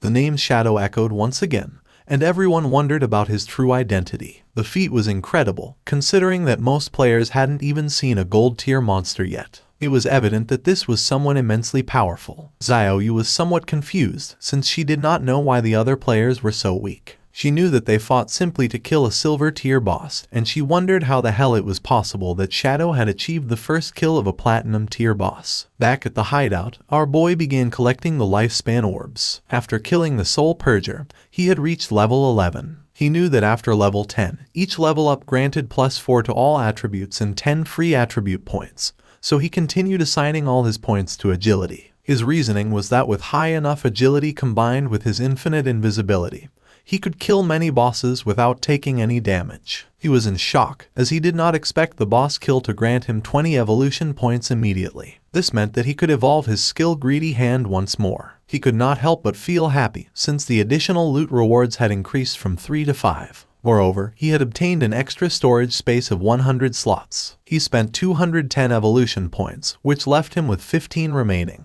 As a result, his Greedy Hand skill evolved from epic to legendary. The assassin skill now granted a 500% chance to get an extra loot reward, and that extra loot had a 100% chance to increase by 1 tier. Additionally, he gained a new passive effect, 100 slots of greedy space for item storage. King Feng decided to use his legendary tier Greedy Hand skill to collect the loot, and as a result, he obtained 5 extra loot drops. Additionally, he gained 100 evolution points, bringing his total to 115 remaining points. While observing the system window, King Feng noticed that 2 pieces of assassin gear and a book of assassin skills had dropped. However, since his level was still not high enough to use them, he decided to store them for the moment in the safe house warehouse. King Feng summoned a devout believer and gave it the order to collect all the loot from the palace and pile it up. The devout believer got to work. King Feng was happy because he knew that the 115 evolution points he had left could be used to upgrade those skills that had not yet reached the epic level. He consumed 42 evolution points to evolve Shadow Stealth 3 times to epic level. As a result, its stealth duration increased from 36 to 60 seconds. The attack that broke the stealth now dealt 300-500 damage,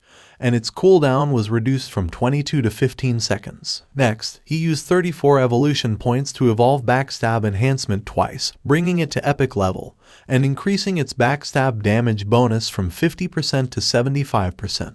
He then consumed 6 evolution points to evolve Darkest Moment through Platinum, Emerald, and Diamond to reach Epic. The ability now unleashed a burst of dark light that blinded all enemies within its expanded range of 50 meters. Its base duration increased to 16 seconds, though it would be shorter against targets with a higher spirit attribute. Finally, he spent 33 evolution points to evolve Bloom Curse 3 times to the legendary level. The skill could now be used on player corpses within 60 seconds of their death and gain new effects. It could simultaneously absorb 50% of the target's remaining non-tradable lifespan, and also absorb scattered non-tradable lifespan light spheres. Any corpse drained by Bloom Curse would cease to exist. His eyes widened in surprise upon realizing it could absorb the non-tradable lifespan orbs. He remembered that in many high-level areas and in the rage zones of special bosses, the lifespan was depleted at a speed hundreds or thousands of times faster, and this consumption affected first the non-tradable lifespan. Snowy contacted King Feng and congratulated him on the first kill of the platinum-level boss. She also revealed that she had good news. The Eastern Sage had just logged off. She mentioned that she had heard that his clan was gathering at the Jiangnan Hotel,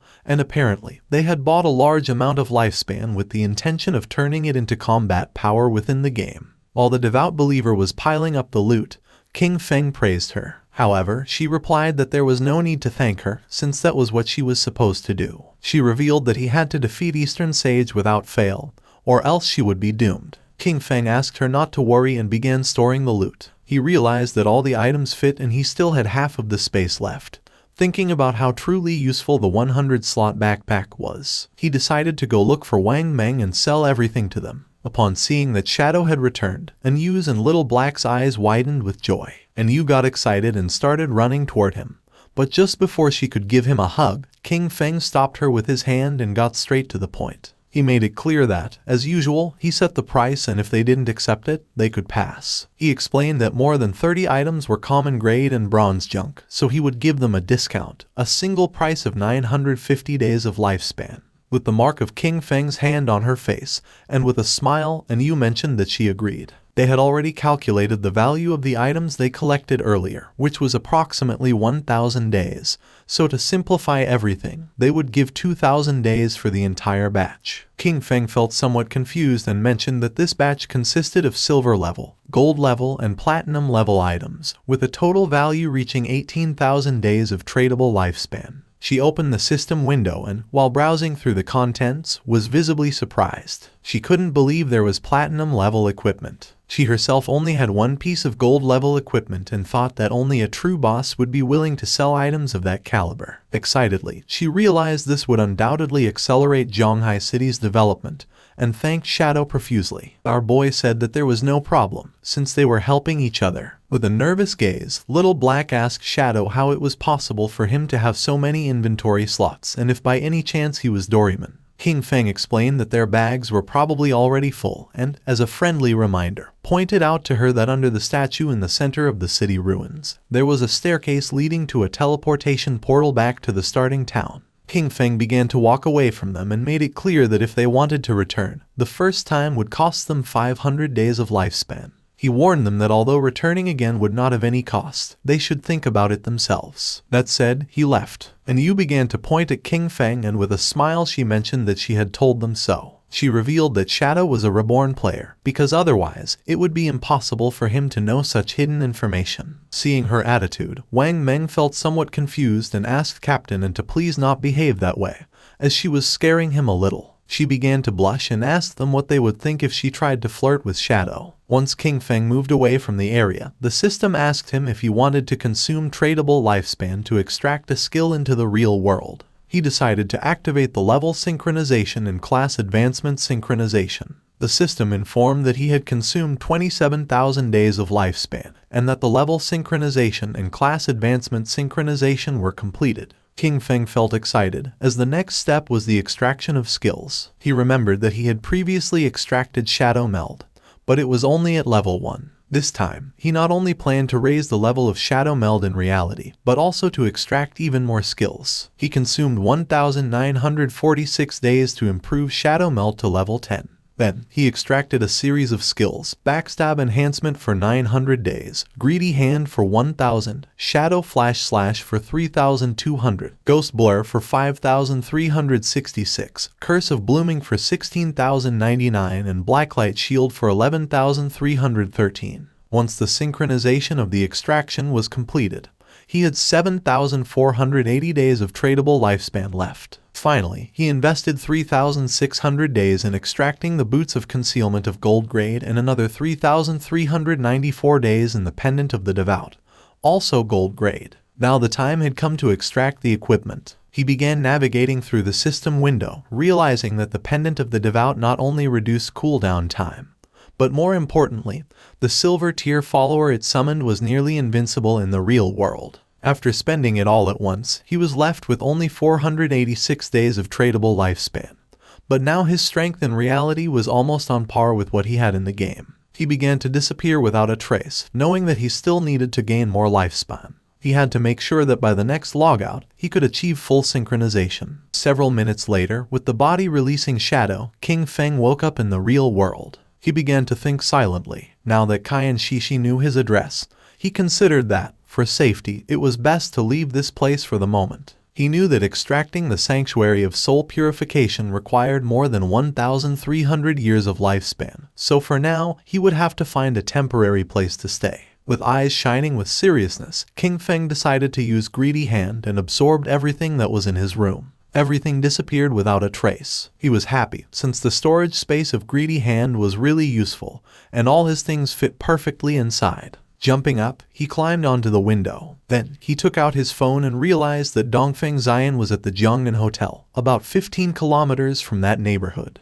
He began to look toward the ground and then, making himself invisible, descended from his apartment to the ground. He calculated that, at his current speed, he could get there in 10 minutes. Our boy began to move quickly through the night toward the Jiangnan Hotel. Several minutes later, he arrived at the place. Inside there were several men having dinner, and one of them mentioned that, given the current situation, the various skills and the lifespan of the game could affect the real world. He considered this a great opportunity for his Dongfeng family and praised Xianer for having done a good job by initially establishing a faction within the game. With a smile, Xianer replied that everything was what he should do. With a cheerful look, the grandfather said that he was very pleased with Xianer's progress. He explained that this time they had bought a large amount of exchangeable lifespan, all in order to acquire equipment and skill books. The goal was for the main members of their family to reach level 10 as quickly as possible, thus gaining an initial advantage to then use it and expand the family's influence in the real world. With this dual development, their Dongfeng family would surely become a dominant power, and even the dream of establishing a millennial family and dynasty would cease to be just a dream. Xianer began staring silently at his grandfather, and then his eyes began to shine with malice. In his mind, he thought with contempt about that damn old relic,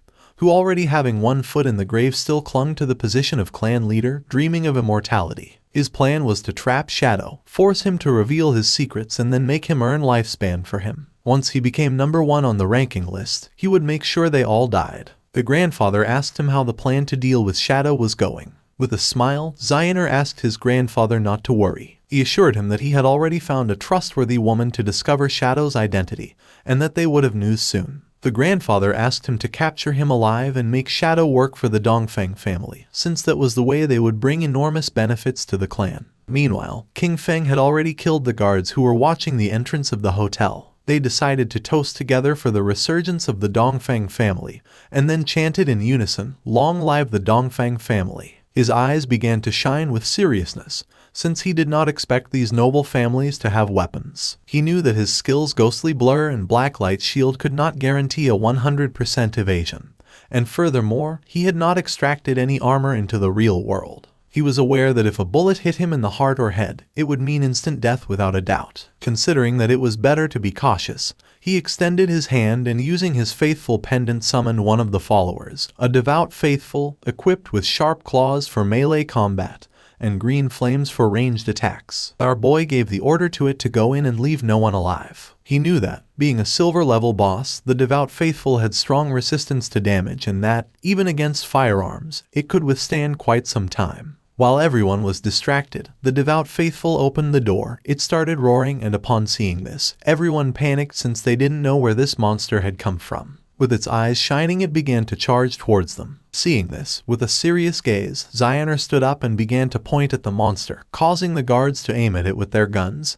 He could not believe that it was a monster from the game and quickly ordered them to shoot. The bullets impacted against its head, but they did not have much effect. It swung its arm forcefully, killing one of the guards. It stabbed its sharp claw into the chest of the other guard. While it was attacking the guests, Xianer couldn't help but sweat and feel fear. The monster began to attack his grandfather, who panicked and started calling for help. Without losing a second, instead of helping, Xianer started running. He did not look back, knowing that he had to get out of here quickly, because as long as he managed to escape and enter the game, he would be safe. His eyes were full of fear, and he thought that as long as he managed to reach level 10 in the game, extract his skills into the real world and then return, nothing could threaten him. At that moment, he saw King Feng standing at the entrance of the hotel, and just before he could take another breath, our boy attacked quickly, making Xianer's head fly through the air. While blood was emerging from his neck, King Feng turned his back and began to walk away. Xianer's eyes were full of confusion. He did not know what was happening.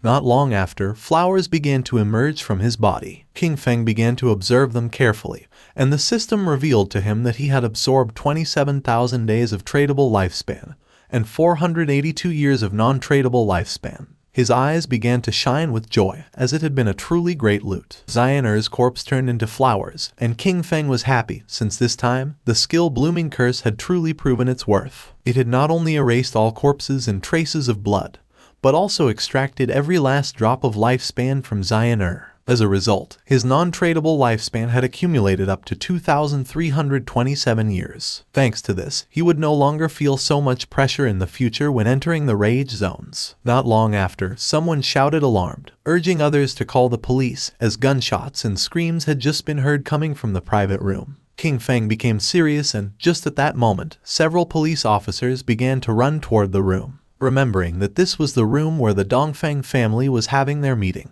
They were sure there had been a shooting, but upon arriving at the room they went into shock. Since there was no corpse, it seemed impossible to them that there were no victims. The situation was incredibly strange. One of the police officers felt somewhat confused. As this private room was a complete mess, it was evident that a violent fight had taken place here. What he didn't understand was why there wasn't a single person in the place. Immediately, he asked his companions if any of them had seen someone leave the hotel. According to them, this was strange. The question everyone was asking was where the entire Dongfeng family had gone. It was as if they had completely disappeared, and they thought it best to call the investigation unit. Meanwhile, King Feng had already left the hotel. King Feng began to move away from the hotel. His next target was the Cayenne Corporation. However, its main headquarters had already moved to North America before the game descended. At this moment, only the CEO's daughter, Cayenne Shishi, was trapped in the Demon City area, and he needed to eliminate her before she left the country. The distance from Zhonghai City to Demon City was nearly 300 kilometers. If he traveled on foot, it would take him 2 or 3 hours, and that was too much of a waste of time.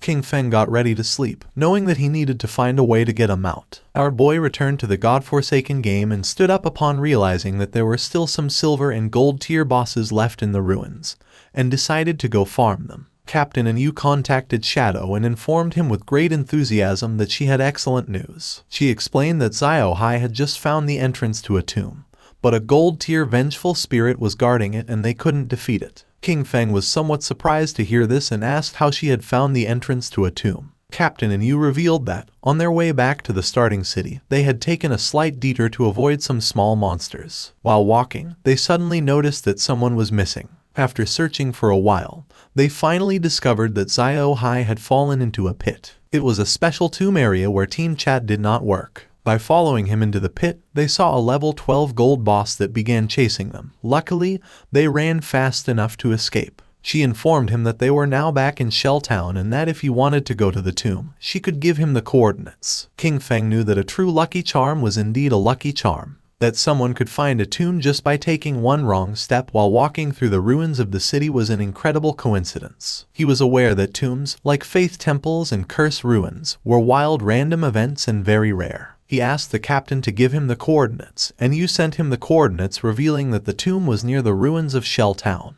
King Feng thanked her and mentioned that if he obtained something he couldn't use, he would sell it to them without hesitation. He couldn't help but think about how truly clever Yu was. King Feng's attention was fixed on a well. He was somewhat confused to see this and wondered if this was really the access point. With such a large well, it seemed incredible to him that someone could simply fall in by accident while walking. Without a doubt, that girl, Xiao Hai, was truly unique. Without hesitating for even a second, King Feng jumped into the well, and a system window welcomed him, announcing his arrival at the Tomb of Resentment, and notifying him that his long-range communication would be blocked. King Feng landed at the bottom and began to walk down the corridor. At that moment, a giant monster appeared before him, the Wailing Spirit, a level 12 creature of gold rank. King Feng began to observe the boss in silence. He had never encountered this wailing spirit in his previous life, but judging by its form, he deduced that it must have an extremely high attack power and a wide attack range,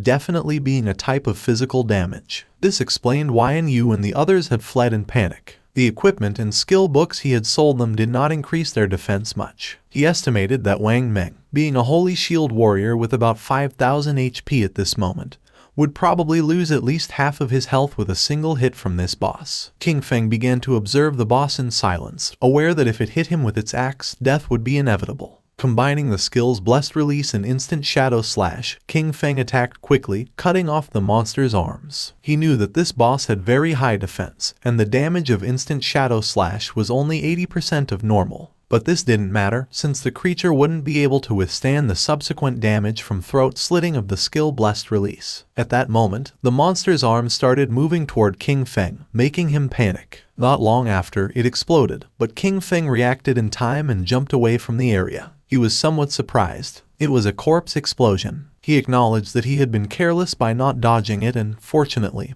his skill Ghost Blur had activated. Otherwise, he would already be dead. The boss's corpse transformed into lifespan. King Feng remembered that in his previous life, something similar had happened once.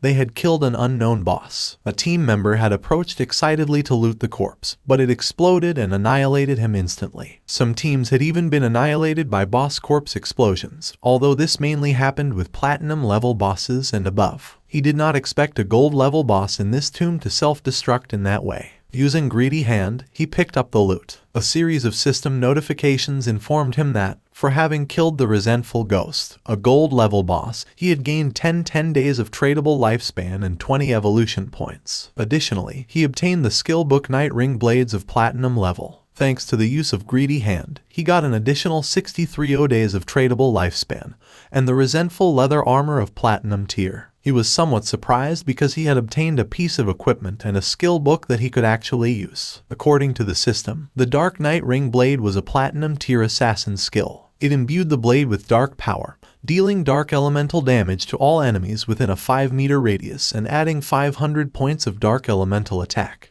Its cooldown was 10 seconds, reduced to 5.7, and the required level to use it was 11. King Feng was happy, as this was exactly the elemental damage skill he needed for the assassin class. Since the shadow class had higher spirit attributes than strength, its magic attack power surpassed physical. This perfectly explained why elemental skills like Dark Night Ring Blade suited him so well, and he understood that he should focus more on enhancing his spirit stats to maximize this type of damage. He had 9 points in strength, 9 in constitution, 24 in agility, and 15 in spirit. Phew! King Feng decided to advance the skill to epic level to see the result. Immediately, he consumed 6 evolution points, leaving him with 36 remaining. The skill Dark Night Ring Blade evolved from platinum to emerald, then to diamond, and finally to epic. As a result, the radius of effective dark elemental damage increased from 5 to 12 meters, and the added dark elemental attack rose from 500 to 13 points. Our boy thought that, after the evolution of the skill, the range had expanded from 5 to 12 meters and the additional attack had increased from 500 to 13 points. His eyes filled with seriousness, as he knew better than anyone that, being an area attack, the additional attack power was not so strong and the total damage per use could not be compared to that of Shadow Slash. However, it was a divine skill for eliminating groups of small enemies. Shadow Slash had a cutting range of 5 meters, but ultimately it was a linear skill. In contrast, the Dark Night Ring Blade was an area skill, so its effectiveness was much greater when surrounded. The system informed him that the Resentment Leather Armor of Platinum level granted plus 55 physical defense,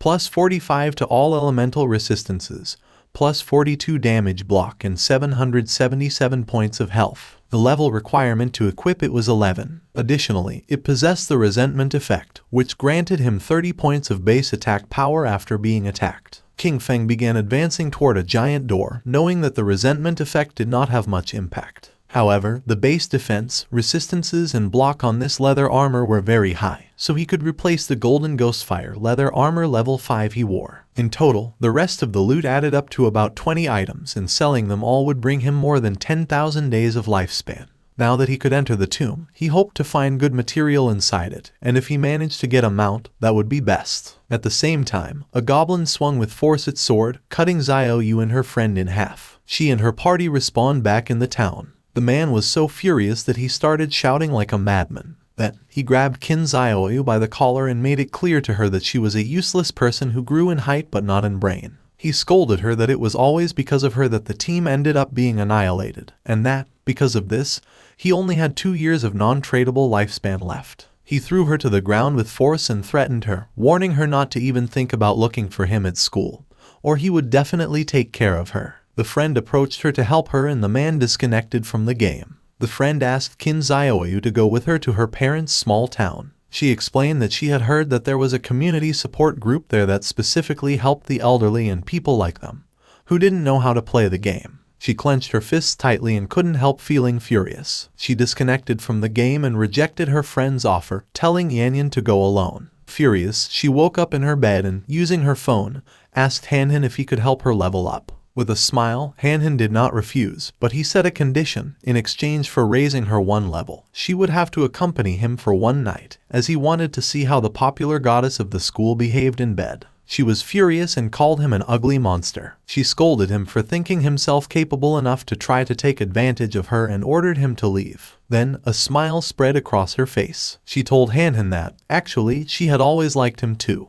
but that she hadn't accepted his confession earlier because her brother, Qin Feng, was controlling her. Now that she had cut ties with him, they could finally be together openly and without worries. He didn't fall into her trap. He called her an idiot and asked if she was trying to kill him with laughter. He pointed out that, if she had already cut ties with her own brother, who knows what she could do to him next. Finally, he ordered her to get out. She started contacting everyone. First, she reached out to Sharp Young Master, inviting him to her house to keep her company and, by the way, help her level up. However, he recognized her immediately and mocked her, boasting that he was now a platinum-level talent and had plenty of women, before ordering her to get lost. Then, she tried her luck with Brother Xiaoma, telling him that she was bored and waiting for him in Shell Town. The response was just as curt. He reminded her that everyone knew how she had deceived Jiang Wei and threatened to hit her with his new skill. She was sad and desperate. She cursed those men, thinking that not one could be trusted when it really mattered. In her desperation, she lamented that she only had 2.5 years of non-tradable lifespan left and didn't know what she was supposed to do. Her eyes were full of tears. She felt alone. She thought of King Feng and then remembered that he definitely would not ignore her. He must have a way to solve this, and she had to go back and find him to confirm it. It was night and, several hours later, she arrived at King Feng's apartment. For a moment, she thought that once inside she would find Qin Feng, apologize with some kind words, and that he would definitely forgive her.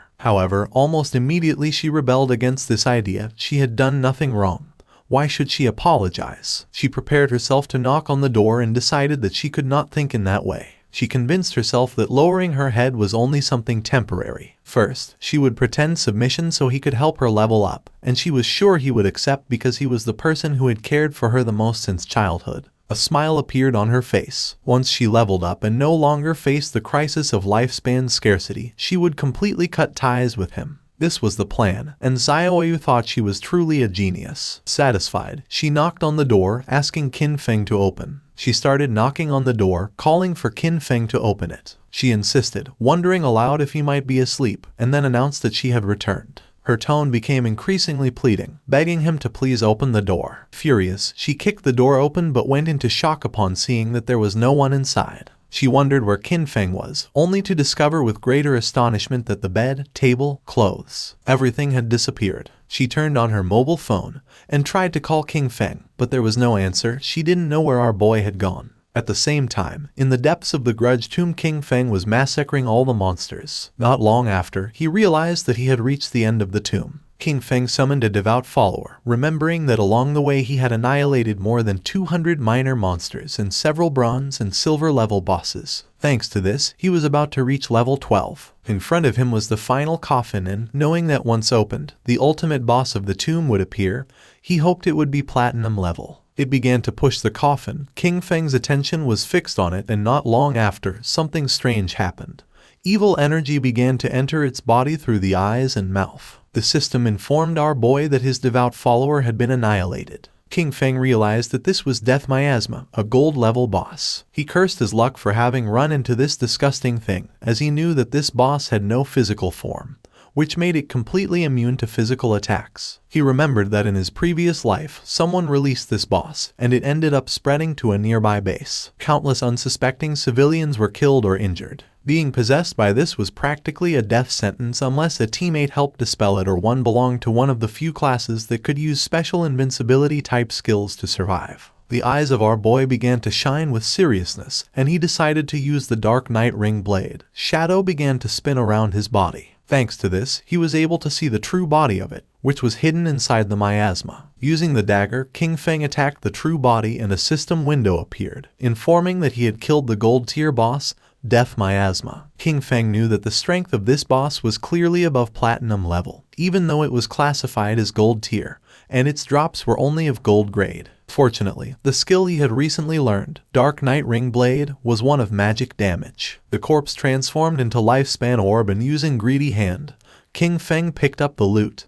He sighed. After all the effort it had taken to clear this tomb, he hoped that it would drop gold tier loot. King Feng obtained the rare item called Mount Bell. He was in shock upon seeing this. Our boy was happy since the boss had really dropped a mount. This showed him that Lin Liu's famous Koi luck was not just a simple rumor, it was a completely real fact. According to the system description, the Mount Bell, Ghost Night Wolf, served to summon a level 11 Ghost Night Wolf. This creature could assist in battle and also be mounted, requiring the user to have a minimum level of 11 to use it. King Feng remembered that the Ghost Night Wolf was one of the fastest mounts that could be obtained in the early stages of the game. The Ghost Night Wolf was level 11, and its grade was gold. It possessed 148 strength, 155 constitution, 135 spirit, and an impressive 191 agility. The mount would gain experience alongside its owner, growing stronger over time. However, if its bell were traded, the creature's level would reset to its initial state. Its abilities were also noteworthy. Dash. When mounted, it increased movement speed by 245%.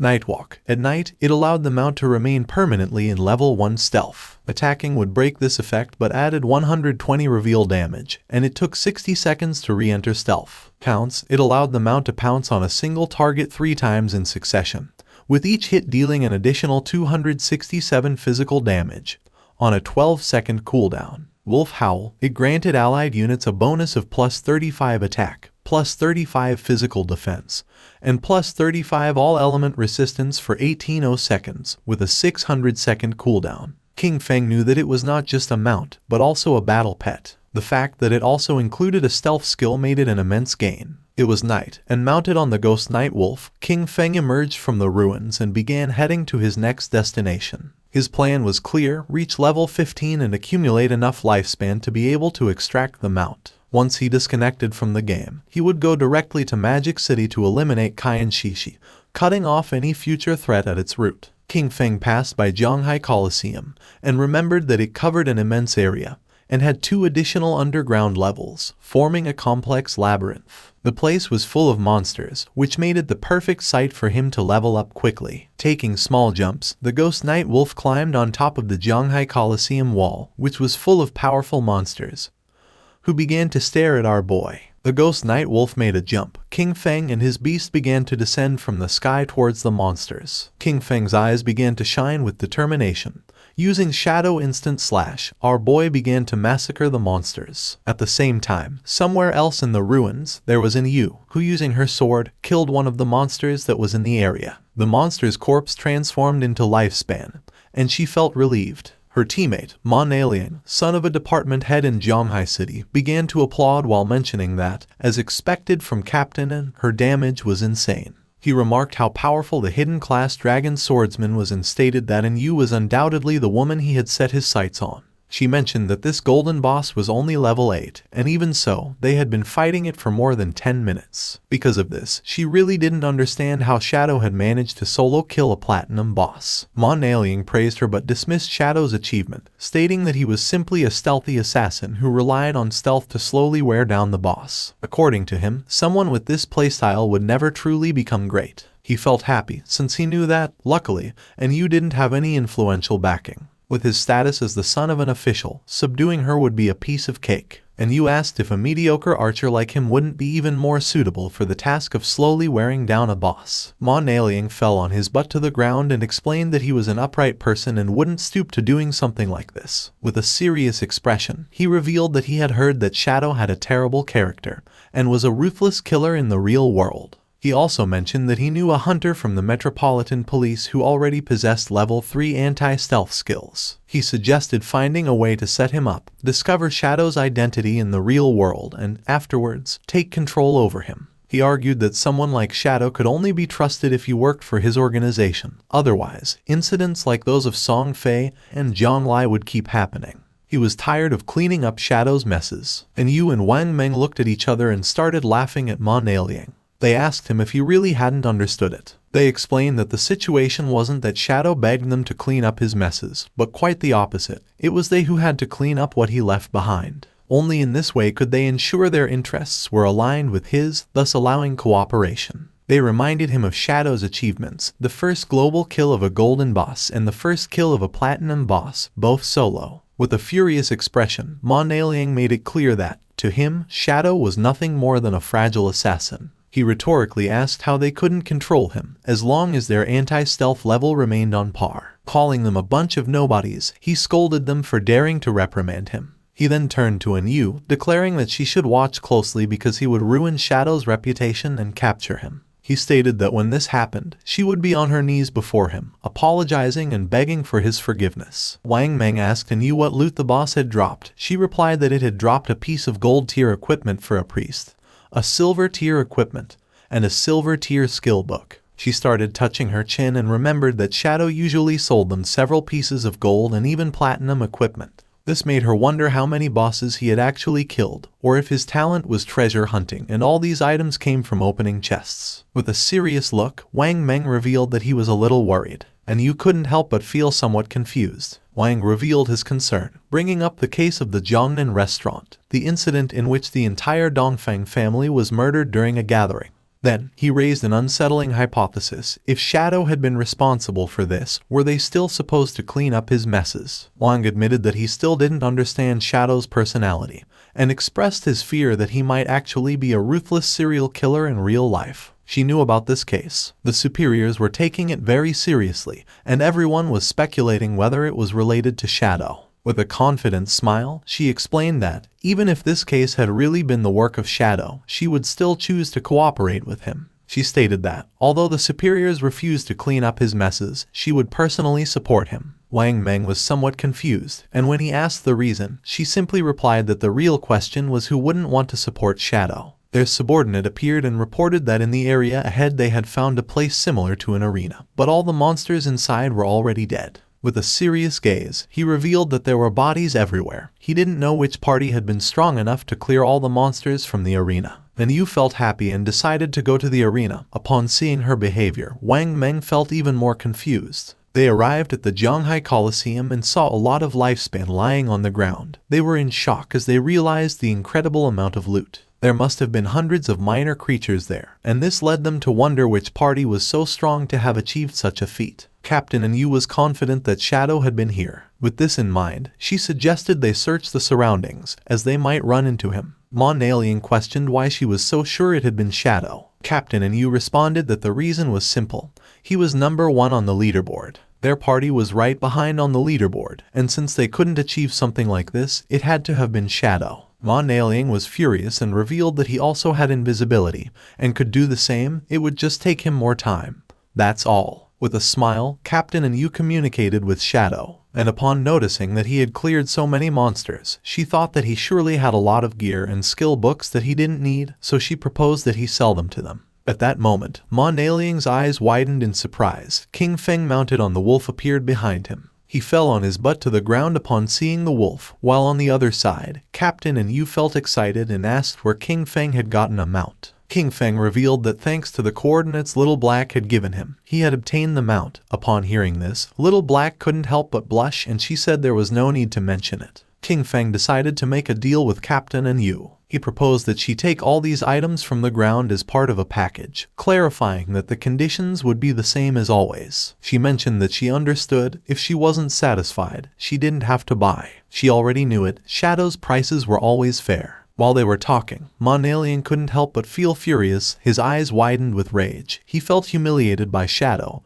and swore internally that he would make them pay. Mounted on the wolf, King Feng began to advance through the ruins. According to the system chart, he had already reached level 13. Below him, at level 10, were Justice Enforcement and Wang Meng. Black Goblin Big Lie's Eye also appeared at level 10. Our boy had 245 years of tradable lifespan and 255 evolution points. King Feng was happy because this time, after clearing the arena ruins, he had obtained a pretty good grade gold skill book. The skill book was called Silent Concealment. It was grade gold and allowed the user to enter stealth without moving. As long as they did not attack or move, they would remain permanently invisible. Attacking from this state added 300 detection penetration damage points. It had a cooldown of 120 seconds and required level 13 to be used. King Feng realized that this skill not only strengthened his stealth, its true power lay in the fact that, if he used it in reality and combined it with the invincible state from the game, he could make himself disappear completely in the real world.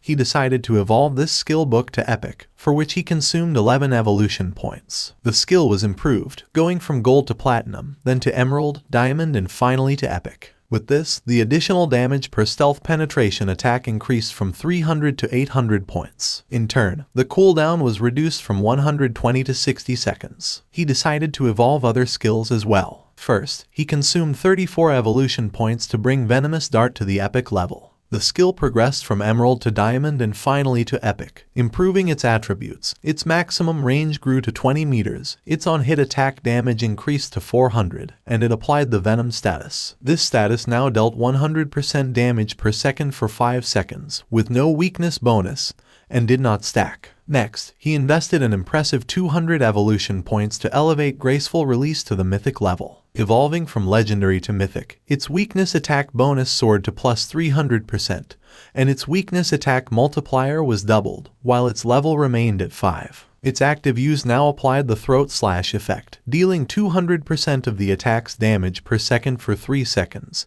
and its cooldown was slashed to just 15 seconds, or 9.7 with his bonuses. King Feng was happy since the mythic level skills were truly powerful. Now, except for some special monsters, each of his attacks was a hit to a weak point. He took out the necklace and began to observe it carefully and decided that it was time to evolve it. It was the Deceiver's Pendant of Platinum Grade, an accessory for assassins that granted 45 points of physical attack, 20 of strength, and 20 of constitution. Its equipment requirement was to be level 13 and also had a unique effect that added 1 point to stealth level. By combining his skills and equipment, he realized that he now possessed a stealth level 4. He was convinced that, at this stage, no one could detect him. In addition, there was the item Shadow Veil. Thanks to it, his evasion rate had directly reached an impressive 83%. It was the gold tier Shadow Veil, an assassin-type equipment. It granted 5 points of constitution, 5 of spirit, and a 32% evasion rate. At that moment, a small explosion occurred. King Feng decided to stop to find out what was happening. And when he turned around, something began to emerge. It was a giant boss who had chains as arms and 2 sharp blades as hands. King Feng realized that it was the Steel Saintess and wondered who would be crazy enough to have unleashed this boss. King Feng remembered that in his previous life, she had appeared in the ruins of Zhanghai City, where more than 1,000 people tried to hunt her down, which resulted in more than 4,000 deaths in total. In fact, she was the guardian of the sanctuary called Church Sanctuary, the second largest refuge in the Zhanghai ruins. His original plan had been to deal with Qian Shishi first before facing this boss, but since she had appeared there, he decided to face her. Jumping up, the wolf climbed on top of a building. The boss began spinning her arms and massacring nearby players. She killed one of the players, and upon seeing this, the others realized that she was very strong. Just before they had time to react, she swung her blade-made arms with force and began to kill the other players. King Feng, upon seeing that the players wanted to face the Steel Saintess, knew that they were greatly overestimating their own abilities. A player who was mounted on a tiger began to fight against the boss, and King Feng noticed that he was Dong Wuming,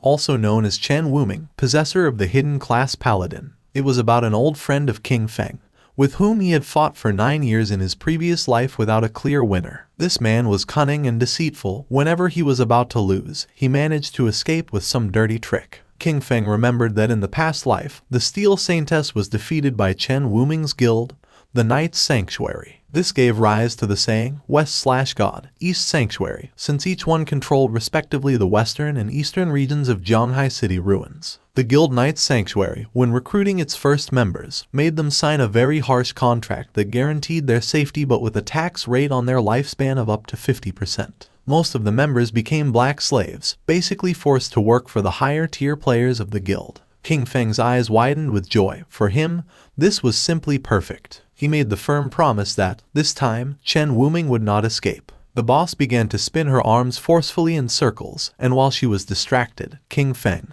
using invisibility, landed near her. His eyes began to shine with evil intent, and without wasting time, he used the Dark Night Ring blade and in the blink of an eye killed the players who were nearby. Wrapped in red aura, our boy began to spin quickly, killing all the players. Upon seeing this, Chen Wuming was in shock. Upon realizing it was Shadow, he asked why he was killing his people, stating that they had no grudge against him. King Feng appeared behind him and, with a murderous gaze, replied that it was because he didn't eat beef. Upon hearing this, Chen Wuming's eyes widened in fear. With a cold and arrogant expression, using instant shadow slash, King Feng killed Chen Wuming. Then, he extended his hand and used the skill Blooming Curse. Not long after, the players respawned back in their town. Chen Wuming was furious since he didn't know what Shadow not eating beef had to do with them. His subordinate panicked since his lifespan had reached 0. Chen Wuming knew this must be the work of a skill from Shadow. He decided they would gather their people to counterattack. But first they would move to another place to level up and thus recover the lost lifespan. Among them was also Xiao Yu. She couldn't help but cry while wondering why Shadow was attacking her directly. Her lifespan was about to run out completely. The system informed King Feng that his skill, the Flower Bloom Curse, had absorbed from Xiao Yaoya 4 days of tradable lifespan and 1 year of non-tradable lifespan. King Feng couldn't help but feel happy upon realizing that she was also in Chen Wuming's party. His eyes widened with excitement. She had just absorbed this small amount of lifespan, a clear sign that she was already desperate. Because of this, she had chosen to join the Knight's Sanctuary Guild as a black slave. For him, this was something she well deserved. At that moment, the boss tried to attack Shadow, creating a smoke screen. Once the smoke cleared, it could be seen that he had dodged the attack using ghostly blur. He knew that in the first phase this boss wasn't very difficult to deal with. The boss was somewhat confused. The chains that formed her arms began to tense. Not long after, her arms began to spin. She didn't know what was happening. King Feng's eyes began to shine with seriousness. He knew that she only limited herself to swinging her chain swords repeatedly, performing some directed or area physical attacks. King Feng appeared above her and decided to use a combination of Blessed Release and Plague Blade.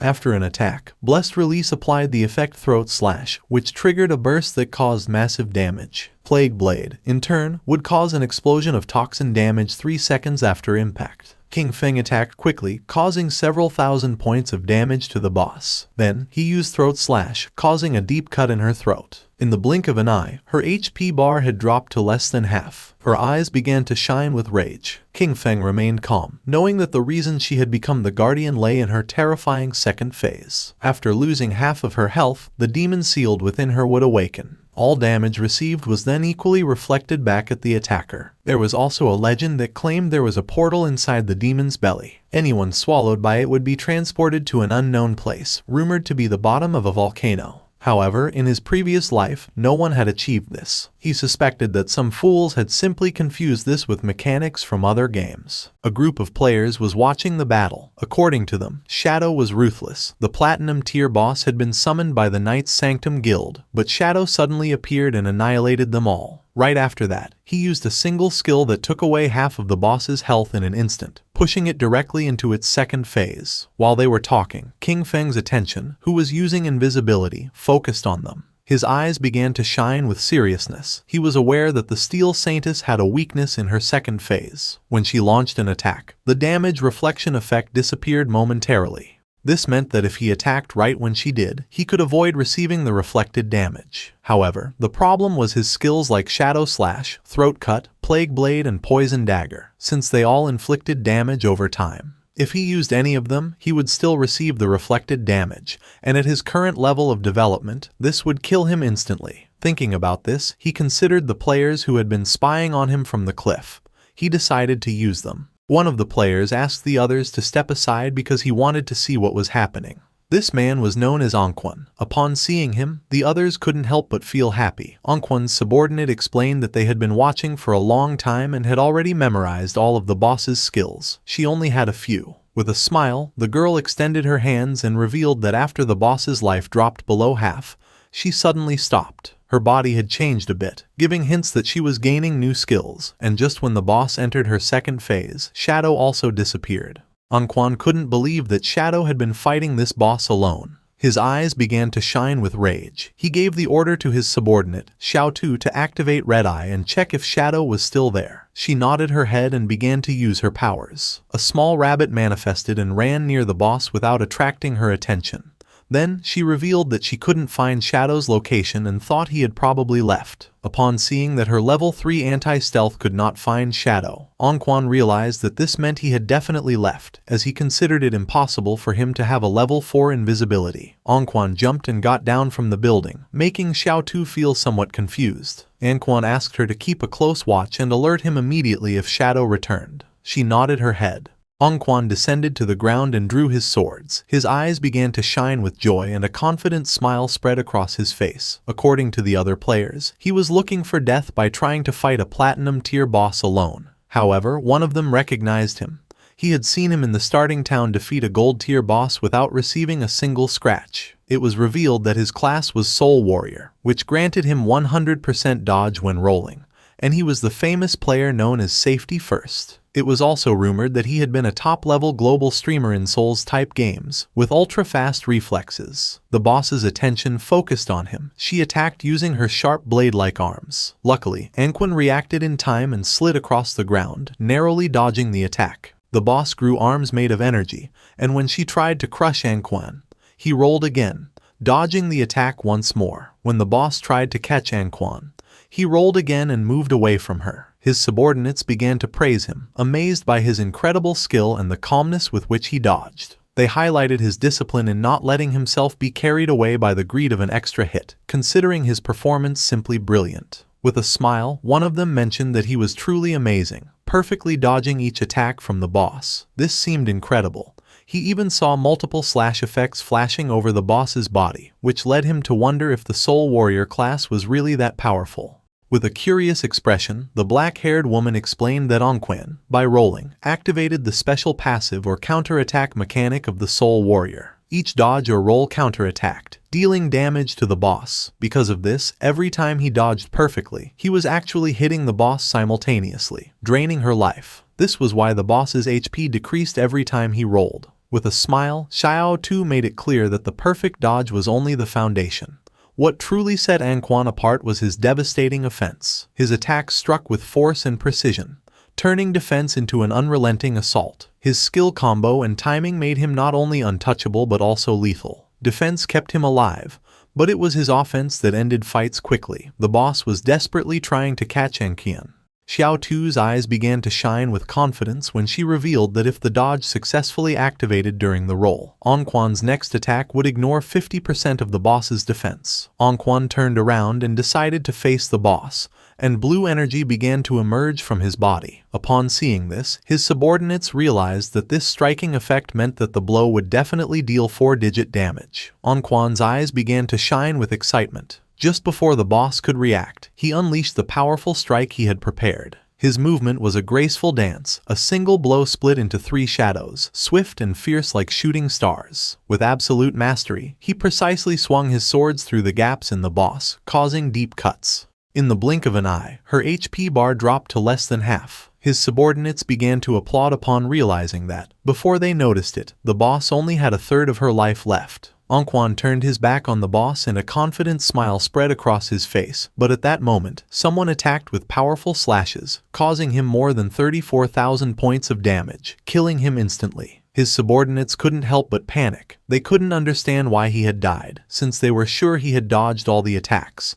They were even more puzzled because, although their skills hit the boss, her health did not decrease with the blow, despite having seen it drop drastically moments before. Not far away stood our boy. He began to silently observe Anquan's lifespan orbs and thanked him. Anquan's constant showboating had caused the boss to use many of her moves. King Feng's eyes began to shine with joy, as during this time, he had been constantly attacking, finally reducing the boss's life to a third. The flashy moves of the Soul Warrior had inflicted decent damage, but in the end, he had caused his own death. Due to the traits of his class, it was simply impossible for him to defeat the Steel Maiden.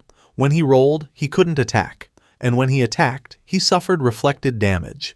This was a true curse. The boss began to turn around, and King Feng's attention fixed on her. He knew this wasn't good. With her health so low, the boss was trying to return to the church sanctuary. If she managed to get there, she would fully recover, making all previous efforts useless. King Feng began silently observing Anquan's subordinates, and then his eyes started shining with seriousness. He realized that the Soul Warrior's death had scared these people and doubted they would attack the boss again. However, if the boss didn't make a move, her damage reflection effect wouldn't disappear. It was time to get serious. Our boy landed in front of her, knowing that he couldn't allow her to return to the sanctuary. Upon seeing our boy, the other players were somewhat surprised. To them, Anquan was just a clown. Shadow was the real boss. It seemed terrifying to think that all the cuts the boss had suffered moments before had been his doing. Xiao Tu couldn't believe it. Her level 3 anti-invisibility hadn't detected Shadow's presence, which could only mean that Shadow's invisibility was level 4 or higher. The gaze of one of them fixed on the lifespan orbs of Anquan,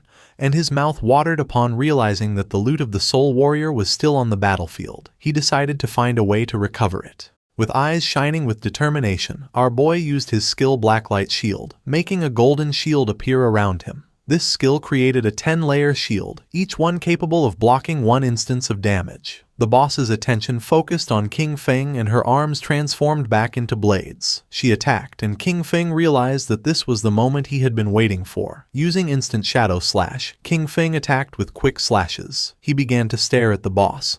Now his black light shield had 7 layers left. He remembered that, out of the 9 strikes of instant shadow slash, the last 3 had hit the boss during her damage counterattack phase, right after her attack ended. If it hadn't been for the black light shield blocking those 3 hits, he would already be dead. The boss began to concentrate energy in her abdomen, and then she jumped and started to release purple flames. Our guy stepped back. Now he had no layers left of his black light shield. The boss began to stare at him with eyes shining with evil. King Feng realized that the damage from the flamethrower was coming too frequently. Despite having a dodge rate over 80%, this had instantly destroyed all 7 layers of the shield. If he had been just half a second slower, they would have killed him instantly. While he was distracted, one of the players tried to take Anquan's loot, but our guy noticed and threw a poison dart which stuck in his forehead. The player was eliminated. King Feng made it clear that he wasn't going to let anyone steal the loot from him. The system informed our boy that he had obtained 612 days of tradable lifespan, and 67 years of non-tradable lifespan from Safety First. Additionally, Blossom Curse had absorbed 355 days of tradable lifespan, and 20 years of non-tradable lifespan from Clean Hands and Feet. King Feng was somewhat surprised, since Safety First had a really large amount of lifespan, which probably meant that he had never died. This seemed interesting to him, so he decided not to use Blossom Curse on him. The boss started roaring, but King Feng remained calm. He knew that he would have to rely on the black light shield and the normal shadow slash to slowly wear her down. She attacked with force, but King Feng moved out of the range of the attack, causing her hand to hit the ground. Although the efficiency was low, it was relatively safe. While King Feng and the boss were fighting, Xiao Tu was watching the battle. She was somewhat surprised by Shadow's incredible ferocity. She wondered what kind of skills he possessed. Before, she hadn't understood how he had gotten the first kills, but now, seeing him in action, she was completely convinced of his power. Our boy's eyes began to shine with determination and he decided to give the final strike. King Feng moved quickly, cutting the boss's body into pieces as if it were nothing. The system confirmed that he had killed the Steel Maiden, granting him 48,000 experience points, 120 evolution points and the Church Sanctuary key. The other players were in shock. They couldn't believe that Shadow had really soloed the boss. For them, this was precisely the reason why he was number 1 on the leaderboard. King Feng picked up the loot using Greedy Hand. He obtained a piece of assassin-type leather armor of emerald level, the Black Flames gift-piercing leather armor. It granted 95 points of physical defense, 120 points to all elemental resistances, 77 points of damage reduction, and 77 points of constitution. Its special effect, Black Flame's Gift, applied a stack of the Black Flame status when attacking or being attacked, up to a maximum of 5. Each stack reduced the target's defense and elemental resistance by 7%, although a note clarified that the weakening effect was lower against bosses of emerald level or higher. Our boy felt happy since this single piece of emerald tier equipment provided better defense than what others got with a full set of armor. Additionally, it came with the Black Flame's Gift effect, which weakened the target's defense and elemental resistance. This made it much more useful than what had been dropped by the Soul Purifier earlier. He also obtained the skill Assassin's Instinct of Emerald tier. It granted him the ability to partially perceive the silhouette of invisible units and gave him 2 points to the anti-invisibility level. King Feng decided to upgrade the skill. The process consumed a total of 33 evolution points, leaving him with 97 remaining. As a result, his skill assassin's instinct evolved through the Emerald, Diamond, and Epic tiers until reaching Legendary tier. With this, his anti-invisibility level bonus progressively increased from 2 points to 5. Additionally, the legendary effect added the ability to more sensitively detect weak points of the target, granting him a 50% modifier to critical hit damage. It was an anti-invisibility skill, upgraded to legendary tier, with a level 5 anti-invisibility and a 50% increase in critical hit damage, combined with the passive of graceful deliverance. This added up to a total of 350%. Now, he could strike his enemies' weak points even with his eyes closed. King Feng had 97 evolution points remaining and decided to evolve his Ghostly Blur skill to legendary tier first.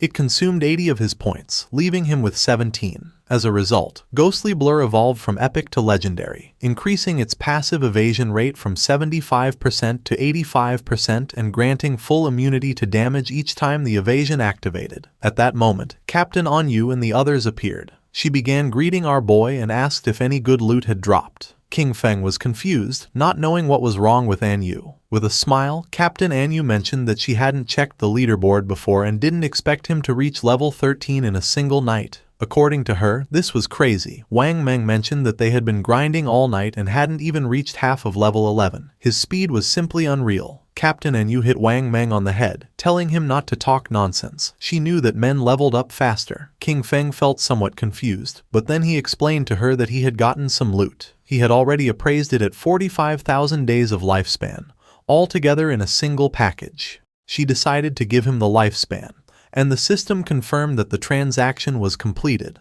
With a serious look, King Feng revealed that he also had another good item for sale and asked if she knew about the hideout. Captain Anyu began to show a smile and mentioned that they had already heard about the hideouts. She explained that in the ruins of Zhonghai City there were no safe zones, but player groups could occupy hideouts as bases. In them, they could store supplies and activate magical defensive barriers at critical moments to block external water invasions. King Feng knew that what she had probably heard about was the small hideout dropped by the Golden Boss. She nodded her head and explained that Zhonghai City's officials still hadn't found any hideout. She added that in Modu, officials had already taken control of a medium-sized hideout, and that's how they knew of its existence. King Feng took a golden key out of his inventory. Now that she understood the value of a hideout, he revealed that it was the Sanctuary hideout key, which had been dropped by the boss he had just defeated. He informed them that this hideout covered more than 800 meters of land and proposed that they return and discuss the price they were willing to offer. After this, he would consider whether or not to sell it. Captain Anyu and Wang Meng were in shock, as they knew that the larger the hideout was, the stronger its defensive capabilities and the more solid its internal infrastructure. A hideout covering 800 meters was more than enough for each member of Zhonghai City's official forces to have their own private room inside. She extended her hand and, with a curious look, asked how much he planned to sell such a large hideout for. King Feng decided to go back and discuss it first, to see what price they could offer. He knew that in his previous life, this hideout could be sold for 2,000 years of lifespan. If he managed to sell it to the government, this, combined with the lifespan he already possessed, would be enough to extract all his gear, skills, and levels into the real world. With a nervous expression, Captain Anyu accepted his proposal and assured him that she would immediately report it to her superiors. Then, she said there was something else and asked for his help. They had just received news that 7 gold-tier bosses had appeared together in Dark Moon Town, where many people had already died. Because of this, they were willing to offer 10 years of lifespan if Shadow intervened to eliminate them. Upon hearing this, our guy mentioned that 7 gold-tier bosses didn't seem like a big problem. He considered that even if they were grouped together, the official forces should be able to eliminate them with some time. Therefore, he deduced that if they had come asking for his help, there must be something particularly problematic about them. She began giving a thumbs-up gesture, impressed by his insight. She confirmed that he was right. She explained that they had managed to isolate and kill one of the 7 bosses, but it came back to life. And not only that, suddenly the stats of all 7 bosses skyrocketed, instantly annihilating her entire team. King Feng's eyes widened in surprise. He remembered the existence of group-type bosses that could resurrect. This led him to suspect that they might be puppets created by the Cursed Slate, one of the ancient god slates. If it really was an ancient god slate, then it was something he couldn't let go. He decided to go now and asked her to send him the coordinates. She wished him good luck. According to our guy, Anyu was quite genuine. The loot from 7 gold-tier bosses could be sold for 40 or 50 years of lifespan, and she had even offered him an additional 10 years as a reward. Honestly, this was very generous. Mounted on the ghost night wolf, King Feng began to move through the ruins, passing by a statue, and his eyes widened in surprise. Not far away, there was a group of players hitting a girl. It was Xiao Yu, King Feng's sister. With a smile, the woman gave her a strong slap on the face, accusing her of being a slut who tried to seduce the guild leader even though she had just joined. Xiao Yu, whose face was full of bruises, began to cry. With an angry gaze, the woman made it clear that this was a warning. She should stay away from the guild leader or she would destroy that pretty face. They continued beating up Xiao Yu. King Feng, who was watching from the top of a building, realized that Xiao Yu had gotten involved in internal drama after joining the Knight's Sanctuary. These insignificant power games were nothing new to him, but in his past life, he had always been the one to resolve them for her. He descended to the ground and asked her to simply enjoy life being alone. Xiao Yu began to cry, begging them to stop hitting her, as it hurt a lot and she thought she was going to die. The women did not stop and swore they would kill her, accusing her of being a damn slut. They didn't know how many men she had seduced. King Feng entered the statue, remembering that beneath the enormous statue in the center of Zhonghai City's ruins, there was a hidden chamber that allowed returning to the starter town. Information that very few people knew. In front of our boy, a magic circle appeared. He knew that teleportation wasn't free. The first trip cost 500 days of lifespan, the second 1,000 and the third 2,000, doubling with each use. Over time, the starter town would evolve into a higher level zone where minor monsters would transform into bosses and hidden treasures would appear. An example of this was the ancient god's slate on this occasion, an item he couldn't let slip away. The system asked if he wished to teleport back to the abandoned land of the gods, Dark Moon Town. King Feng remembered that Dark Moon Town was a town that appeared in later stages which he had never heard about in his previous life. Without hesitation, he chose to teleport. The system consumed 500 days of lifespan and King Feng was teleported to the Dark Moon Town. This town was full of elders chatting with each other. King Feng felt somewhat surprised, as he did not expect the place to be so lively and wondered why most of the people were elders. Not far away there were several players. One of them helped the elder woman to stand up. She felt relieved to have returned to the safe zone. The players reminded her that, as they promised, they had leveled her up to level 3. During this process, she had received 72 days of lifespan and now only needed to give them the tradable lifespan. The old woman got angry and refused, asking why they wanted money if they were supposed to be a charity organization that helped her level up. With a kind smile, one of them explained that they weren't asking her for money. When they partied before, part of the lifespan dropped by the monsters they defeated was shared with her. The other guy mentioned that she only needed to give them that portion, as had been agreed from the beginning. The old woman became even more furious, making it clear that she didn't know what damn agreement they were talking about. It seemed shameless to her that some young people had the nerve to ask an old lady like her for money. The players tried to calm her down, explaining that she was mistaken. They were helping her level up for free and only asked in return for the lifespan dropped by the monsters.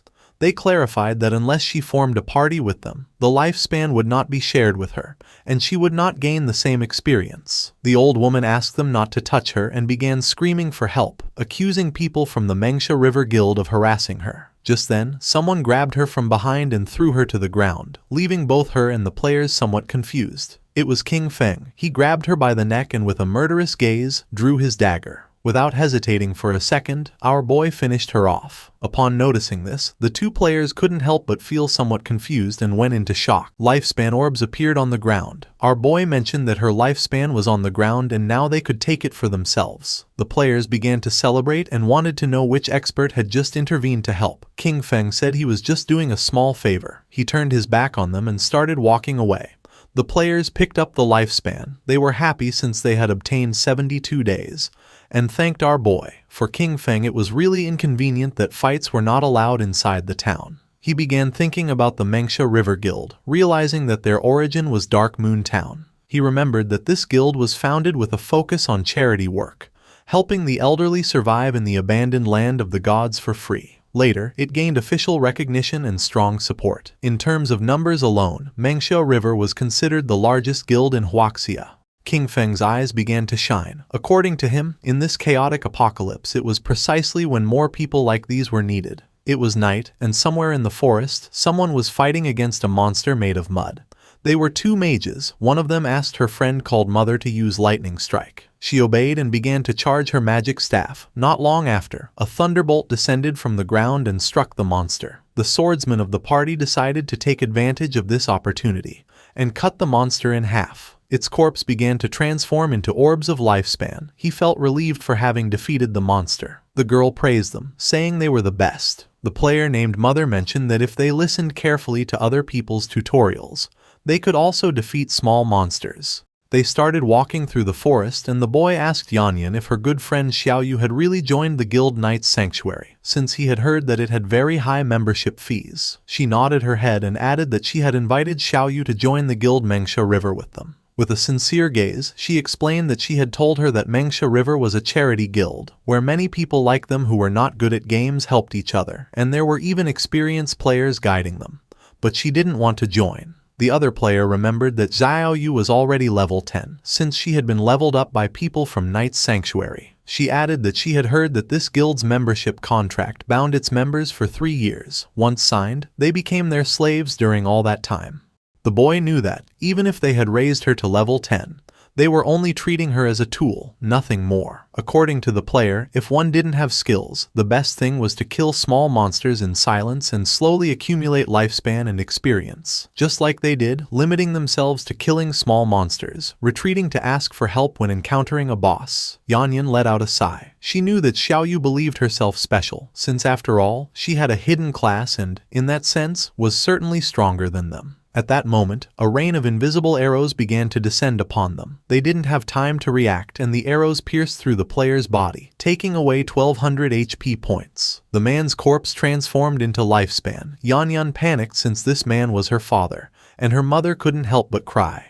The archer who had shot the arrows couldn't help but smile, as he had eliminated him instantly with a single skill. The masked men asked him to stop talking nonsense, claiming that it was impossible for the Mengsha River Guild to have experts, since they were just trash. They wondered what kind of player with skill would want to carry those elders, insisting that they were all scum. They approached Yanyan and her mother. With a smile, the archer asked them to hand over all the lifespan they were carrying. Yanyan could not help feeling afraid. She knew that the authorities had officially forbidden killing people in-game and remembered that the attackers were risking becoming wanted criminals. The archer began to point at her with his finger and a smile, making it clear he didn't give a damn about the authorities. He decided to stop chatting and gave them 3 seconds to hand over the lifespan. The player named Mother obeyed. Yanyan, however, stood firm, telling her mother not to even think about it. She asked her to quickly ask for help on the guild channel while she held them off. Upon seeing this, the archer gave the order to his men to attack. They had to kill the older one and keep the young one alive for fun. The masked men rushed at her, but just at that moment, a wolf appeared and bit them. Yanyan felt somewhat confused as she didn't know what was happening. The archer's eyes filled with confusion. Just before he could take another breath, someone attacked quickly, cutting off his head. It was none other than King Feng. While the wolf was devouring his subordinates, our boy began to observe the archer's head in silence. He soon realized that he was Shadow. The archer and his subordinates respawned back in the town. He was furious, and his men too. They wondered if the cause was the killer status, but even with it, there was no way that their lifespan could be completely drained. They were in shock, not understanding how all their lifespan had disappeared and why such a large amount had dropped, ready to be traded. They started running toward the forest, knowing that if this continued, they were going to die. They had to kill monsters quickly to get some lifespan. At that moment, a strange energy appeared, and not long after, a sword made of energy descended upon them. The energy made them unable to move. Someone approached them. They knew they had finally been caught for having been wandering around and attacking other players. They were 2 priests. The man who was holding the skill book revealed that they were official bounty hunters and that, according to the law, they were going to arrest them, for which he asked them to provide their real-world information. The other man began staring at them with a serious gaze and made it clear that if they resisted, they would immediately end their lifespan. Back in the forest, flowers began to emerge from the archer's corpse. Yanyan felt happy and thanked our boy, knowing that without his help, she and her mother would have been doomed. King Feng started looking down at the ground. He did not expect Chuyen to be so good. Kind-hearted and brave, she was completely different from Qin Xiaoyu. He didn't know how they had become best friends, but fortunately, they had taken separate paths. King Feng disappeared without a trace, and upon noticing it, Yanyan and her mother felt somewhat confused. Yanyan picked up the lifespan orb and her eyes filled with confusion since she didn't know if it was her father's lifespan. The mother was somewhat confused since she didn't know where the others were. She asked her daughter how Shadow had suddenly disappeared. Yanyan said that she didn't know.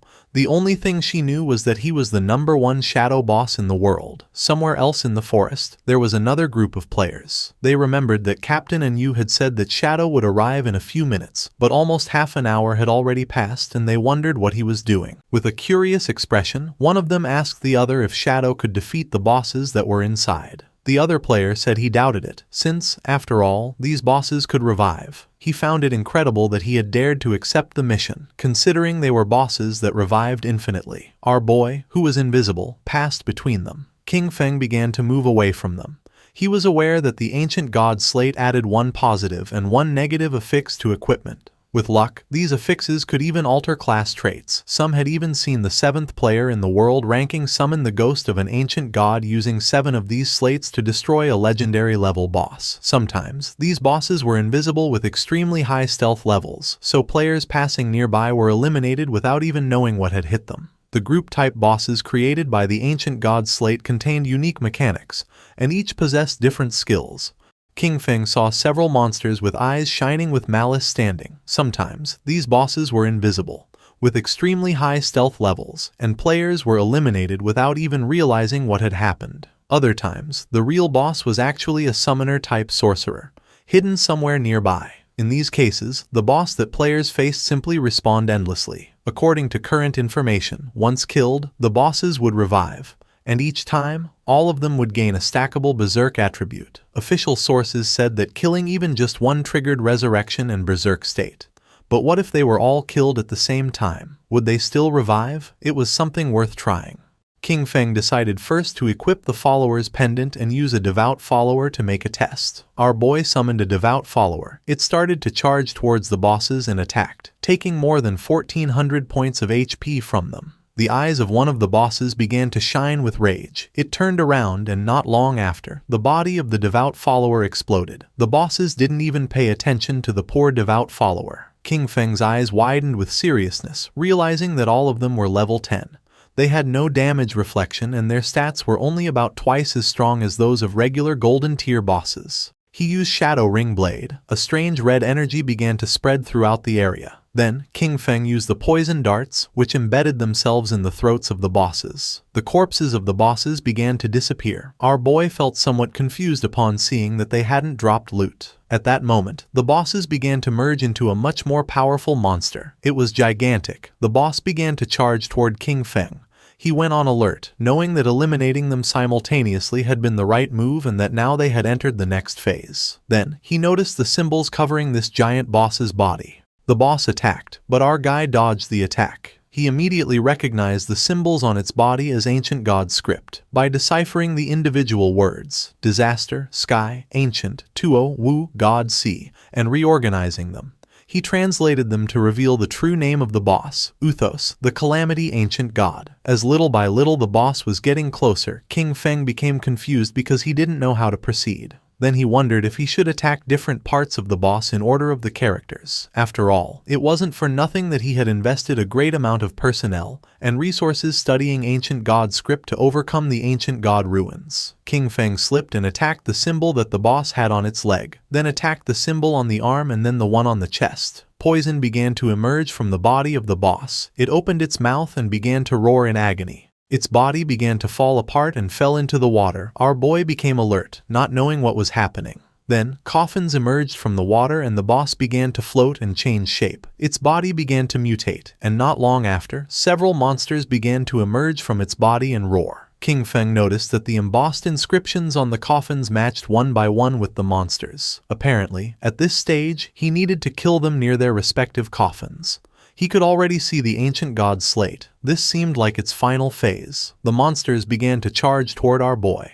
He stood firm and his eyes began to shine with determination. Crows began to fly over the area where our boy was fighting against the ancient god slate. The attention of all nearby players focused on them. They felt somewhat confused and curious, as they didn't know if what they were sensing was an earthquake or if the movement in the valley meant that the boss was going berserk. Because of this, they decided to go take a look. With a curious look, the mage of the team asked where the hell Shadow was. According to her friend, there was no way he could defeat this boss, so he probably wouldn't come at all. The eyes of the swordsman of the party widened in surprise, asking his friends to come take a look. The place was empty. There was no trace of either King Feng or the boss, leaving the players in shock. They began to walk around the place and noticed that the ground was cracking, wondering if the earthquake had just killed the boss or what was happening. Captain Anyu communicated with them and asked them to retreat, since Shadow had already taken care of the boss. The eyes of the players filled with surprise and confusion. They could not believe that Shadow had defeated the boss alone.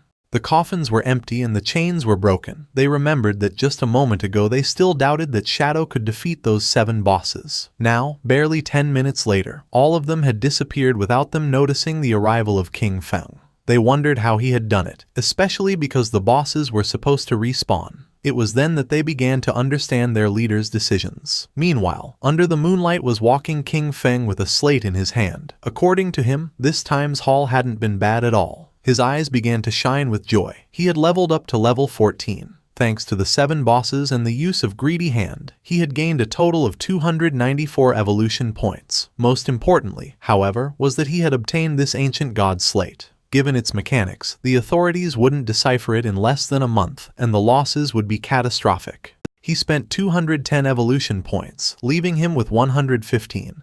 His skill Shadow Flash / evolved from epic to legendary. The improvements were substantial. The blink range increased to 40 meters, stealth duration to 15 seconds, and cooldown was reduced to 8.8 seconds. The skill now inflicted 9 slashes in a wider area of 6 meters, and each hit added 700 attack power. However, the most impactful change was a completely new effect. Each slash now granted him a shield equal to 100% of his maximum HP, stackable up to 9 times and lasting for 60 seconds. Our boy was confident and couldn't help but feel cheerful, since from now on, if the 9 slashes of Shadow Flash / hit, his effective HP would become 10 times greater. His margin for error had just skyrocketed. He turned invisible and began to walk through the area, knowing that, at his current leveling pace, he would reach level 15 in another 5 hours. Then, it would be time to head toward Magic City. Several hours later, our boy arrived at the ruins, where the women were still beating up Xiao Yu. They were willing to beat her to death. King Feng was somewhat surprised to see that they were still fighting. These women were quite ruthless.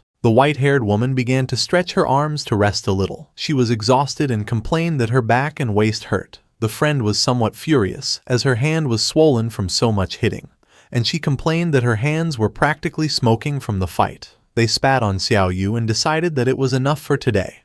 This beating should serve as a lesson. Xiao Yu, whose body was full of bruises and wounds, began to sit up. She couldn't help but cry. According to her, everything was King Feng's fault. She had told him to cut ties and he had really ignored her, not understanding that when girls say something, they often mean the opposite. Using the magic staff, she stood up. Fortunately, she had signed a contract with the Knight's Sanctuary, so she wouldn't have to worry about her survival for the next 3 years. Although she had to give up 50% of her lifespan, she would still have some left for herself, ensuring that she would grow faster than Chu Yan and the others. She used the skill Holy Healing, which allowed her to restore all of the target's life. She was certain that once she became stronger, she would make sure that all those who had looked down on her wouldn't get away with it so easily. Neither King Feng nor those crazy women were going to escape. To everyone's surprise, the spell began healing King Feng, who was invisible. Poor Xiao Yu fell to her knees on the ground, thinking that she had failed casting again and wondering, puzzled, where the healing had gone. At the same time, in the Magic City ruins, several players were facing a boss made of rock. The boss attacked, but the party's tank blocked the attack using his shield. Not far away there were 3 players hiding and watching the fight. Among them was also Qiang Shishi. According to her, Daxia's men were really weak since they had sent 18 people for a single boss and were too afraid to fight. Her friend winked at her and asked her not to say that, since they were working hard for their benefit, so they should be grateful to them. She blew him a kiss and, laughingly, mentioned that he was very polite, but those pigs from Daxia had such low damage that it took them too long to defeat a miserable gold-tier boss. The players continued attacking and the boss's HP bar had already dropped to less than half. With an excited smile, the team's mage encouraged everyone to give it their all, as it only had a little life left, and they needed to keep going for the final blow. At that moment, a spear pierced through his chest, killing him instantly and turning his body into lifespan. The one who killed him was King Shishi's subordinate. With a smile, he thanked him for his hard work and for the offerings of weaklings. Noticing this, the players panicked upon realizing they were facing the Spade Gang, a band of thieves made up of mysterious women from Daxia and foreigners. They couldn't understand how such beasts could exist, capable of guiding outsiders to massacre their own people. They began to charge at them, and the leader asked his men not to be afraid and to attack all together, since they were only a few people. Noticing that they were trying to resist, Kyung Shishi promised to massacre all the pigs of Daxia and warned them to prepare to die. Her subordinate drew his double hammers and used the skill called Thunderous Tremor, creating a small earthquake which caused the players to become trapped in the ground. She drew her daggers, moved like thunder, and in the blink of an eye, killed the players. She couldn't help but mock them. As for her, Daxia's men really were just a bunch of useless fools. Her eyes began to shine with malice, realizing that Daxia's authorities had already reported their information. However, this was useless, as in her view, all of Daxia was nothing more than a garbage dump full of filth. Her friend mentioned that they were just ordinary players, so there was no way they could compete against them, being backed by capital. While the corpses were transforming into lifespan orbs, she explained that although their true identities had not been exposed, for safety, they should leave Daxia as soon as possible and head to North America. She began looking at the ground and decided that then they would form a guild dedicated to hunting the Daxia pigs. The black man thought this was a good idea, but the other man questioned what name they would give to the guild. She began to show her dagger and decided to call their guild Alice. She fell to the ground and began imagining herself surrounded by black men. She decided that it was enough for today. It was time to disconnect and celebrate the founding of Guild Alice with a big party. With a smile, Captain Enyu began to wave at our boy and proposed to discuss together the prices of the hideout, informing him that they had already arrived. King Feng asked how much, and she mentioned that 1,500. According to our boy, this was too low. Captain Enyu admitted that she knew that 1,500 was too low, so she had fiercely debated and managed to get the big boss to raise the price to 2,000. King Feng agreed to make the deal for the statue in the center of the ruins. He knew that Enyu was smart, even so she tried to offer him a low price. A while later, our boy arrived at the statue and saw Captain Enyu along with several knights. She blushed and with a smile mentioned that she had too much lifespan on her, so the high command didn't feel safe and had organized a military escort for her. King Feng's eyes began to shine seriously. He knew this was nothing, since the authorities still didn't know his true strength and those guys only knew 1 or 2 moves. King Feng handed over the key, and the system informed him that the transaction had been successful. He had lost the church sanctuary hideout key, and in exchange had gained 2,000 years of tradable lifespan. After making the deal, King Feng decided to leave, and Captain Enyu said goodbye to him. The knights were somewhat confused upon noticing that she was willing to pay 2,000 years of lifespan just for this. She clarified to them that they didn't understand. This was a hideout that could house hundreds, even thousands of people, and no one but Shadow would be generous enough to give it up.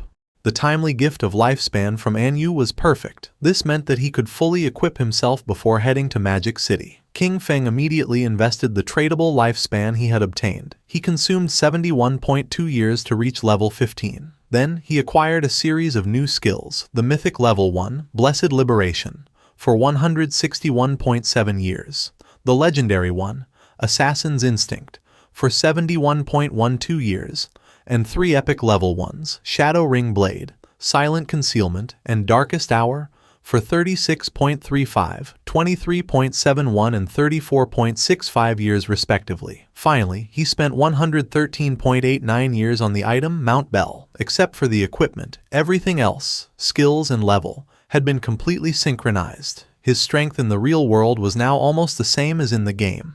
The system alerted him that his hunger level had reached 90%. He hadn't eaten in a long time, so he decided to disconnect to take care of his hunger first. King Feng disconnected from the game and woke up in a cage at the Hoi Lun Hotel.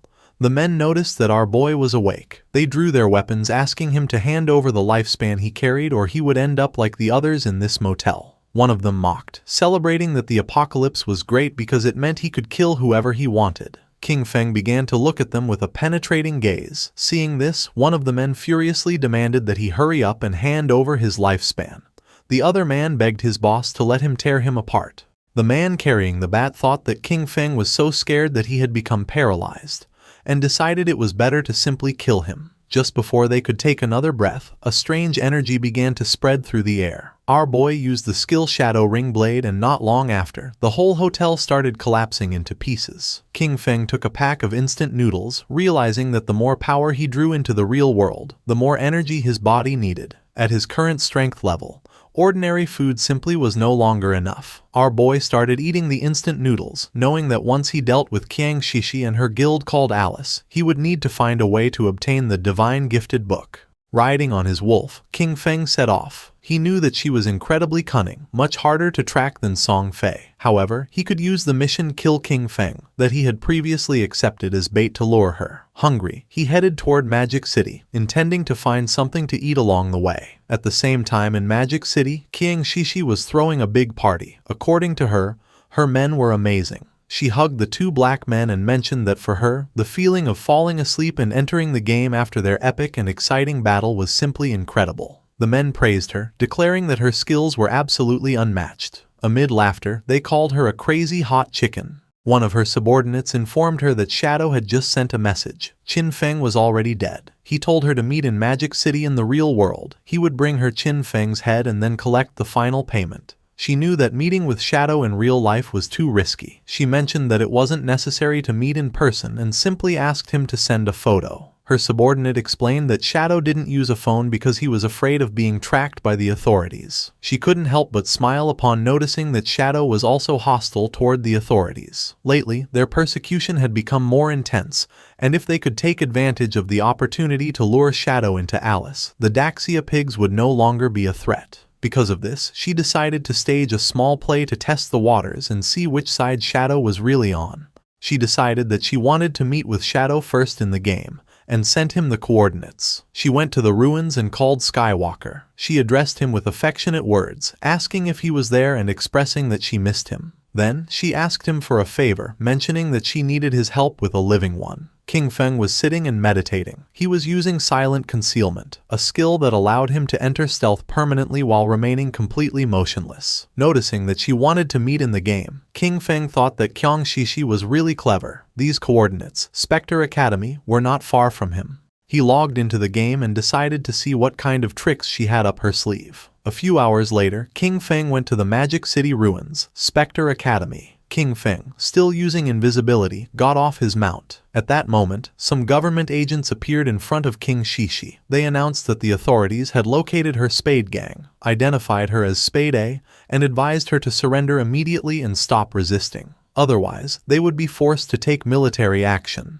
With a smile, she asked Tian Xingjian to go back and tell his men from Daxia to remember this well. They were no longer the Spade Gang, now they were the Alice Guild. Showing off her melons, she made it clear that they, the Alice Guild, specialized in killing Xiaoguo's men. Tian Xingjian and his men couldn't help but blush. Furious, they cursed Spade A, promising that Great Zia's officers would bring her to justice, calling her audacity shameless. With an expression full of excitement, she provoked the Daxia pigs to face her. She hinted that if they performed well in this show, she might become even bolder with them that night. King Feng was watching everything. Tian Xingjian clenched his fist upon noticing that she was as stubborn as ever and swore to arrest her. King Feng remembered that he was Chu Haonan, with the code name Tian Xingjian. He was a well-known informant who had provided intelligence to the Alice Guild, and who had only fallen in the 7th year since the start of the game. He found it interesting that Qiang Shishi and Qiu Haonan were conspiring so early. He understood that both had orchestrated all this to test him. If he intervened to help Qiang Shishi, he would become an enemy of the authorities. If he didn't, Qiang Shishi probably wouldn't meet Shadow in the real world. Our boy jumped and began descending from the sky. He used the skill Shadow Ring Blade and decided that this was the moment to show his sincerity. A strange red aura enveloped Tian Xingjian and his men, slowly taking away their HP. The system confirmed that he had slain Tian Xingjian and his men. Qiang Shishi and the others were somewhat confused. Once the corpses transformed into lifespan, King Feng appeared in front of them and introduced himself as Shadow. King Feng approached her and greeted her, introducing himself as Shadow. Qiang Shishi's eyes widened with love, and she couldn't help but feel excited and blush. To her, he was just too cool. She simply adored this kind of powerful man. She began to cry. According to her, it was a shame that Shadow was a pig from Daxia. She couldn't understand why such a powerful man had to be from Daxia and cursed the nation because she felt they didn't deserve him. Her subordinates were surprised to notice that King Feng had dealt more than 40,000 damage. They acknowledged that this was the power of the number one in the world and quickly greeted him. Our boy moved like thunder, killing the two men in an instant and causing their corpses to transform into orbs of lifespan. With a cold expression, he made up an excuse, saying that he didn't understand what they were saying, but assumed that they were definitely insulting him. Qiang Shishi was in shock. She clarified that they weren't insulting him, but simply greeting him. King Feng played dumb and offered an apology, recommending that to avoid future misunderstandings, it was better to speak the Daxia language in this place. Our boy decided it was time to begin the exchange, but before that, he ordered her to put on clothes. With a smile, she covered her melons and asked about King Feng's head. Deep down, she thought Shadow was a weirdo, but she really liked him. Shadow revealed that he had King Feng's head with him. He explained that he couldn't bring it into the game, but he could show it to her in real life if she was willing. Qiang Shishi opened the system window and with a confident expression decided to believe him. She had already witnessed Shadow's strength and believed he wouldn't lie to her. Shadow obtained 1,500 days of tradable lifespan. Our boy decided it was time to leave, but she asked him to wait. With a smile, she proposed a long-term collaboration, arguing that he had the skills and she had the money. She informed him that she had a new assassination target and, if he was interested, invited him to her house that very night. Sticking out her tongue and blushing like a tomato, she promised that she would fulfill anything he needed. Our boy became somewhat curious and asked who the assassination target was and what the payment would be. As she was logging off from the game, she suggested they meet in person to talk. She assured him that the payment would be several times more generous than this time and that she would wait for him that night at Magic City's port.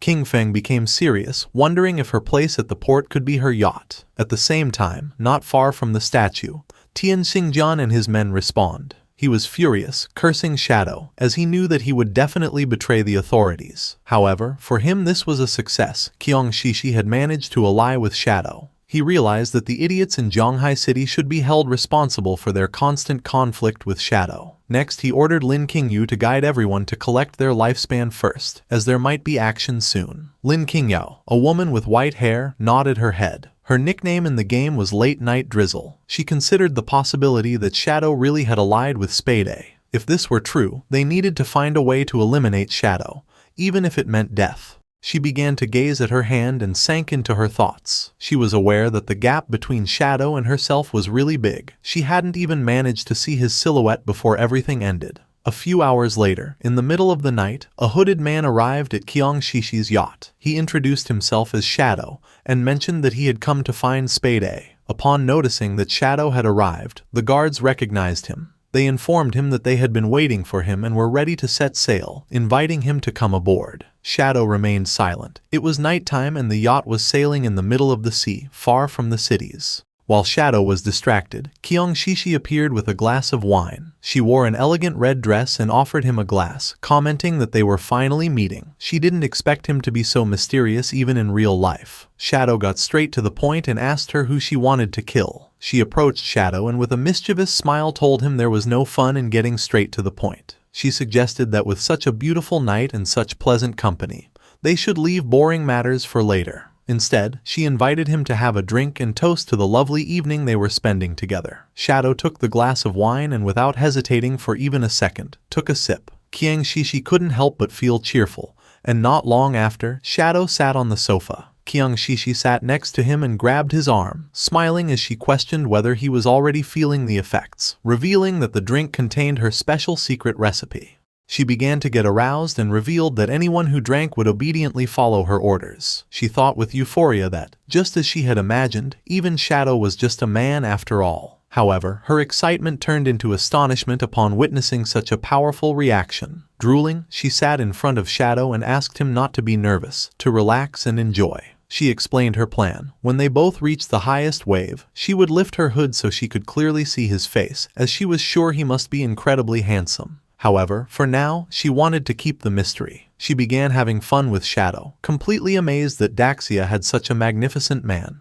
This made her understand why he was Shadow. A burning heat overwhelmed her as she marveled at the incredible experience. Feeling how a scorching heat consumed her, she urged him to continue, shouting that she was ready and for him to come out until finally reaching climax. At that moment, something strange happened and green flames emerged from Shadow's body, burning Qiangshishi. She went into shock, feeling a scorching heat as she wondered if this was fire. Someone appeared next to her and grabbed the protective crystal pendant that she wore around her neck. They did not expect her to have such a good item that had saved her life. It was the protective crystal pendant of gold tier, universal accessory, whose unique effect granted the wearer a shield layer of damage immunity every 300 seconds. It was none other than Qin Feng, with his body emitting a suffocating aura and a penetrating gaze.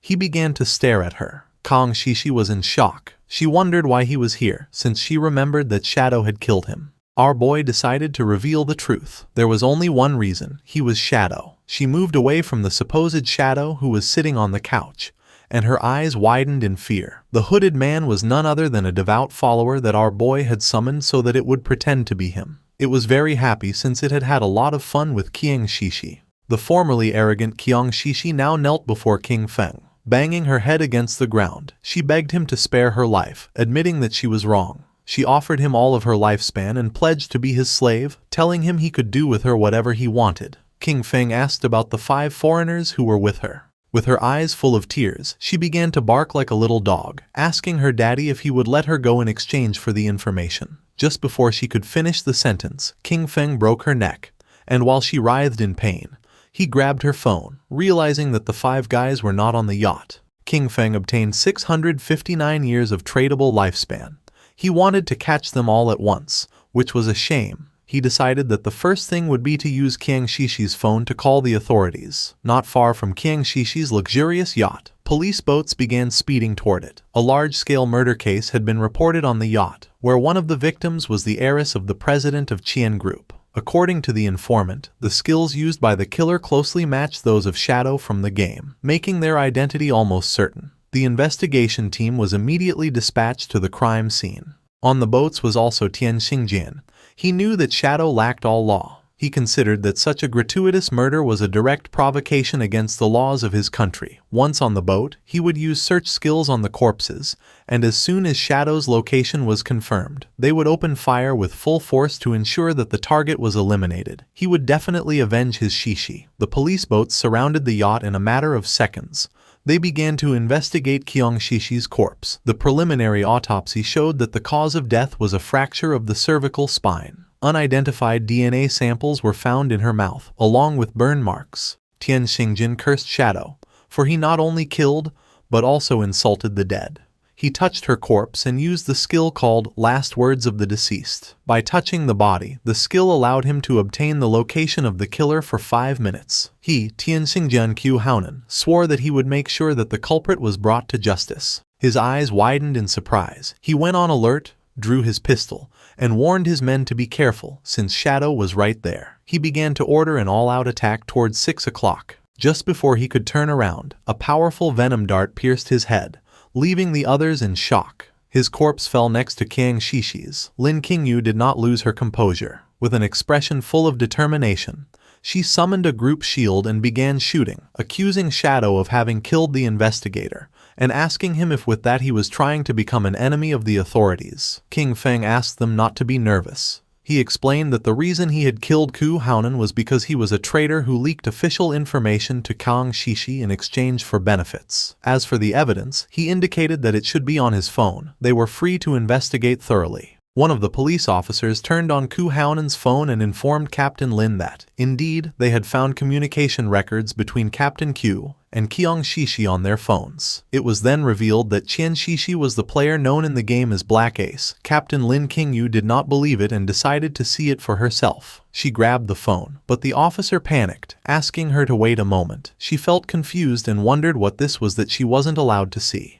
Her eyes widened in surprise when she saw a photograph of Qiu Haonan and Qiangshishi kissing. She couldn't help but blush like a tomato when she opened the photo gallery and saw all the private photographs of Qiu Haonan and Qiangshishi. The police officer got nervous, saying that he had already warned her. She realized that Shadow's words were all true. She finally understood. The last time Shadow had killed them in the game, it had only been a show for Qiangshishi to see. Shadow had gained Qiangshishi's trust in order to later find her and take care of her in real life. Afterwards, he informed the authorities, luring and killing Qiu Haonan. With one move, he had helped the officers solve 2 big problems. The police officer asked her why she kept staring at the photos so intently. She realized how terrifying Shadow was. She understood that, if he were hostile to the authorities, the consequences would be unimaginable. She remembered that just a few moments ago she had shot him. Although he probably wouldn't care or hold a grudge, she was worried that this could cause problems between him and the authorities. With a grateful expression, she thanked him for his help and apologized for having shot him earlier. Without hesitating for even a second, she shot herself in her own leg, causing the police officers to panic, but she asked them not to worry. With eyes full of tears, she told Shadow that she had returned the favor and asked him to please continue cooperating with the authorities. One of the police officers decided to help her stand up and told her there was no need to be so cautious. She mentioned that they didn't know Shadow's personality, and that, in any case, it was better to be safe than sorry. King Feng was using his invisibility skill and observing everything. He recognized late-night Drizzle, whose real name was Lin Qingyu. She had shot herself to avoid becoming his enemy. This was what one would expect from the future leading figure of Magic City's official forces. At the same time, in the game, not far from the ruins, several monsters appeared. The player carrying the shield began fighting them and asked Xiao Yu to heal him. She raised her friendly staff and activated a healing skill, but she was so clumsy that she healed one of the monsters instead of her own ally. The monster bit the player, and he, in shock upon seeing that she had healed the wrong target again, called her as useless as always. Her skill began to heal the monster, while the other devoured her friend. Not long after, both were eliminated. Both respawned again, and with tears in her eyes, Xiao Yu wondered how it had happened since she hadn't seen anyone. She concluded it must have been Shadow and questioned whether the reason he always attacked her was because he had discovered that she wanted to avenge brother Song Fei. He gave her a hard blow to the head, calling her an idiot and asking why Shadow would waste time attacking her. He explained that they had been annihilated by the Platinum Boss, Headless Assassin, Shero, and questioned whether she had even noticed the system notifications. Xiao Yu now had a bump on her head. With a furious expression, the man revealed that the boss had been provoked by her misdirected healing skill. Then he swore that if the guild leader assigned her to his group again, he would kill himself on the spot. At that moment, the boss descended near them, causing the man to panic. While a strange aura was emerging from its body, the man turned his back on Xiao Yu and began to flee from the place, realizing that the boss had followed them. Xiao Yu's eyes widened in fear, realizing this was not good. It was night and somewhere in the city there was a mansion. Someone threw a plate with fruits to the floor. It was a red-haired woman, who was on a call. She was furious. She declared the officers on the other side of the line useless. This was a golden opportunity to kill Shadow and they were simply giving up. She didn't care about their excuses. Shadow had massacred her entire Dongfang clan and their blood could not be spilled in vain. After having been infiltrated in the government for years, they had proven completely useless at the critical moment. She demanded that, no matter what it cost, they make Shadow pay for what he had done. Behind her there was a boy holding a whip. She reminded him that Shadow had killed his father-in-law, asking him why he was hesitating. Behind the boy was a wounded woman, with eyes shining with evil and confidence. The boy revealed to his mother that he had a plan to kill Shadow. The mother felt curious and asked her son Nantian what his plan was, reminding him that the godforsaken game was only accessible to adults over 18 years old, and that he still could not enter. Nantian's eyes began to shine with confidence as he explained to his mother that, although he could not enter the game, he could still use his brain. Since Shadow liked killing people, his plan was to send some people to provoke him and lure him into his father's fireworks factory. They would prepare everything in advance and, when Shadow appeared to kill them, they would detonate the entire factory. In this way, tens of thousands of fireworks would become his funeral pyre, allowing the whole world to witness his death. And even if the plan failed, there would be no way for Shadow to trace it back to them. A smile spread across the mother's face, realizing that they hadn't done a bad job creating him. Then, turning to Chu, she snapped that even her son was more useful than him. Chu did not object and mentioned that the matter should be kept secret. The official stance toward Shadow still focused on winning him over, and besides, his older and second brothers would not support them doing this. Upon hearing this, the mother hung up the call and decided she would take care of it herself. She approached her son, began observing the tied-up woman, and asked her son why he kept refusing to hand over his lifespan. Nantian apologized, started touching his cheek and while blushing admitted that he had lost control for a moment and had accidentally killed her. At the same time in the godforsaken game, more precisely in the ruins of Magic City, the boss that had chased Xiao Yu and her friend attacked quickly, and just before they could escape from the place, it moved like thunder, cutting them into pieces, killing them instantly. Xiao Yu was in shock. She couldn't believe how fast this boss was. Not long after, their bodies transformed into orbs of lifespan.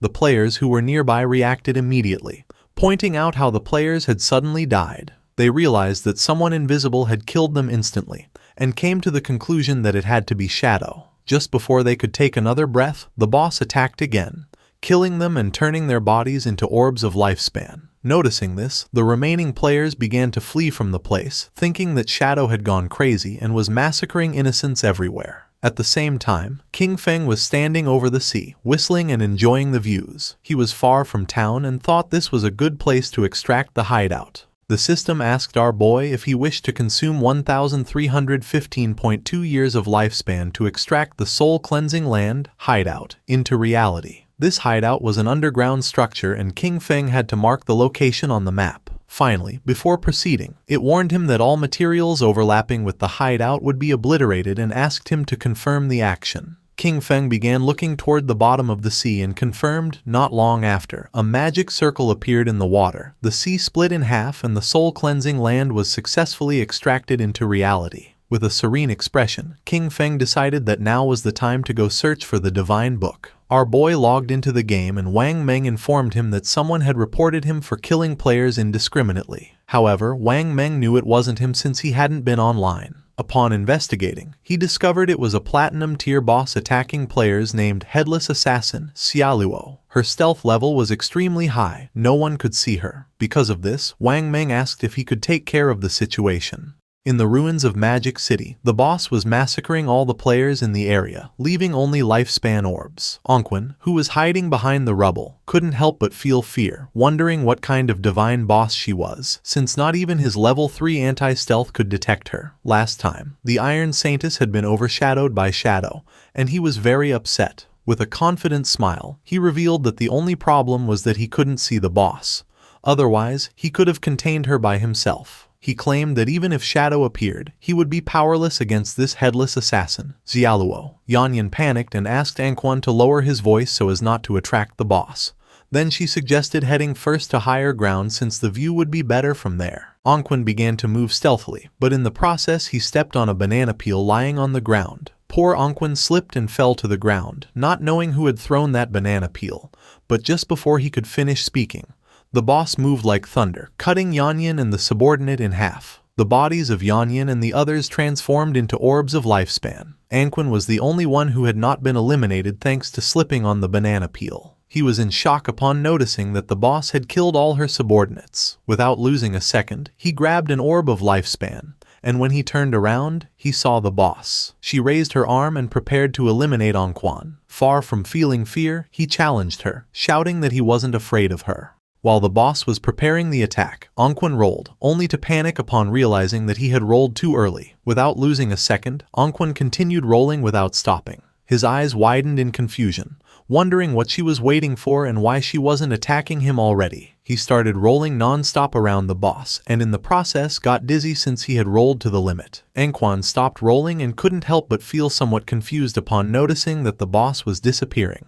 He was so dizzy that he could barely see clearly. After charging the attack, she used the technique anti-stealth strike and attacked the dizzy Anquan, who didn't have time to roll again and received the attack directly. In an instant his body transformed into lifespan. While the boss was distracted, Shadow began to emerge. Out of nowhere, King Feng appeared above her and using his skill true anti-stealth strike forcefully stabbed his dagger into her back, dealing more than 28,000 points of damage and killing her instantly. He was so fast that she didn't even have time to turn around or feel his presence. He couldn't help but feel somewhat surprised upon noticing that this boss's name was Xiaolu. A few minutes before King Feng appeared, all the members of the guild who were in the city ruins began to point at poor Xiaolu, blaming her for having miscast a spell that activated the headless boss. They claimed that the boss had noticed her and followed her to the respawn point. Xiaoyu's eyes were full of tears and sadness. She explained that it hadn't been her intention.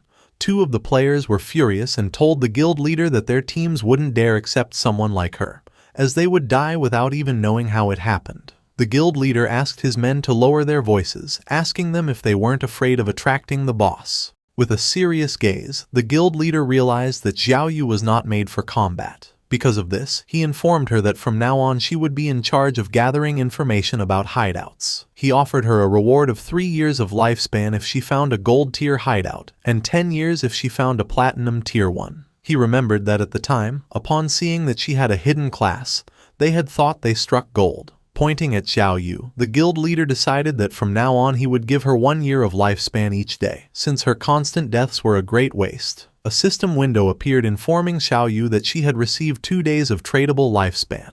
Her remaining tradable lifespan was now 2 days, 13 hours and 32 minutes. With a grateful expression, she thanked him from the bottom of her heart. Upon noticing this, the other girls in the guild couldn't help but feel furious. They were convinced that Xiao Yu had been lucky and that all of this had been her plan from the beginning to be able to see the guild leader every day. Cursing little Xiao Yu, they declared that they would do the same. At that moment, lifespan began to emerge from the area, and someone noticed that the boss was named Xiaolu. Upon hearing this, the guild leader and his men couldn't help but feel somewhat curious and confused. Not long after, the corpse of the boss appeared lying on the ground, and then King Feng appeared and began staring silently at the guild leader. The eyes of the leader and his eyes widened in surprise, and their jaws dropped in shock. Without hesitating for a single second, with a furious expression, he gave one of his own men a strong blow to the head. At that moment, a strange energy appeared around Xiao Yu, and the space around her began to distort, leaving her somewhat confused. Her eyes widened in fear and surprise. Neither she nor the players knew what was happening. Without wasting even a single second, the guild leader kicked Xiao Yu in the butt, making her fly away. Xiao Yu's body began to float in the air. She couldn't help but scream and ask for help. At that moment, 3 headless bosses appeared around her. Upon noticing this, King Feng's attention was fixed on her. Anquan and the others, who were watching from a corner, panicked when they noticed 3 bosses. They soon realized that there were actually 4, and then 5, as one of them had just been instantly eliminated by Shadow. This made them understand why they felt like they were everywhere. There were many clones. With eyes full of tears and a desperate expression, Xiao Yu began to ask for help. Then she saw Shadow and thought she was saved. She reached out her hand to King Feng and begged him to save her, calling him Brother Shadow. Upon hearing the word brother come from the mouth of the person who had betrayed him, King Feng's eyes began to shine with rage. Just before the bosses could attack, King Feng used his new Shadow Dash, moved quickly and in the blink of an eye, cut the bosses and tore Xiao Yu into pieces. Xiao Yu went into shock, not knowing why Shadow had killed her. The system informed our boy that he had killed Headless Assassin Xiaolu and Xiao Yu, obtaining 48,000 experience points, 20 evolution points and 1,520 days of tradable lifespan. While the orbs of lifespan were falling from the sky, King Feng turned his back on Xiao Yu and coldly said that she was unlucky. King Feng used Greedy Hand to pick up the loot. He realized that, in addition to the 1,520 days of lifespan from the boss itself, it had also dropped a bunch of light orbs. They were the non-tradable lifespans that the boss had just absorbed from other players and had not yet digested.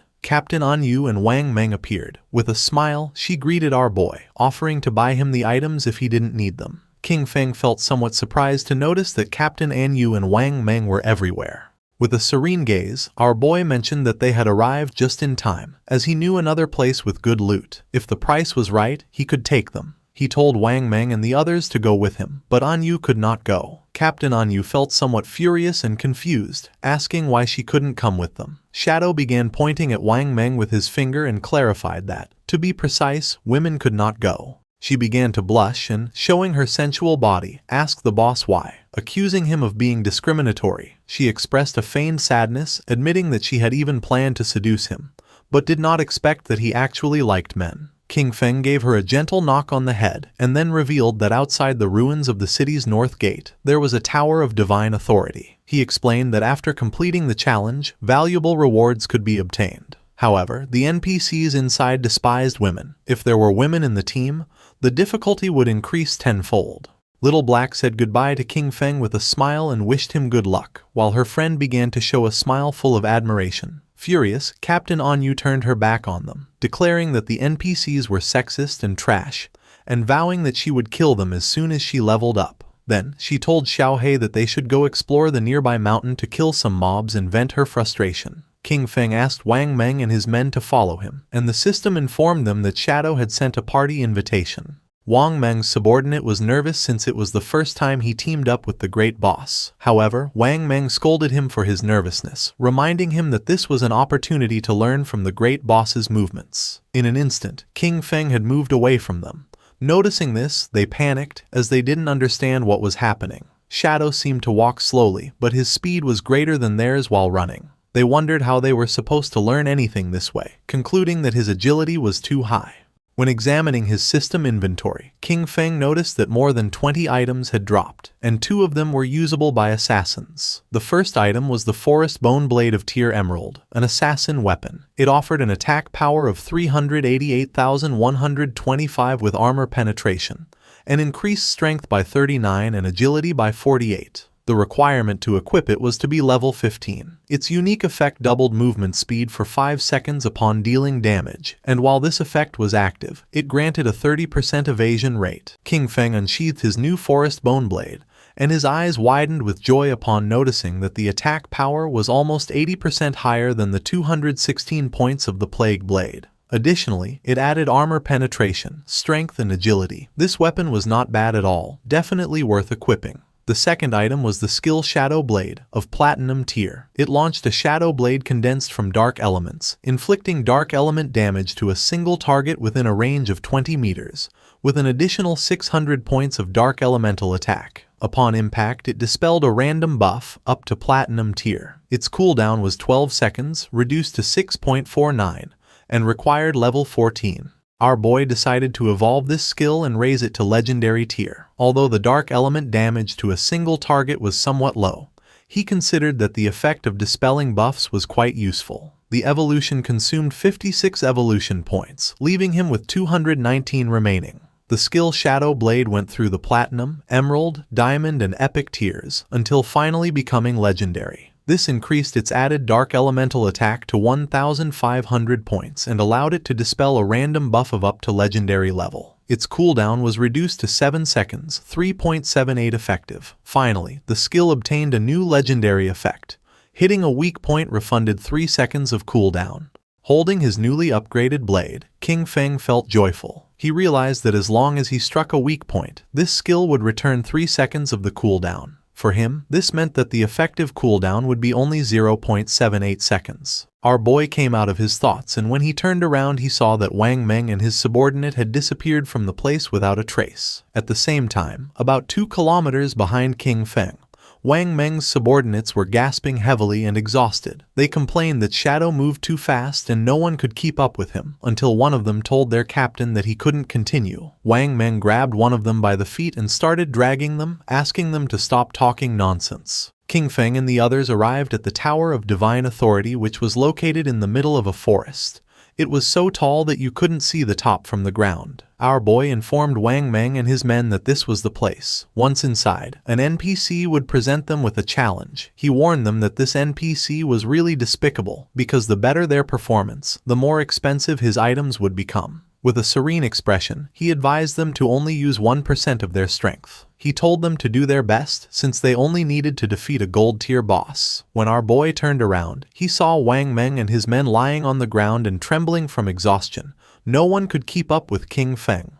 With his face covered in sweat and gasping heavily, Wang Meng gave a thumbs up and told our guy not to worry, as he guaranteed the success of the mission. While King Feng was walking toward the door of the Tower of Divine Authority, he asked them to make sure to use team chat at all times so that the NPC could not hear them. He explained that once they overcame the challenge, they would be able to buy great items from the NPC and assured them that they would not be disappointed. King Feng and the others opened the door of the tower. Wang Meng and his men couldn't help but feel surprised when a hooded NPC who was floating appeared before them. He warmly welcomed them as friends of Blue Star and assumed that the arrival of the Forsaken Gods had already made them uneasy. He revealed that this was the Tower of Divine Authority, and that, if they completed the challenge, they would be allowed to trade with him.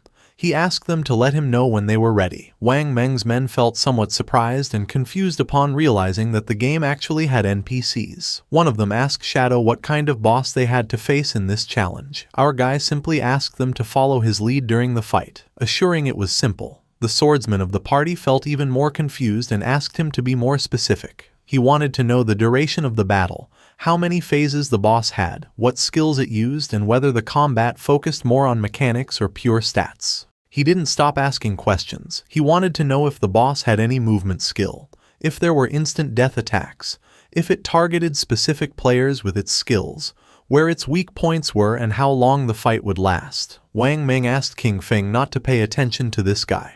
He explained that the boy was nicknamed Steady as an old dog, and that, after an accident during a mission in which 2 party members died, he was now super cautious no matter what he did. Without wasting more time, King Feng informed the NPC that they were ready to start. The swordsman panicked, informing that he still wasn't ready. The NPC lowered his head before them, announcing that it was time to start enjoying it. Not long after, a portal appeared and from it emerged a powerful boss, the gold-tier obsidian skull-splitting puppet of level 20. The swordsman's eyes widened in surprise and fear, realizing that this boss was level 20, while the highest level among them was only 11. Calm as always, King Feng assured that there was no problem and indicated to Wang Meng to go first. Following Shadow's order, Wang Meng unsheathed his shield and took his sword out of the inventory. Using his skill Shield Charge, Wang Meng launched himself headfirst at the boss, giving him a strong shield blow to the teeth. The boss became enraged and struck Wang Meng. Luckily he was fast and was able to block part of the attack thanks to his shield, but in the process his body was sent flying. King Feng moved like thunder and grabbed Wang Meng, preventing him from crashing into the wall. The swordsman and the archer were somewhat confused upon noticing this and felt somewhat worried for our boy. King Feng began staring at the boss. He told the archer not to worry about it and to use the skill Starshine Shot. Then, he ordered the swordsman to use triple ground slash. Both nodded their heads. The archer fired a rain of arrows at the boss, causing him terrible pain. And taking advantage of its lowered guard, the swordsman moved like wind and attacked with precise yet powerful slashes. The boss opened its mouth and started to bleed, then it became enraged and struck the ground forcefully. A powerful aura appeared around its body and then a strange black energy began to form around the swordsman. Noticing this, King Feng realized that the boss had entered berserk mode. He warned them that he would take care of it and that everyone should stay away from the black oil. The swordsman began to crawl away from the energy, while on the other side, the archer narrowly dodged one of the attacks. King Feng jumped into the air and threw his shadow blade at the monster. The attack was so fast that the boss had no time to react, and the blade hit him right in the face, causing more than 4,500 points of damage. Far from calming down, it started to roar, but King Feng used a skill to dispel the berserk state. Wang Meng couldn't help but smile, commenting that the damage inflicted didn't match his status. It was as if the boss had taken off his gear. With an expression full of joy, the swordsman mentioned that Shadow was really good at acting, having stayed in the corner the whole time. The NPC must have thought he was a complete noob. The archer became somewhat curious and asked our boy how he had found out that the NPC's items were more expensive the stronger the players were.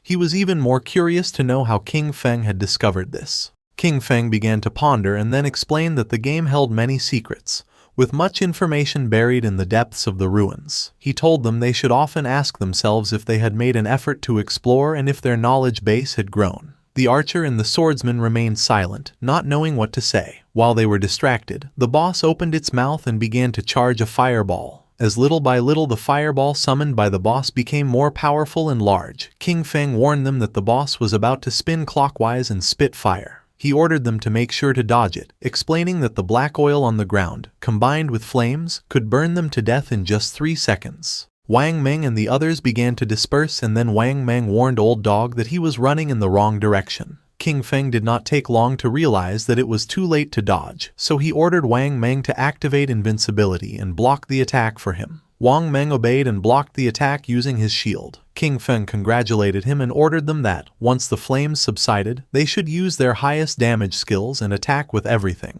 The archer unleashed a rain of arrows. The swordsman jumped and prepared to attack, with Wang Meng closely following to block any attack from the boss. The combined attack worked and just before the boss could take another breath, Wang Meng and the others dealt more than 25,000 points of damage, killing it instantly. The system congratulated them for having defeated the level 20 Obsidian Skull Splitter Golem. Wang Meng and the others felt somewhat relieved and happy. King Feng did not lower his guard, remembering that the complicated part of this boss was that, once its HP fell below 70%, it entered a berserk state. While the effect dissipated, its strength was approximately the same as that of a silver-tier boss. The NPC reappeared in the sky and congratulated them, informing them that they were the first players from Blue Star to overcome his trial. While the items were materializing, the NPC began to laugh, revealing that now, as long as they offered their lifespan, they could trade with him for the divine gifted tome. The NPC used his powers and his name appeared above his head. He was called Vickley. Upon noticing this, the swordsman couldn't help but feel somewhat surprised, as the man actually had 6 fingers. The eyes of the NPC began to shine and his gaze fixed on the swordsman. Without wasting another second, he summoned a thunderbolt which descended upon the swordsman, causing him more than 99,000 points of damage and killing him instantly. His body transformed into orbs of lifespan and Wang Meng panicked, not understanding why the NPC had suddenly attacked him. Calm as always, King Feng mentioned that the taboo established by this NPC was related to his fingers. He clarified that NPCs and players could not attack each other unless the player first broke the taboo set by the NPC. Because of this, as long as they didn't mention his fingers again, they would be safe. A question came to Wang Meng's mind. He didn't know if King Feng could defeat this NPC. Our boy revealed that for now he couldn't. The system revealed the reality about these NPCs. They were powerful beings from other timelines who had obtained divinity. Bound by ancient and eternal rules, they arrived at Blue Star disguised as NPCs to collect the lifespan of players. With an arrogant expression, Vickley asked them to choose the divine skill book they needed, exchange their lifespan for it and get lost. Upon seeing the skills books, Wang Meng went into shock. He discovered that it was possible to spend lifespan to create daily necessities in reality, like all kinds of food, water, and drinks. He understood that with these divine books, even if a disaster occurred, they would be completely supplied. As expected from King Feng, he had really led them to obtain something good. Wang Meng and the archer were surprised. They were certain that King Feng never let them down. Their astonishment grew even more when the archer discovered the existence of the divine book, Mechanical Maid, and instantly wanted to buy it. King Feng spent 9,000 days of tradable lifespan and, in return, obtained the complete set of the 9 Zhonghai City divine books. These divine books would meet his daily needs, but there was also another reason. The Tower of Divine Authority offered an achievement that granted reputation rewards, and he was determined to claim it. King Feng informed the NPC that he wanted to challenge the highest difficulty alone. Vickley felt somewhat confused and made it clear that, with the performance he had just shown, King Feng wouldn't be able to finish even the first level, yet still dared to dream of challenging the highest difficulty. King Feng felt curious and decided to ask what exactly was involved in the highest difficulty. Vickley revealed that the difficulty was divided into 5 levels, with the 5th being the highest. The boss was still the Obsidian Skullbreaker Golem of Golden Grade, but its attack, health, defense, and cooldown speed were increased by 500%. The jaws of Wang Meng and the archer dropped in shock, a 500% increase. It had already taken them great effort to dodge its skills, so they doubted that Shadow could manage it. Moreover, with 5 times more health and defense, they wondered how long it would take to defeat it, knowing there was no room for a single mistake during combat. Vickley began staring at King Feng.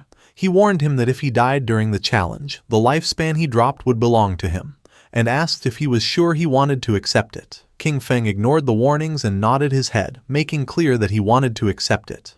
Vickley began to summon a ball of magic, gladly accepting what he considered a gift. For Vickley, the players from Blue Star had already become too arrogant so early in the game.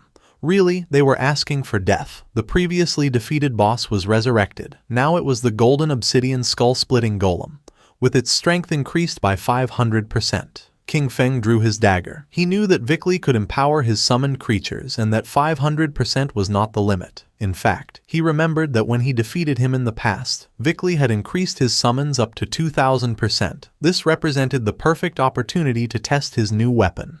King Feng shot a poisonous dart at the boss, which activated the effect of Black Flame's gift, reducing the target's defense and all its elemental resistances by 7%. Then, the special effect of the Emerald Bone Blade was activated, increasing our boy's speed by 100% for 5 seconds. The boss launched flames and just before they could get close, King Feng disappeared without a trace. While it was distracted trying to understand what had just happened, King Feng appeared behind it, landed on its head and stabbed his dagger into its skull, activating the special effect of Emerald Bone Feather. The powerful monster began to roar in agony. King Feng disappeared again, and his speed increased by 100% for 5 seconds. Upon witnessing King Feng's incredible speed, Wang Meng and the archer were in shock. At first they believed he had become invisible again, thinking that the cooldown of his skill was too short. Soon they understood that it was not any skill. Shadow's speed was so extreme that it created the illusion of simply vanishing. King Feng decided to use Blessed Liberation, which would make his next attack cause the throat slash effect. Using Shadow Dash, our boy moved like thunder, causing more than 100,000 points of damage to the boss. The attack activated Black Flame's gift, which reduced its defense and all its elemental resistances by 64%. Despite having used his most powerful skills, the monster's HP had barely dropped. King Feng was happy because he knew this was due to the buff granted by the ancient god's stone tablet. Without this item increasing the stacking limit of Black Flame's gift, each hit from Shadow Dash would have only inflicted, at most, about 18,000 points of damage. Wang Meng was in shock upon noticing that a single strike had taken away a third of the boss's health and wondered what skill King Feng had used. It was the first time that the archer clearly saw King Feng's attack. It seemed like an instant shadow slash to him, but the version he knew of this skill only had 3 strikes. Meanwhile, Vickley was watching the battle in silence, wondering how someone could be so strong if the game in Blue Star had just begun and what level of talent he possessed. The eyes of our boy were shining with joy. It was time to activate Throat Slash, a skill that inflicted 200% of the damage of the last attack per second. Blood began to emerge from the boss's body. It began to roar in agony as its HP bar dropped.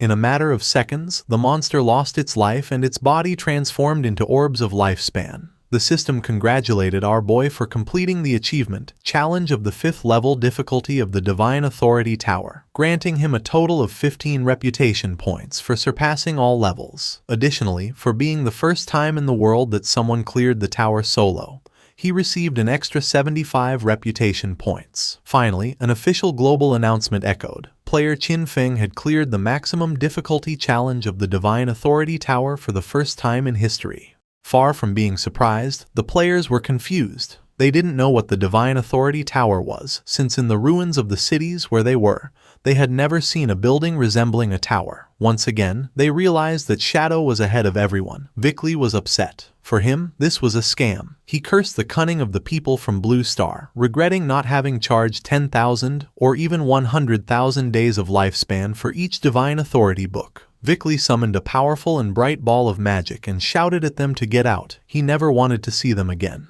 Wang Meng and the archer covered their eyes to avoid going blind, as they believed they were lost and that the NPC was about to unleash a powerful attack. Vickley's attack descended upon them. While Wang Meng and the archer were covering their heads, our boy stood still, calm as always. King Feng and the others were teleported outside of the tower. Both felt somewhat confused since they didn't know what had happened. They immediately panicked, only to realize that they hadn't died.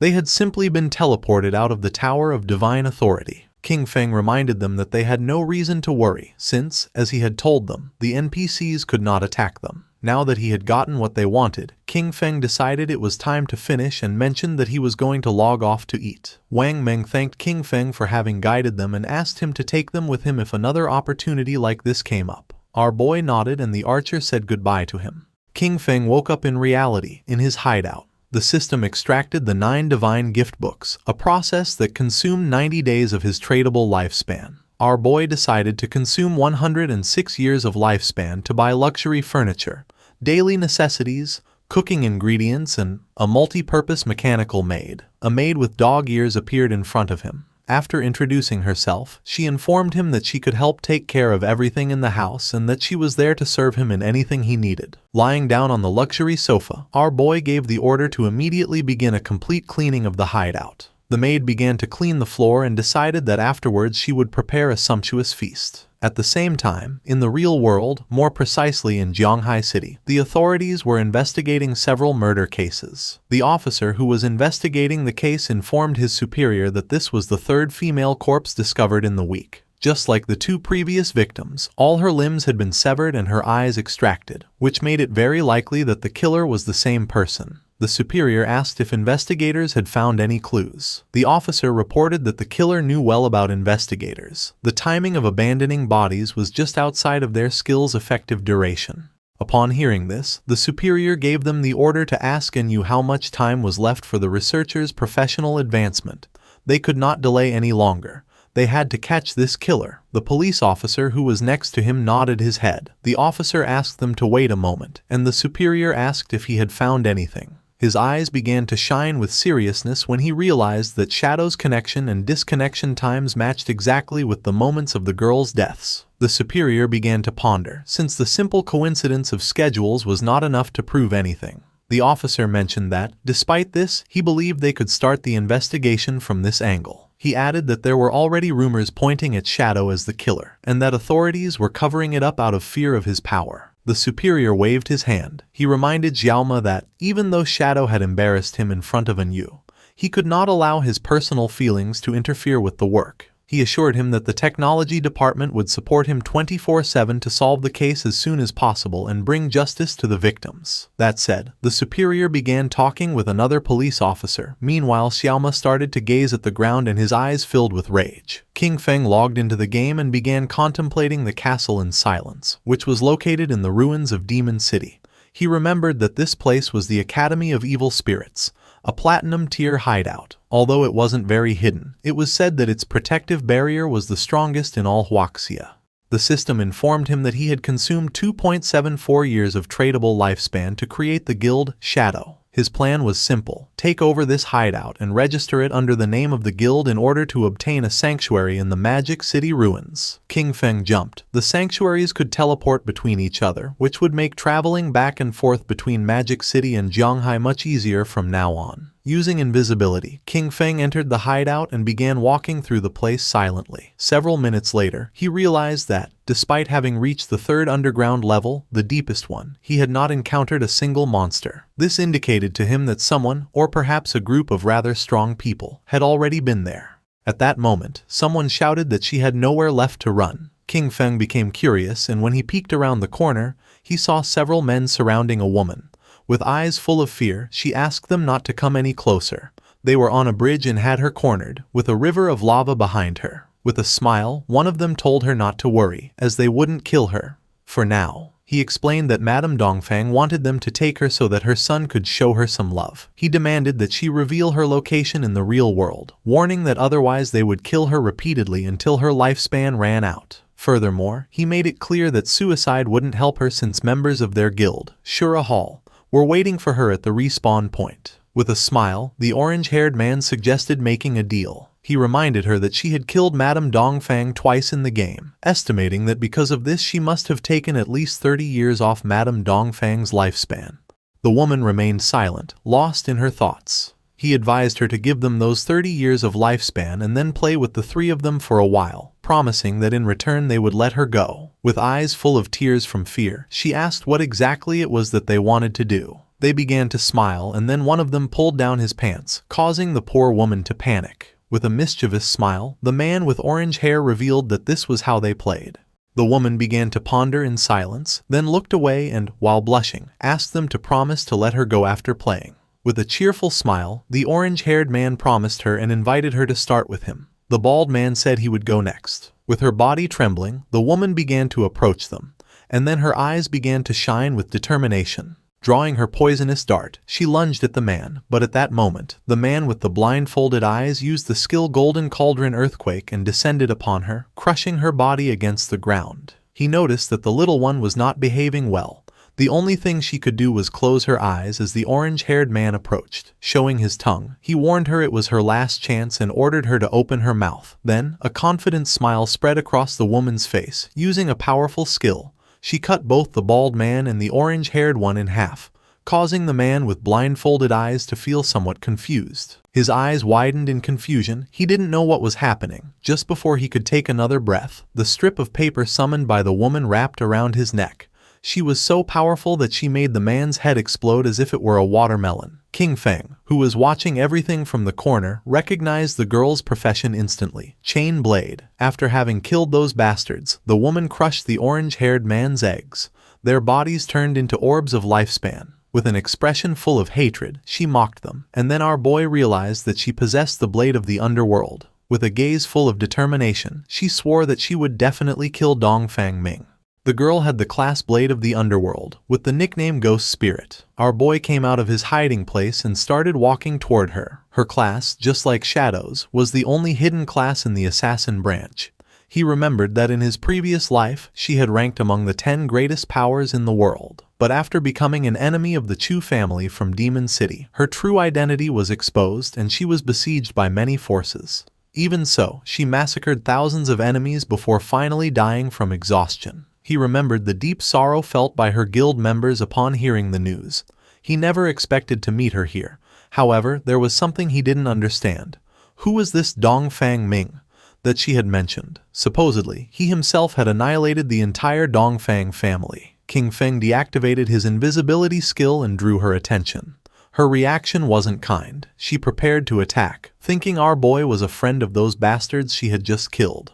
King Feng denied knowing those guys. She got tired and lunged at him, asking him to prepare to die. As always, King Feng remained calm. With a furious expression, Ghost Spirit used her skill Underworld Chain Blade. In the blink of an eye, the strip of paper began wrapping around King Feng's body. But just then, King Feng turned into shadow and disappeared without a trace, leaving Ghost Spirit somewhat confused. Our boy appeared behind her and decided to play along. Upon hearing this, her eyes widened in surprise and fear. Knowing she was in danger, she jumped away from him. She used shadow stealth and her body turned into shadow, disappearing without a trace. King Feng was somewhat surprised to notice that she had become invisible. He also decided to use shadow stealth and also disappeared from the place. Several minutes passed and nothing happened. Noticing this, Ghost Spirit was somewhat confused. She couldn't see him. Even though her class, Blade of the Underworld, had a built-in level 4 anti-stealth, it was impossible for her to detect him. This led her to wonder if this guy could be Shadow. Not long after, King Feng deactivated his shadow stealth and appeared stealthily behind her, catching her attention. Upon hearing Shadow's voice, she panicked, noticing that he could still see her despite her level 4 stealth. She decided it was time to get serious and used her most powerful skill called Evil Ghost Soul Chase. The paper strip began to glow and a small pink flame appeared above King Feng's head, activating shadow stealth again. King Feng did not lower his guard and retreated. But to his surprise, the blade began to follow him, leaving him somewhat confused. Upon observing closely, he realized that this locking blade could pinpoint his location. Ghost Spirit's eyes were shining with determination. Although her eyes could not see, her weapon could. No one who was targeted by the evil ghost soul chase could escape. King Feng tried to flee, but it was in vain since the blade kept following him. He realized that this class could ignore stealth levels. She was truly someone out of the ordinary. King Feng was cunning and began moving in circles around Ghost Spirit, and by the time she noticed his plan, it was already too late. She decided not to give up so easily, and when she tried to catch King Feng, the strip of paper wrapped around her body, leaving her immobilized. Grabbing the strip of paper, King Feng lifted it and clarified to her that he was Shadow, not someone sent by Dongfang Ming, assuring her that if he had wanted to kill her, she would already be dead. With no other option, Ghost Spirit decided to believe our boy, asking him to let her down. King Feng got straight to the point and asked if the Dongfang Yue she mentioned was from the Dongfang family of Zhanghai City. Even while hanging upside down, she nodded, clarifying that however, she had married into the Chu family, so her relationship with the Dongfang family was no longer as close. Our boy understood that a fish had escaped from the net. Apparently, Dongfang Yue was not present when he annihilated the Dongfang family. Ghost Spirit's eyes widened in surprise upon realizing that it was he who had annihilated the Dongfang family. She felt excited and joyful, as this meant that Dongfang Yue and Shadow were also enemies. She asked him to put her down immediately, declaring that the enemy of her enemy is her friend and that they could cooperate. King Feng released the strip of paper, causing her to fall to the ground. He decided that cooperation could wait. First, he asked why she wanted to kill Dongfang Yue.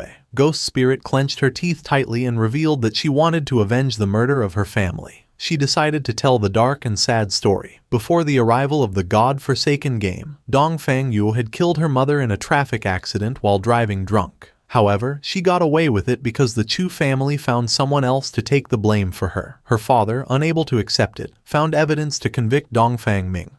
But the next day his body was pulled from the river. The official conclusion was suicide. When she went to Dongfang Yue's house demanding an explanation, guards from the Chu family beat her nearly to death. Sunk in despair and about to end everything, it was at that moment when the God-forsaken game arrived. The first thing she did upon entering the game was kill Dongfang Yue. However, in order to kill her permanently, it was necessary to completely drain her lifespan. After reviving again, she hired countless people to hunt Ghost Spirit down, leading up to what he had just witnessed. King Feng listened silently as she told him this story without interrupting once. Tears began streaming from Ghost Spirit's eyes as she begged Shadow, "Please help me kill Dongfang Yue." Coldly and without beating around the bush, King Feng refused.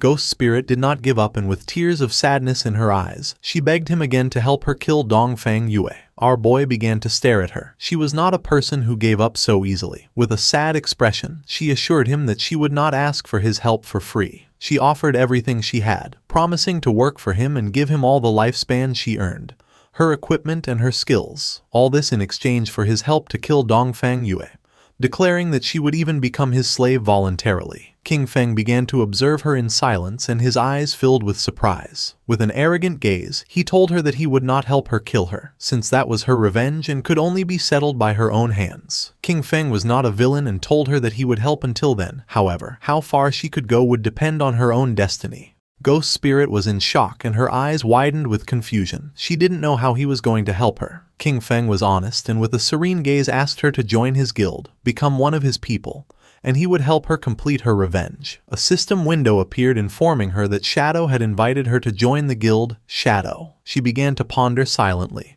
and then her eyes started to shine with joy upon realizing that the guild of Shadow consisted only of him, wondering if joining was all she had to do. Without wasting any more time, she agreed to join our boy's guild, and a system window confirmed her decision. King Feng accepted the friend request from Ghost Spirit. He felt happy to know that she had accepted, and told her that now she only needed to do one thing: class advancement. Our boy turned his back on her and told her that she would have to find out for herself what class advancement was and how to do it, and that she should come find him when she had achieved it. The eyes of Ghost Spirit, who was kneeling on the ground, began to shine with determination. King Feng made it clear that if she couldn't even accomplish this, then she should give up on her revenge. Using his skill Shadow Stealth, King Feng left the place. He recognized that the potential of the class blade of the underworld was unlimited and that, with just a little guidance, she could definitely advance much further in the future. He arrived at the depths of the Evil Spirit Academy. In front of him was a level 15 boss, a woman with several spiritual heads, the aberrant witch, Stana, of platinum grade.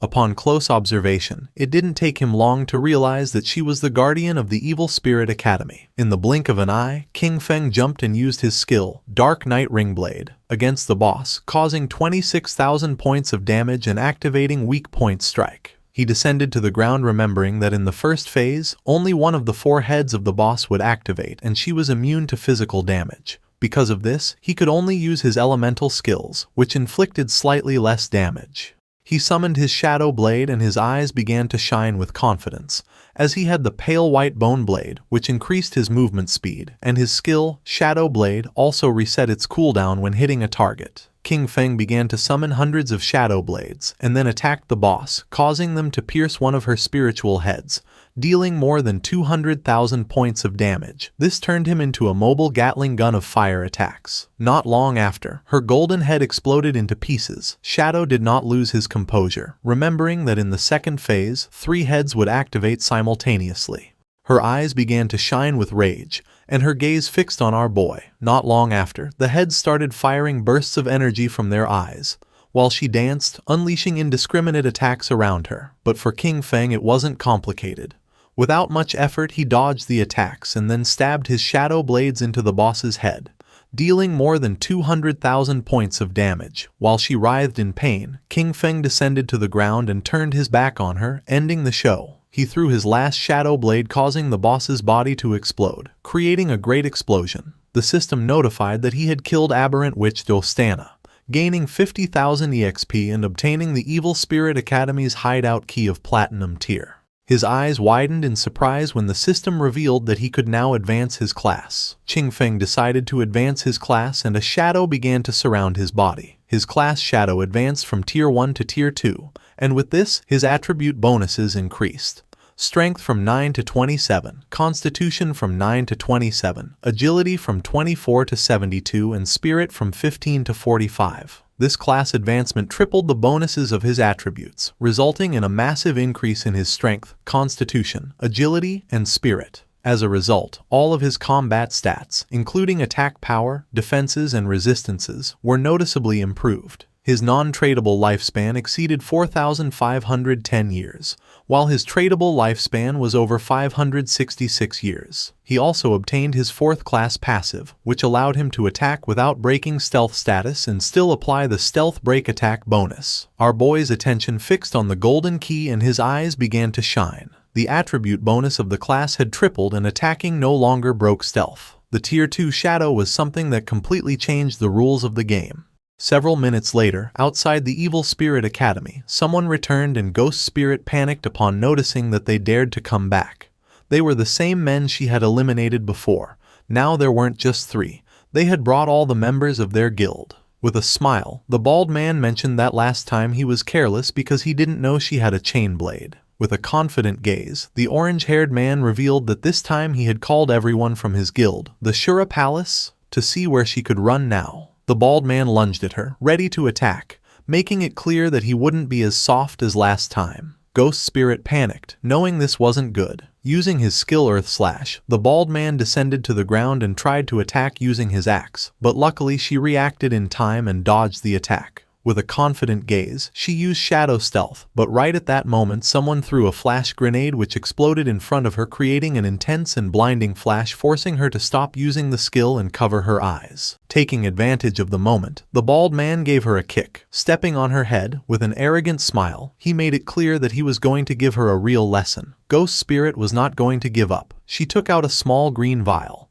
but just before she could use it, the orange-haired man stepped on her hand and caught it. Upon observing closely, he noticed that it was suicide poison. Its effect consisted of losing half of the lifespan and returning to the respawn point. The man was amused that she had such a fierce personality. He began to show his tongue and couldn't help but feel excited, since he liked her personality too much. Ghost Spirit's eyes widened in fear. Then he began to lick her cheek. The man's eyes widened in surprise when a system window appeared, informing him that the Grade Platinum Sanctuary, the Evil Spirit Academy, now belonged to the guild, Shadow. The barrier was active and all personnel who did not belong to this guild would be treated as intruders. The system began eliminating the intruders from the place, causing a powerful thunderbolt to strike the men. In the blink of an eye, their bodies turned into orbs of lifespan. Her eyes widened in surprise upon realizing that the Evil Spirit Academy was a sanctuary and that it now belonged to her guild. This meant that, within minutes, Shadow had killed the Guardian and obtained the key. King Feng also obtained the Jade Tier Aberrant Witch's Ring. This ring, usable by all classes from level 14, increased all attributes by 22 and cooldown speed by 30%. Its unique effect increased the area of effect of skills by 25% and area damage by 10%. As if that weren't enough, he also got the Platinum Grade Virulent Poison Trap. This Platinum Grade skill, for the Assassin and Hunter classes, allowed him to place a trap with level 5 stealth. Enemies who triggered it would receive 500 additional poison damage, a 50% slow for 5 seconds, and continuous poison damage equal to 100% of his attack power. He could place a maximum of 3 traps, each with a 4.65 second cooldown and a duration of 3,600 seconds. He was satisfied, as 2 items an assassin could use had dropped. He considered the ring to be quite good. His instant Shadow Slash and Dark Knight Ringblade skills were both area of effect, so this represented a huge improvement for him. His eyes began to shine with joy, as he also had 363 evolution points, just what he needed to evolve his Backstab Enhancement skill to Legendary. He consumed 340 evolution points, leaving him with 23. His skill, Backstab Enhancement, evolved from Epic to Legendary. The passive effect now increased damage when attacking from behind from 75% to 100%. Furthermore, the Legendary effect made it so that while in stealth, all his damage was considered a backstab attack. King Feng was pleased as the combination of the constant backstab damage bonus and the permanent stealth from his advanced class massively improved both his damage output and survivability. Just then, Little Black contacted our boy, informing him that she had found other ruins and asking if he wanted to go take a look. When King Feng asked where she was, she replied that she was in the Zhonghai city ruins. She explained that on the stones around the temple entrance, there were murals very similar to those in the ruins of the beginner's village. Shadow became a bit confused, asking why they hadn't explored it themselves. With the progress they had made, they should already be able to face a platinum-grade boss. She was honest, admitting that they had wanted to, but after clearing all the enemies to the end, a teleportation orb appeared. When they touched it, nothing happened. A system message indicated that only a fated person could enter, so she wondered if her boss might be that person. King Feng decided to go take a look. He told her to wait for him and to prepare her lifespan, as he would bring her the new equipment he had obtained. Besides, teleporting between the two shrines made the journey from the Magic City ruins to the Zhonghai ones much more convenient. Little Black also reported that the officials on the Zhonghai side didn't have enough lifespan, so he could sell it directly to the ones in Magic City. At the same time, she was on the outskirts of the Zhonghai City ruins. She was riding a white llama, which was eating grass. Not long after, King Feng appeared behind her, asking where the ruins were. Suddenly hearing our boy's voice, she and the llama were startled, and Little Black asked him not to scare her like that. He had done it on purpose, but he lied and promised to be more careful next time. Peeking her head over the cliff, she revealed that the entrance to the ruins was at the bottom.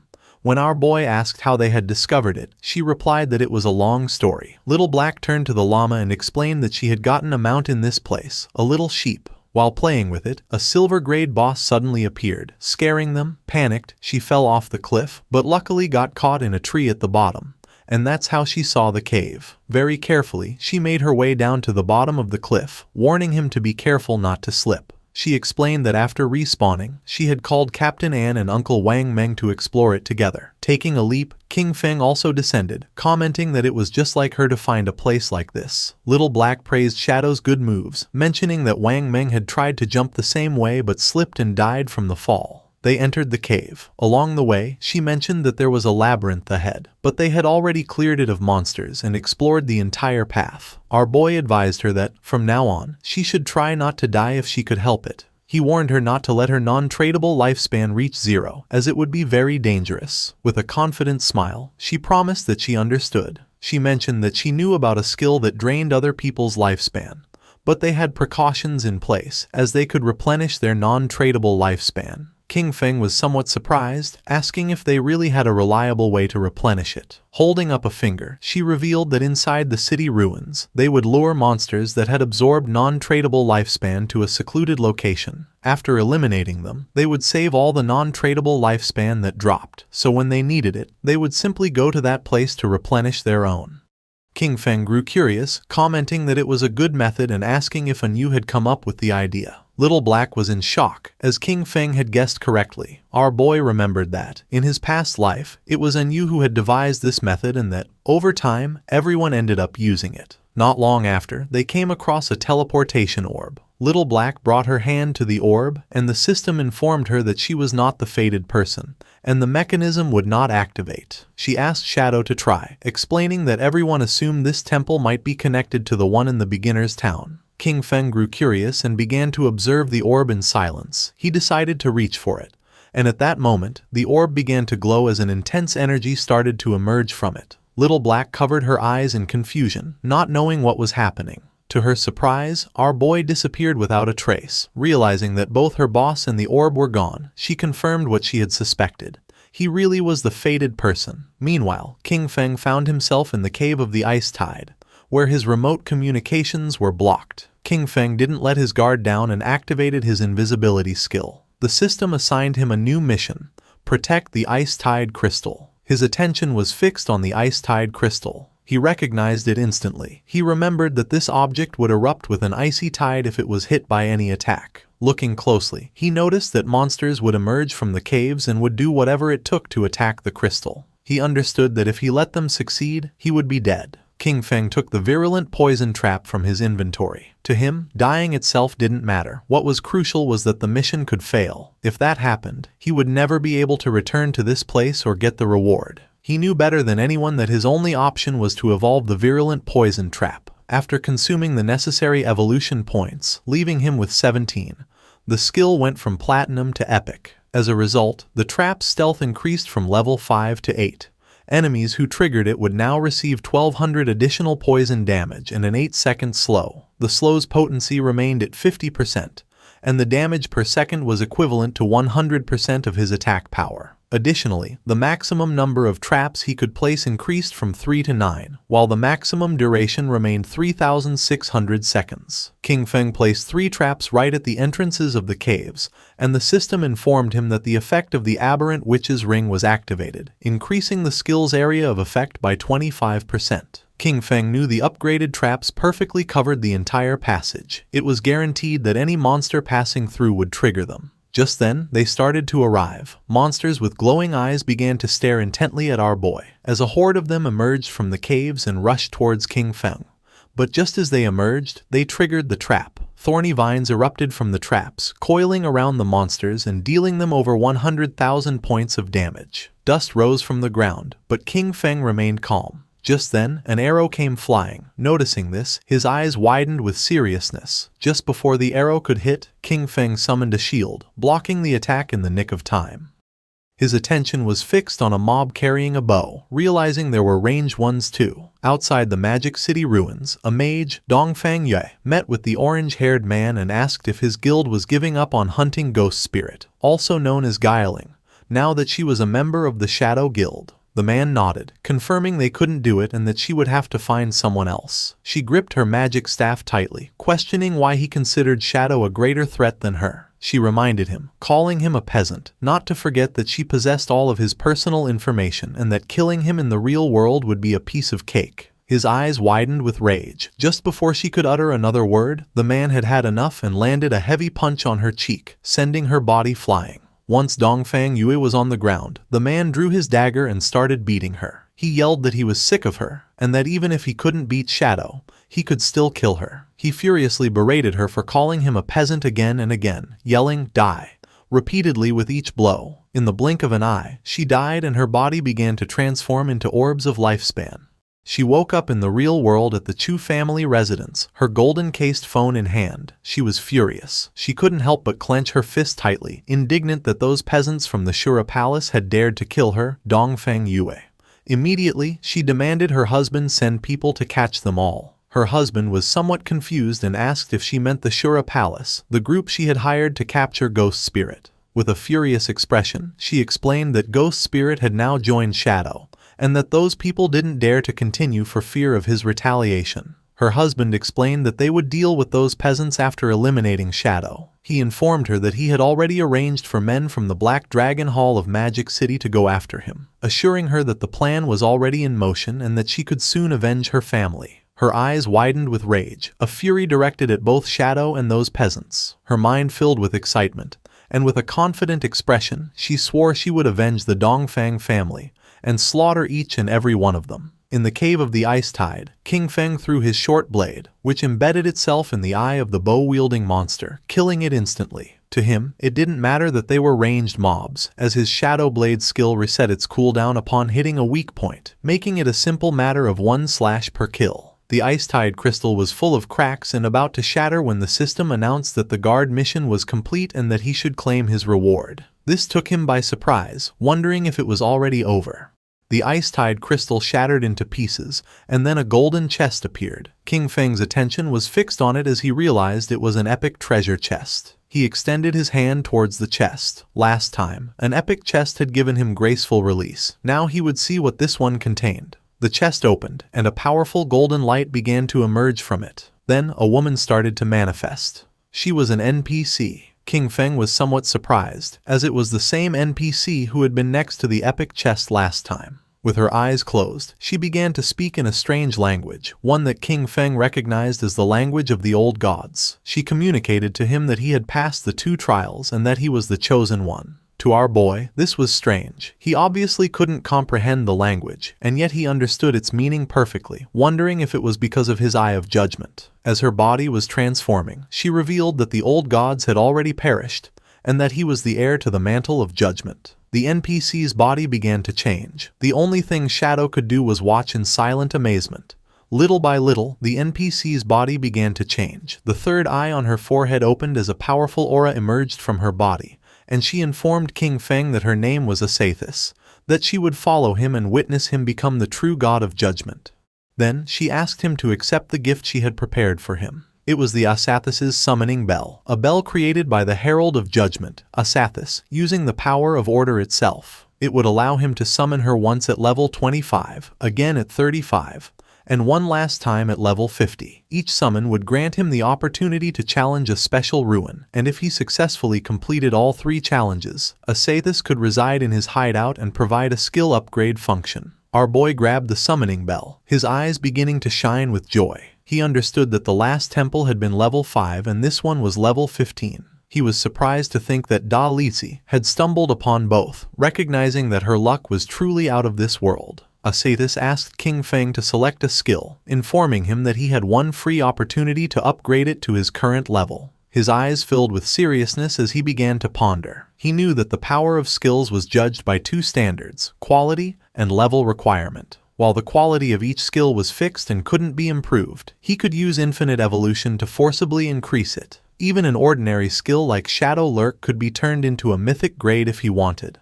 On the other hand, the level requirement not only defined when a skill could be used, but also determined its overall power. In terms of stats, a level 5 Shadow Lurk and a level 51 were worlds apart. Obtaining high-quality, high-level skills was extremely difficult, but in the future, none of this would be a problem for him. All he had to do was consume lifespan to increase the level of any skill. With a confident gaze, he chose to upgrade his highest grade skill, Graceful Release. Asathis kissed King Feng's hand, fulfilling his wish. As a result, his mythic skill Graceful Release was upgraded from level 10 to 16. The weak point attack correction increased from plus 300% to plus 410%, and the attack multiplier on these points was doubled. Furthermore, its active use now applied a throat slit effect, inflicting 310% of the initial attack's damage per second for 3 seconds, with a cooldown of 6.97 seconds.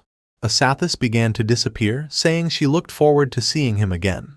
Then, a blue portal appeared in front of our boy. It was the portal to leave. Before leaving, King Feng turned around and reached out, noticing that there was still something left in the chest. He obtained the Epic Tier Bafich's equivalent exchange agreement. It was a pair of epic grade leg armor for the assassin class, requiring level 15. It granted 198 physical defense, all elemental resistance and damage block, along with 19.8% damage reduction and plus 19.8 whispering resistance. Its unique ability, Art of Equivalent Exchange, allowed him to sacrifice a piece of equipment or a skill book of up to epic grade to randomly receive another of the same level and grade for his class, with a 1-hour cooldown. He grabbed the skill book and his eyes began to shine with joy.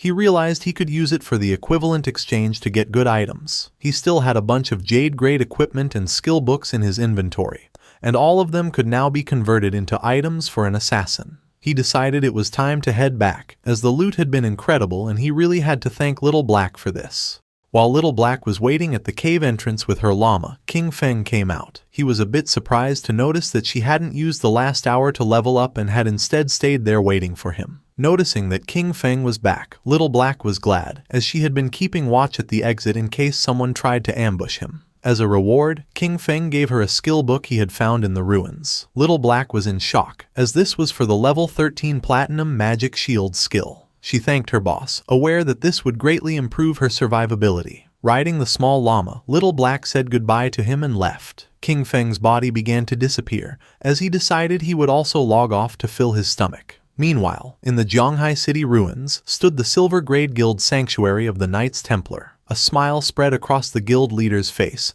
as he announced that this was a great day, for the Knights Templar Guild finally had a home of its own. Everyone grew excited as the leader mentioned that, although this home wasn't large, it was a wonderful start. With this, they would no longer have to worry about being slaughtered by a suddenly appearing boss and would have a safe haven to rest when they were tired of leveling up. For all of this, there was one person to thank, Xiao Yu. She was the one who found the place first, and the leader asked them to welcome her to the stage with the warmest of applause. Everyone began to praise Xiao Yu, making her feel happy. She stood on the platform and first thanked her master, who had tirelessly taught her. Then, her friends, for extending a helping hand in her times of difficulty. She also thanked the people who hated her, as their mockery and contempt had motivated her to become even stronger. Hearing this, the women couldn't help but feel proud of Xiao Yu. With tears in her eyes, she finally thanked her father and mother. She wished they hadn't died, so they could see the excellent person she had become. She would definitely make them very proud. The leader cut Xiao Yu's speech short, asking her to tell everyone what kind of difficulties and obstacles she overcame to find this hideout. Xiao Yu was honest and revealed that a while ago she'd had a dream. In it, a very powerful warrior guided her,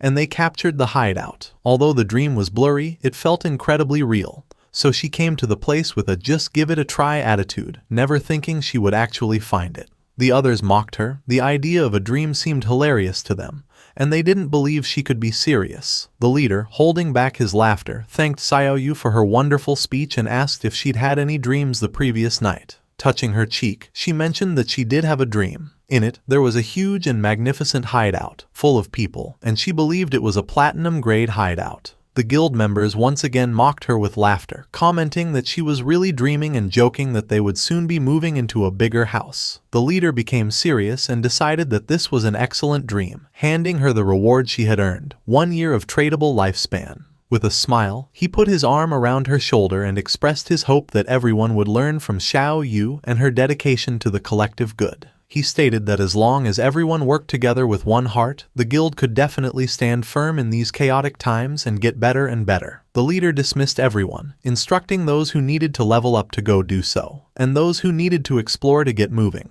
He entrusted Xiao Yu with continuing her search for hideouts, encouraging her to keep up the good work as he was counting on her. Xiao Yu's eyes began to shine with joy, and with a smile, she nodded. Several hours later, with her magic staff in hand, Xiao Yu was inside the Zhonghai city ruins. Her eyes were shining with worry, as she was following the feeling from her dream but couldn't find the place that was supposed to be in the area. Meanwhile, members of the guild were secretly following her. They realized she had gone straight to this area after the meeting and wondered if she was really looking for the platinum-grade hideout from her dream. Seeing her enter the building, they decided to follow. Xiao Yu went into a building and began to cross through a tunnel. The place scared her. It was like in her dream, but at the same time, very different. Besides, she had the feeling that someone was following her. Closing her eyes, she let out a sigh and filled herself with determination, reminding herself that she was a life priest, a hidden class, and that nothing could hurt her. But when she opened her eyes, a monster with eyes emerging from its mouth was in front of her. The sight made poor Xiao Yu only able to scream in terror. Instead of attacking Xiao Yu, the monster threw her to the ground and started running in the direction where the women from the guild who were following her were hiding. They panicked, wondering what this monster was. Disgusted, they shouted to catch it and kill it immediately. Just before they could make a plan, the monster wrapped its tentacles around one of them and shoved the tentacles emerging from its mouth into the woman's. In the blink of an eye, the woman began to weaken as the monster had drained all her lifespan. Realizing that this monster could absorb them to death, her companions screamed and, without hesitating for a single second, began to flee the place in terror. The monster was not going to let them escape so easily. Poor Xiao Yu woke up to the screams and with a fear-filled expression, turned around only to see the monster draining the women's lifespan. Xiao Yu was quick and, without making a sound, began to flee. She came across a spiral staircase and went down without looking back. She tripped and fell headfirst onto the ground. With tears in her eyes from the intense pain, she began to observe the place carefully, wondering where she was. In front of her was a door. Her eyes widened in surprise, leaving her in shock as she realized this was the entrance from her dream. She had finally found it. This was the platinum-grade hideout, and she had to notify the guild master immediately. She informed the guild master that she had found the platinum-grade hideout. The leader was somewhat surprised. He ordered her not to move, as he was already bringing people over, and asked her to join his party so they could see her location. Xiao Yu joined the party and told them she would wait for them there. At that moment, her eyes widened in fear as she began to hear noises, and once she turned around, she saw the sinister monster looking at her with a smile. Despite the fear, she gritted her teeth and filled herself with courage, telling herself not to be scared. She could do this. She could definitely defeat it. While the sinister monster was watching her, Xiao Yu stood up and grabbed her magic staff, convincing herself she could defeat it, as she was no longer the same person she used to be. As a powerful aura surged from her body, with a confident smile, she reminded herself that she was the noble hidden class, the life priest. Raising her magic staff, Xiao Yu activated her most powerful skill, venomous vines. Vines emerged from her staff and coiled around the monster, draining it of more than 500 hit points. Super excited, she celebrated that the attack had hit. Now, its poison would consume it while she prepared her next move. She aimed her magic staff at the monster and used corrupting poison mist, causing a poisonous mist to start damaging the boss, continuously draining its life. This was a corrupting toxin, much more vicious than any ordinary poison. The mist began to expand throughout the entire place. Noticing this, she panicked, and her eyes filled with fear. She realized this was an enclosed space and the poisonous mist had filled the entire area. This was very bad. She started to fan the smoke away with her hands, as she couldn't hold her breath any longer. Xiaoyu couldn't hold her breath anymore, but at that moment she remembered that, as a life priest, she had an antidote spell. Raising her magic staff, she used the antidote, causing the poisonous mist to slowly begin to disappear. This also stopped it from affecting the monster. Its attention became fixed on her, and a smile spread across its face. Xiaoyu's eyes were filled with tears and, unintentionally, she inhaled a bit of the mist. The effect was instant, and she died, causing her body to turn into lifespan. The system notified that the player, Xiaoyu Ya, had committed suicide. She respawned in her guild's hideout. Just then, the guild leader contacted her through chat, asking why she had returned. She explained that a monster inside the place had killed her. The leader and his men had already killed the monster. He asked if she meant the soul-sucking hag, the silver-grade monster they had just defeated. However, this didn't make sense to him. The soul-sucking hag was slow and had low attack power, but it completely drained the lifespan of anyone it caught. Because of this, he didn't understand how she had managed to survive. Hearing this, a smile spread across her face. She explained to the guild master that she had committed suicide in a moment of desperation, as she knew she would surely die if the monster caught her. The leader, surprised, exclaimed that she was incredible and had found the only way to survive. When the leader praised her, exclaiming that she was a true genius, she thanked him for the compliment and informed the guild master that she was on her way. She grew excited as she realized that, apparently, the 3 bitches who had been following her were dead for good. This is what happens when you mess with her. Qin Xiaoyu. A while later, Xiaoyu arrived at the hideout's door and explained to the guild master that the platinum-grade hideout was right behind this door. The leader patted her on the back, told her it was a good job, and promised her reward once they had secured the hideout. Then, he turned to his men and ordered Datu to take some men to clear the area and make sure no other players came to cause trouble. Datu nodded, assuring the guild master not to worry. He stated that they would eliminate anyone who dared to cause trouble, even if it was Shadow himself. Pointing at the hideout's door, the leader ordered his men to charge. They had to kill the guardian inside, and then the hideout would be theirs. Several of his men approached the door and prepared to open it, filling the air with war cries.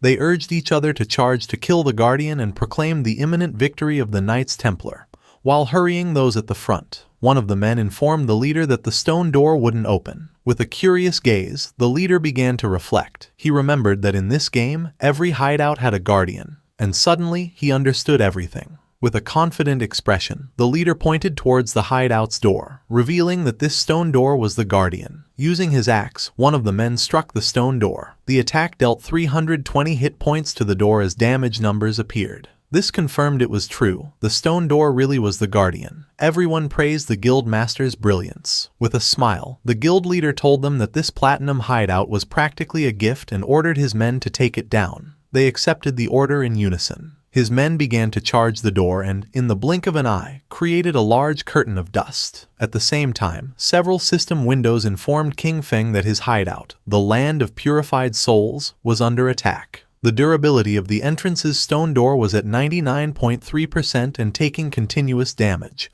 while the magic defense barrier remained at 100%. The system revealed that standard teleportation to his hideout had been blocked, offering him the option to use war teleport and indicating that this was the only use available for the day. King Feng's eyes filled with seriousness and confusion, as someone had found the entrance to the land of purified souls and was attacking the hideout. Riding his wolf, King Feng headed towards his hideout. He figured that with the invaders' attack power, it would probably take them a year to break down the door. Because of this, he would simply ride his wolf over to take a look. A while later, King Feng arrived on the outskirts of the land of purified souls. His eyes lit up as something caught his attention. 2 men were chasing a woman, ordering her to stop and threatening to slaughter her if she kept running. A man carrying a spiked mace appeared in front of her, asking where she thought she was going. Just before she could take another breath, the man struck her hard, sending her body flying. With a smile, the purple-haired man extended his hand and used his skill, Sacred Chains. 4 swords made of energy descended from the sky, piercing the woman's hands and knees and causing her to scream in pain. One of the men reminded her that he had already warned her that this area had been claimed by their guild, the Knights Templar, and asked if she really thought she could force her way in. With a serious gaze, she explained that she was just passing through and that this wasn't forcing her way in. It was obvious they were just looking for an excuse to rob her. Our boy recognized the woman. It was Yang Xiaoya, his colleague from the company. He remembered she was a rather nice girl who had even given him a heads up before. Hearing that, the guild reserved the area. He deduced that the ones attacking the land of purified souls were then from the Knights Templar Guild. The purple-haired man stated that if they said she was forcing her way in, then she was. With a smile, he reminded the others that, according to the usual rules, he would go first. The other man, laughing, said that then he would be ahead of him. At that moment, someone moved like thunder, cutting off the heads of the 3 men. It was none other than King Feng. Our boy started to stare at her intently, and his eyes began to glow. Yang Xiaoya was in shock, wondering if it was Shadow. But no, she realized that wasn't right. Those eyes, they were King Feng's. With a snap of his fingers, our boy activated one of his skills. This ability, the Blooming Curse, caused brilliant red spider lilies to erupt from the corpses of the men he had just defeated, draining their remaining lifespan. He stood amidst the glowing red energy, his expression calm and serious. Nearby, his old friend Yang Xiaoya watched in shock. Seeing his eyes, she felt a sense of familiarity and wondered aloud if he could be King Feng. The orbs of lifespan from the fallen men were drawn into a vortex of blue energy and disappeared. Yang Xiaoya noted that everything was gone. She contemplated what she had just seen. She thought how much Shadow's eyes resembled King Feng's, but she quickly dismissed the idea as a coincidence. She reasoned that if King Feng was the powerful player Shadow, he would never let his sister, Xiao Yu, join a guild like the Knights Templar, where members were treated like slaves. The story then shifted to Shadow's hideout outside the land of purified souls. A group of players, led by the Knights Templar Guild leader, spotted Shadow's arrival and erupted into a fanatical welcome, cheering for Big Brother Shadow. The leader explained that his men had been trying to rob someone and thanked Shadow for showing up and teaching them a lesson. He said that since Shadow saved them from the headless assassin, his entire guild had become devoted fans of him. The leader continued to flatter Shadow, claiming his guild now followed his positive values and strove to be a sunshine guild. After the praise, he finally asked why Shadow had come to visit. Shadow ignored the flattery and got straight to the point, asking if it was true they were attacking a hideout. The guild leader, looking surprised and nervous, stammered as he asked Shadow how he knew, then hesitantly questioned if Shadow was also interested in the hideout they were attacking. With his eyes glowing, Shadow made a calm declaration, stating that the hideout was his. The guild leader was so shocked he practically turned to stone, unable to process what he had heard. His subordinates were equally stunned, their mouths open in disbelief. The leader, sweating, tried to argue, pointing out that he heard Shadow's hideout was in Magic City, and a player could only own one. One of his men leaned in and whispered a crucial piece of information. If a player creates a guild, the guild itself can also own a hideout. Shadow confirmed this, stating coolly that he had hideouts in both Magic City and Zhonghai City. The terrible realization dawned on the group. They had been trying to invade the personal territory of Shadow, the most powerful player in the world. A wave of terror washed over them as they looked up, feeling as if the sky itself was collapsing. Meanwhile, Xiao Yu was in utter disbelief. With tears in her eyes, she couldn't understand how the hideout could belong to Shadow when he had never appeared in the dream that supposedly led her to it. The Knights Templar Guild leader, now faced with the hideout's owner, immediately began to grovel. He bowed deeply before King Feng, frantically explaining they had no idea the place belonged to him and begged to know how they could make amends. Shadow, looking at a holographic panel showing his hideout status, coolly pointed out that they had been attacking his gate for some time and the repairs would be expensive. With a cold look, Shadow stated his price, 500 years of lifespan. The guild leader screamed in shock at the astronomical figure, the stress causing him to faint dramatically as his subordinates cried out his name. One of the men cradled his unconscious leader and pleaded with King Feng, asking if he could reduce the price. Looming over them, King Feng coldly asked if the man knew the cost of repairing such a gate. When the subordinate admitted he didn't, King Feng told him to shut his mouth. A moment later, the guild leader woke up with a dazed expression. He muttered to himself about the outrageous cost, wondering what he had done to deserve this. Suddenly, his despair turned to rage. He lunged at Xiao Yu, grabbing her by the front of her robes. He furiously blamed her for the entire situation, shouting that she was trying to destroy him and their entire Knights Templar Guild. With a look of shame, Xiao Yu accepted the blame, quietly admitting it was all her fault and that she had dragged everyone into this. Turning to King Feng, she bravely took full responsibility. She told him to punish her instead, offering to do anything he commanded. Pledging her life to him, she swore to become his servant and give him all the lifespan she earned until the debt was repaid. Facing King Feng, Xiao Yu continued her plea, offering herself for any punishment he saw fit.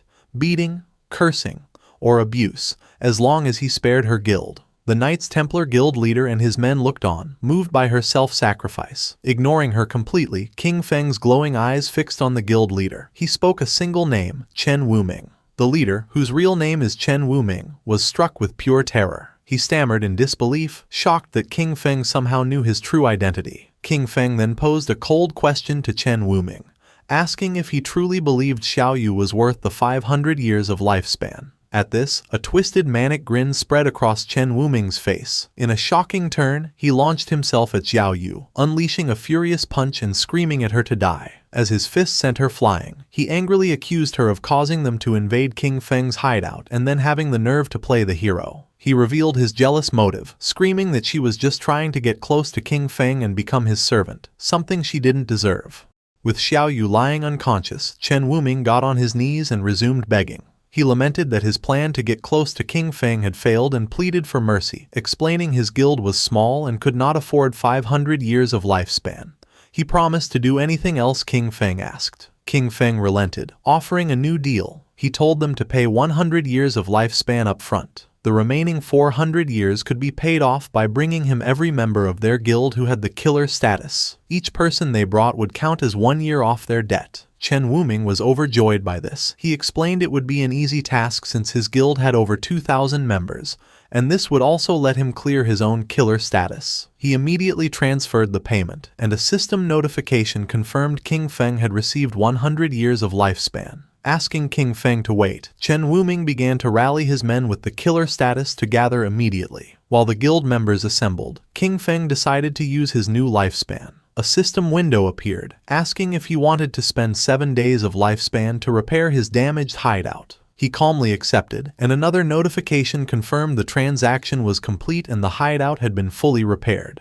Once Chen Wuming's guild members with the killer status were gathered, Shadow unleashed a devastating attack, a swirling vortex of dark energy that sliced through all 400 of them at once. A system notification confirmed the kills, and the ground became littered with glowing orbs of lifespan. Killing so many players with the killer status also reduced Shadow's own, lowering its level from 4 to 3. Chen Wuming, the Knights Templar Guild leader, clapped enthusiastically, praising Shadow's efficiency. He callously remarked that the men who died were just troublemakers who had violated guild rules and deserved the lesson Shadow had taught them. Shadow then turned to the leader with a new proposition, telling him that his guild would now be responsible for guarding this hideout. Shadow explained this would be a perfect way to keep the guild's unruly members in line. He ordered them to guard the place in shifts, warning Chen Wuming he would be held personally responsible for any future attacks. Though he agreed, the leader cursed Shadow internally, realizing he was being forced to use his men as security guards.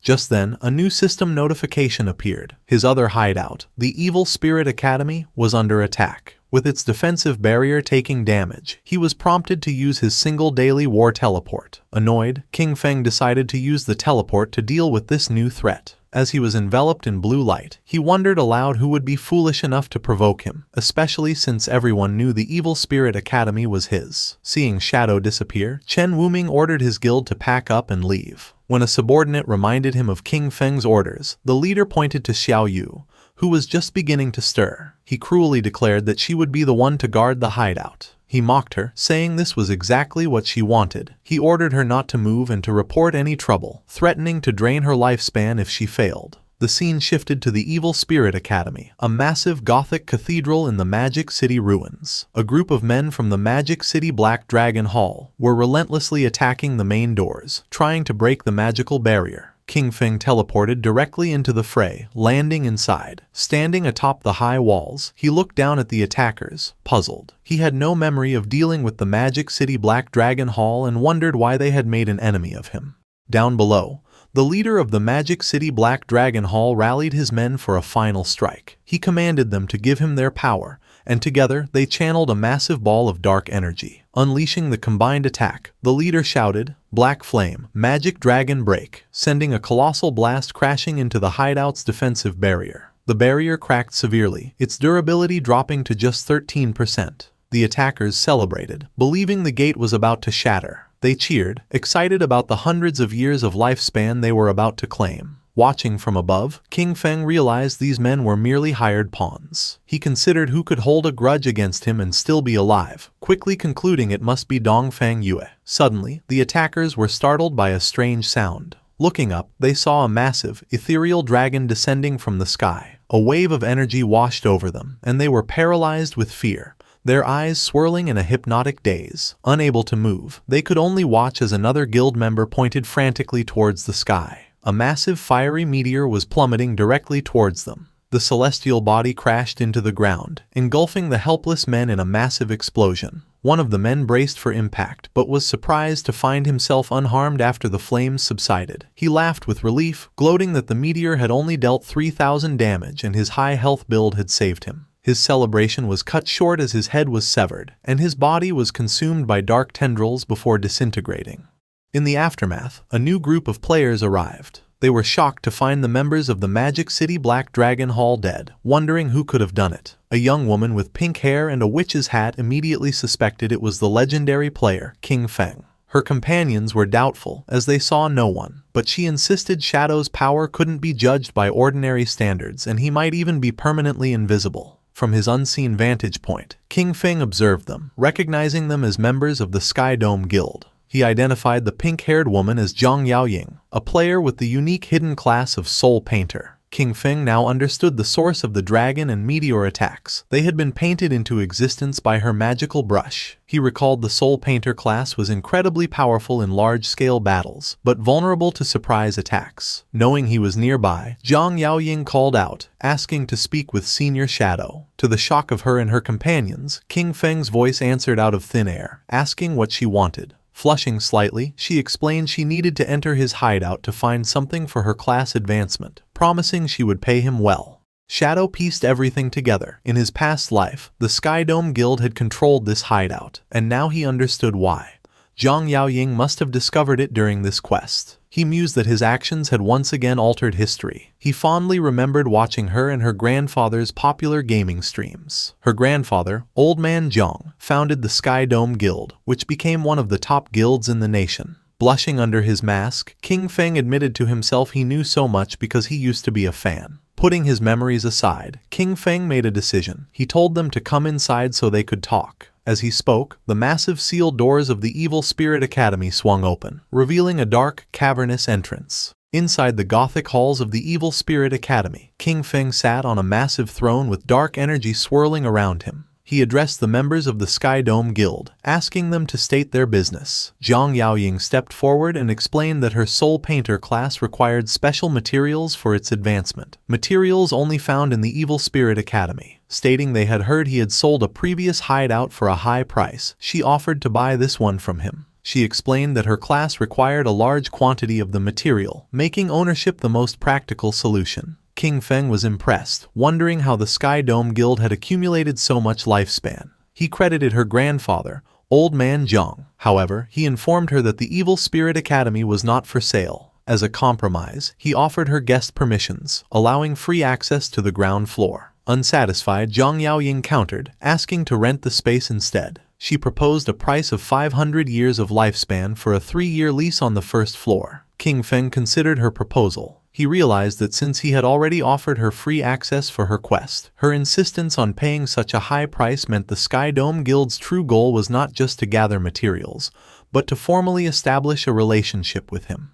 As if reading his thoughts, Zhang Yaoying offered another term to sweeten the deal. With a devious grin, she promised that if he agreed, her guild would take care of the Magic City Black Dragon Hall, the group that had just attacked his hideout, and wipe them out completely. King Feng was taken aback by her audacity, asking if she could really make a decision that would lead to war without first consulting her grandfather. Zhang Yaoying laughed, surprised he knew her grandfather. She confidently assured him that old man Zhang always listened to her, and that crushing a small guild like the Black Dragon Hall would be easy. Admiring her decisive nature, King Feng agreed to the deal and tossed the rental contract to her. A system notification confirmed the transaction, informing Shadow he had received 500 years of lifespan. He told them they could use the first floor as they wished and not to worry about the defensive barrier, as the lava in the lower levels would automatically repair any damage. With the deal done, Zhang Yaoying and her guild celebrated. After the Sky Dome Guild members entered his hideout, Shadow allowed himself a small smile. He thought to himself that Zhang Yaoying was even more energetic in person than on her streams. Blushing under his mask, he shook off the thought and reminded himself to get back to business.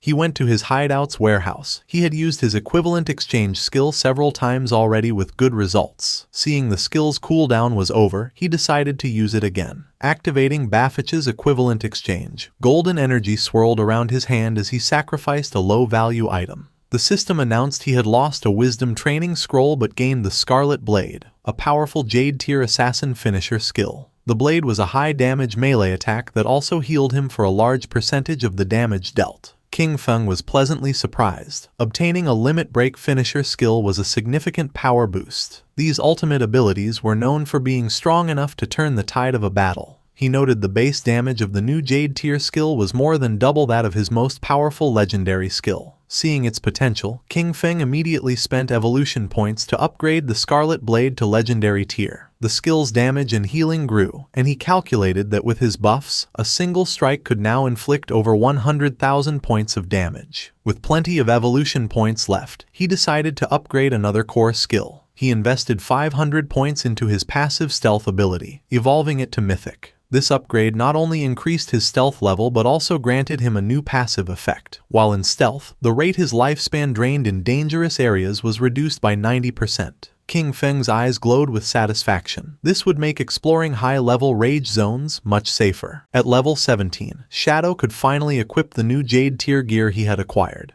He equipped a new veil, gloves, boots, and a ring, each providing significant stat boosts. With his new gear, almost his entire set was now Jade tier. However, he looked at his new mismatched appearance with disgust, remarking on how ugly low-level equipment was. He promptly switched his appearance back to his default, all-black Shadow outfit. Now fully upgraded, King Feng declared it was time to conquer the next hideout. The scene shifted to the real world, in the suburbs of Magic City, where an armored vehicle pulled up to a grand mansion. An armed guard asked his colleague how many people they had brought back, and the other replied they had only found 4. The first guard expressed disappointment, and his colleague explained that fewer people were willing to sell their lifespan these days before telling the new arrivals to get out. A group of 4 disembarked, a large muscular man, a man in a long coat, another man in a suit, and a young hooded woman. The man in the coat looked at the impressive mansion and remarked that the buyers must be rich. A guard told them to wait outside while he informed Madame Dongfang.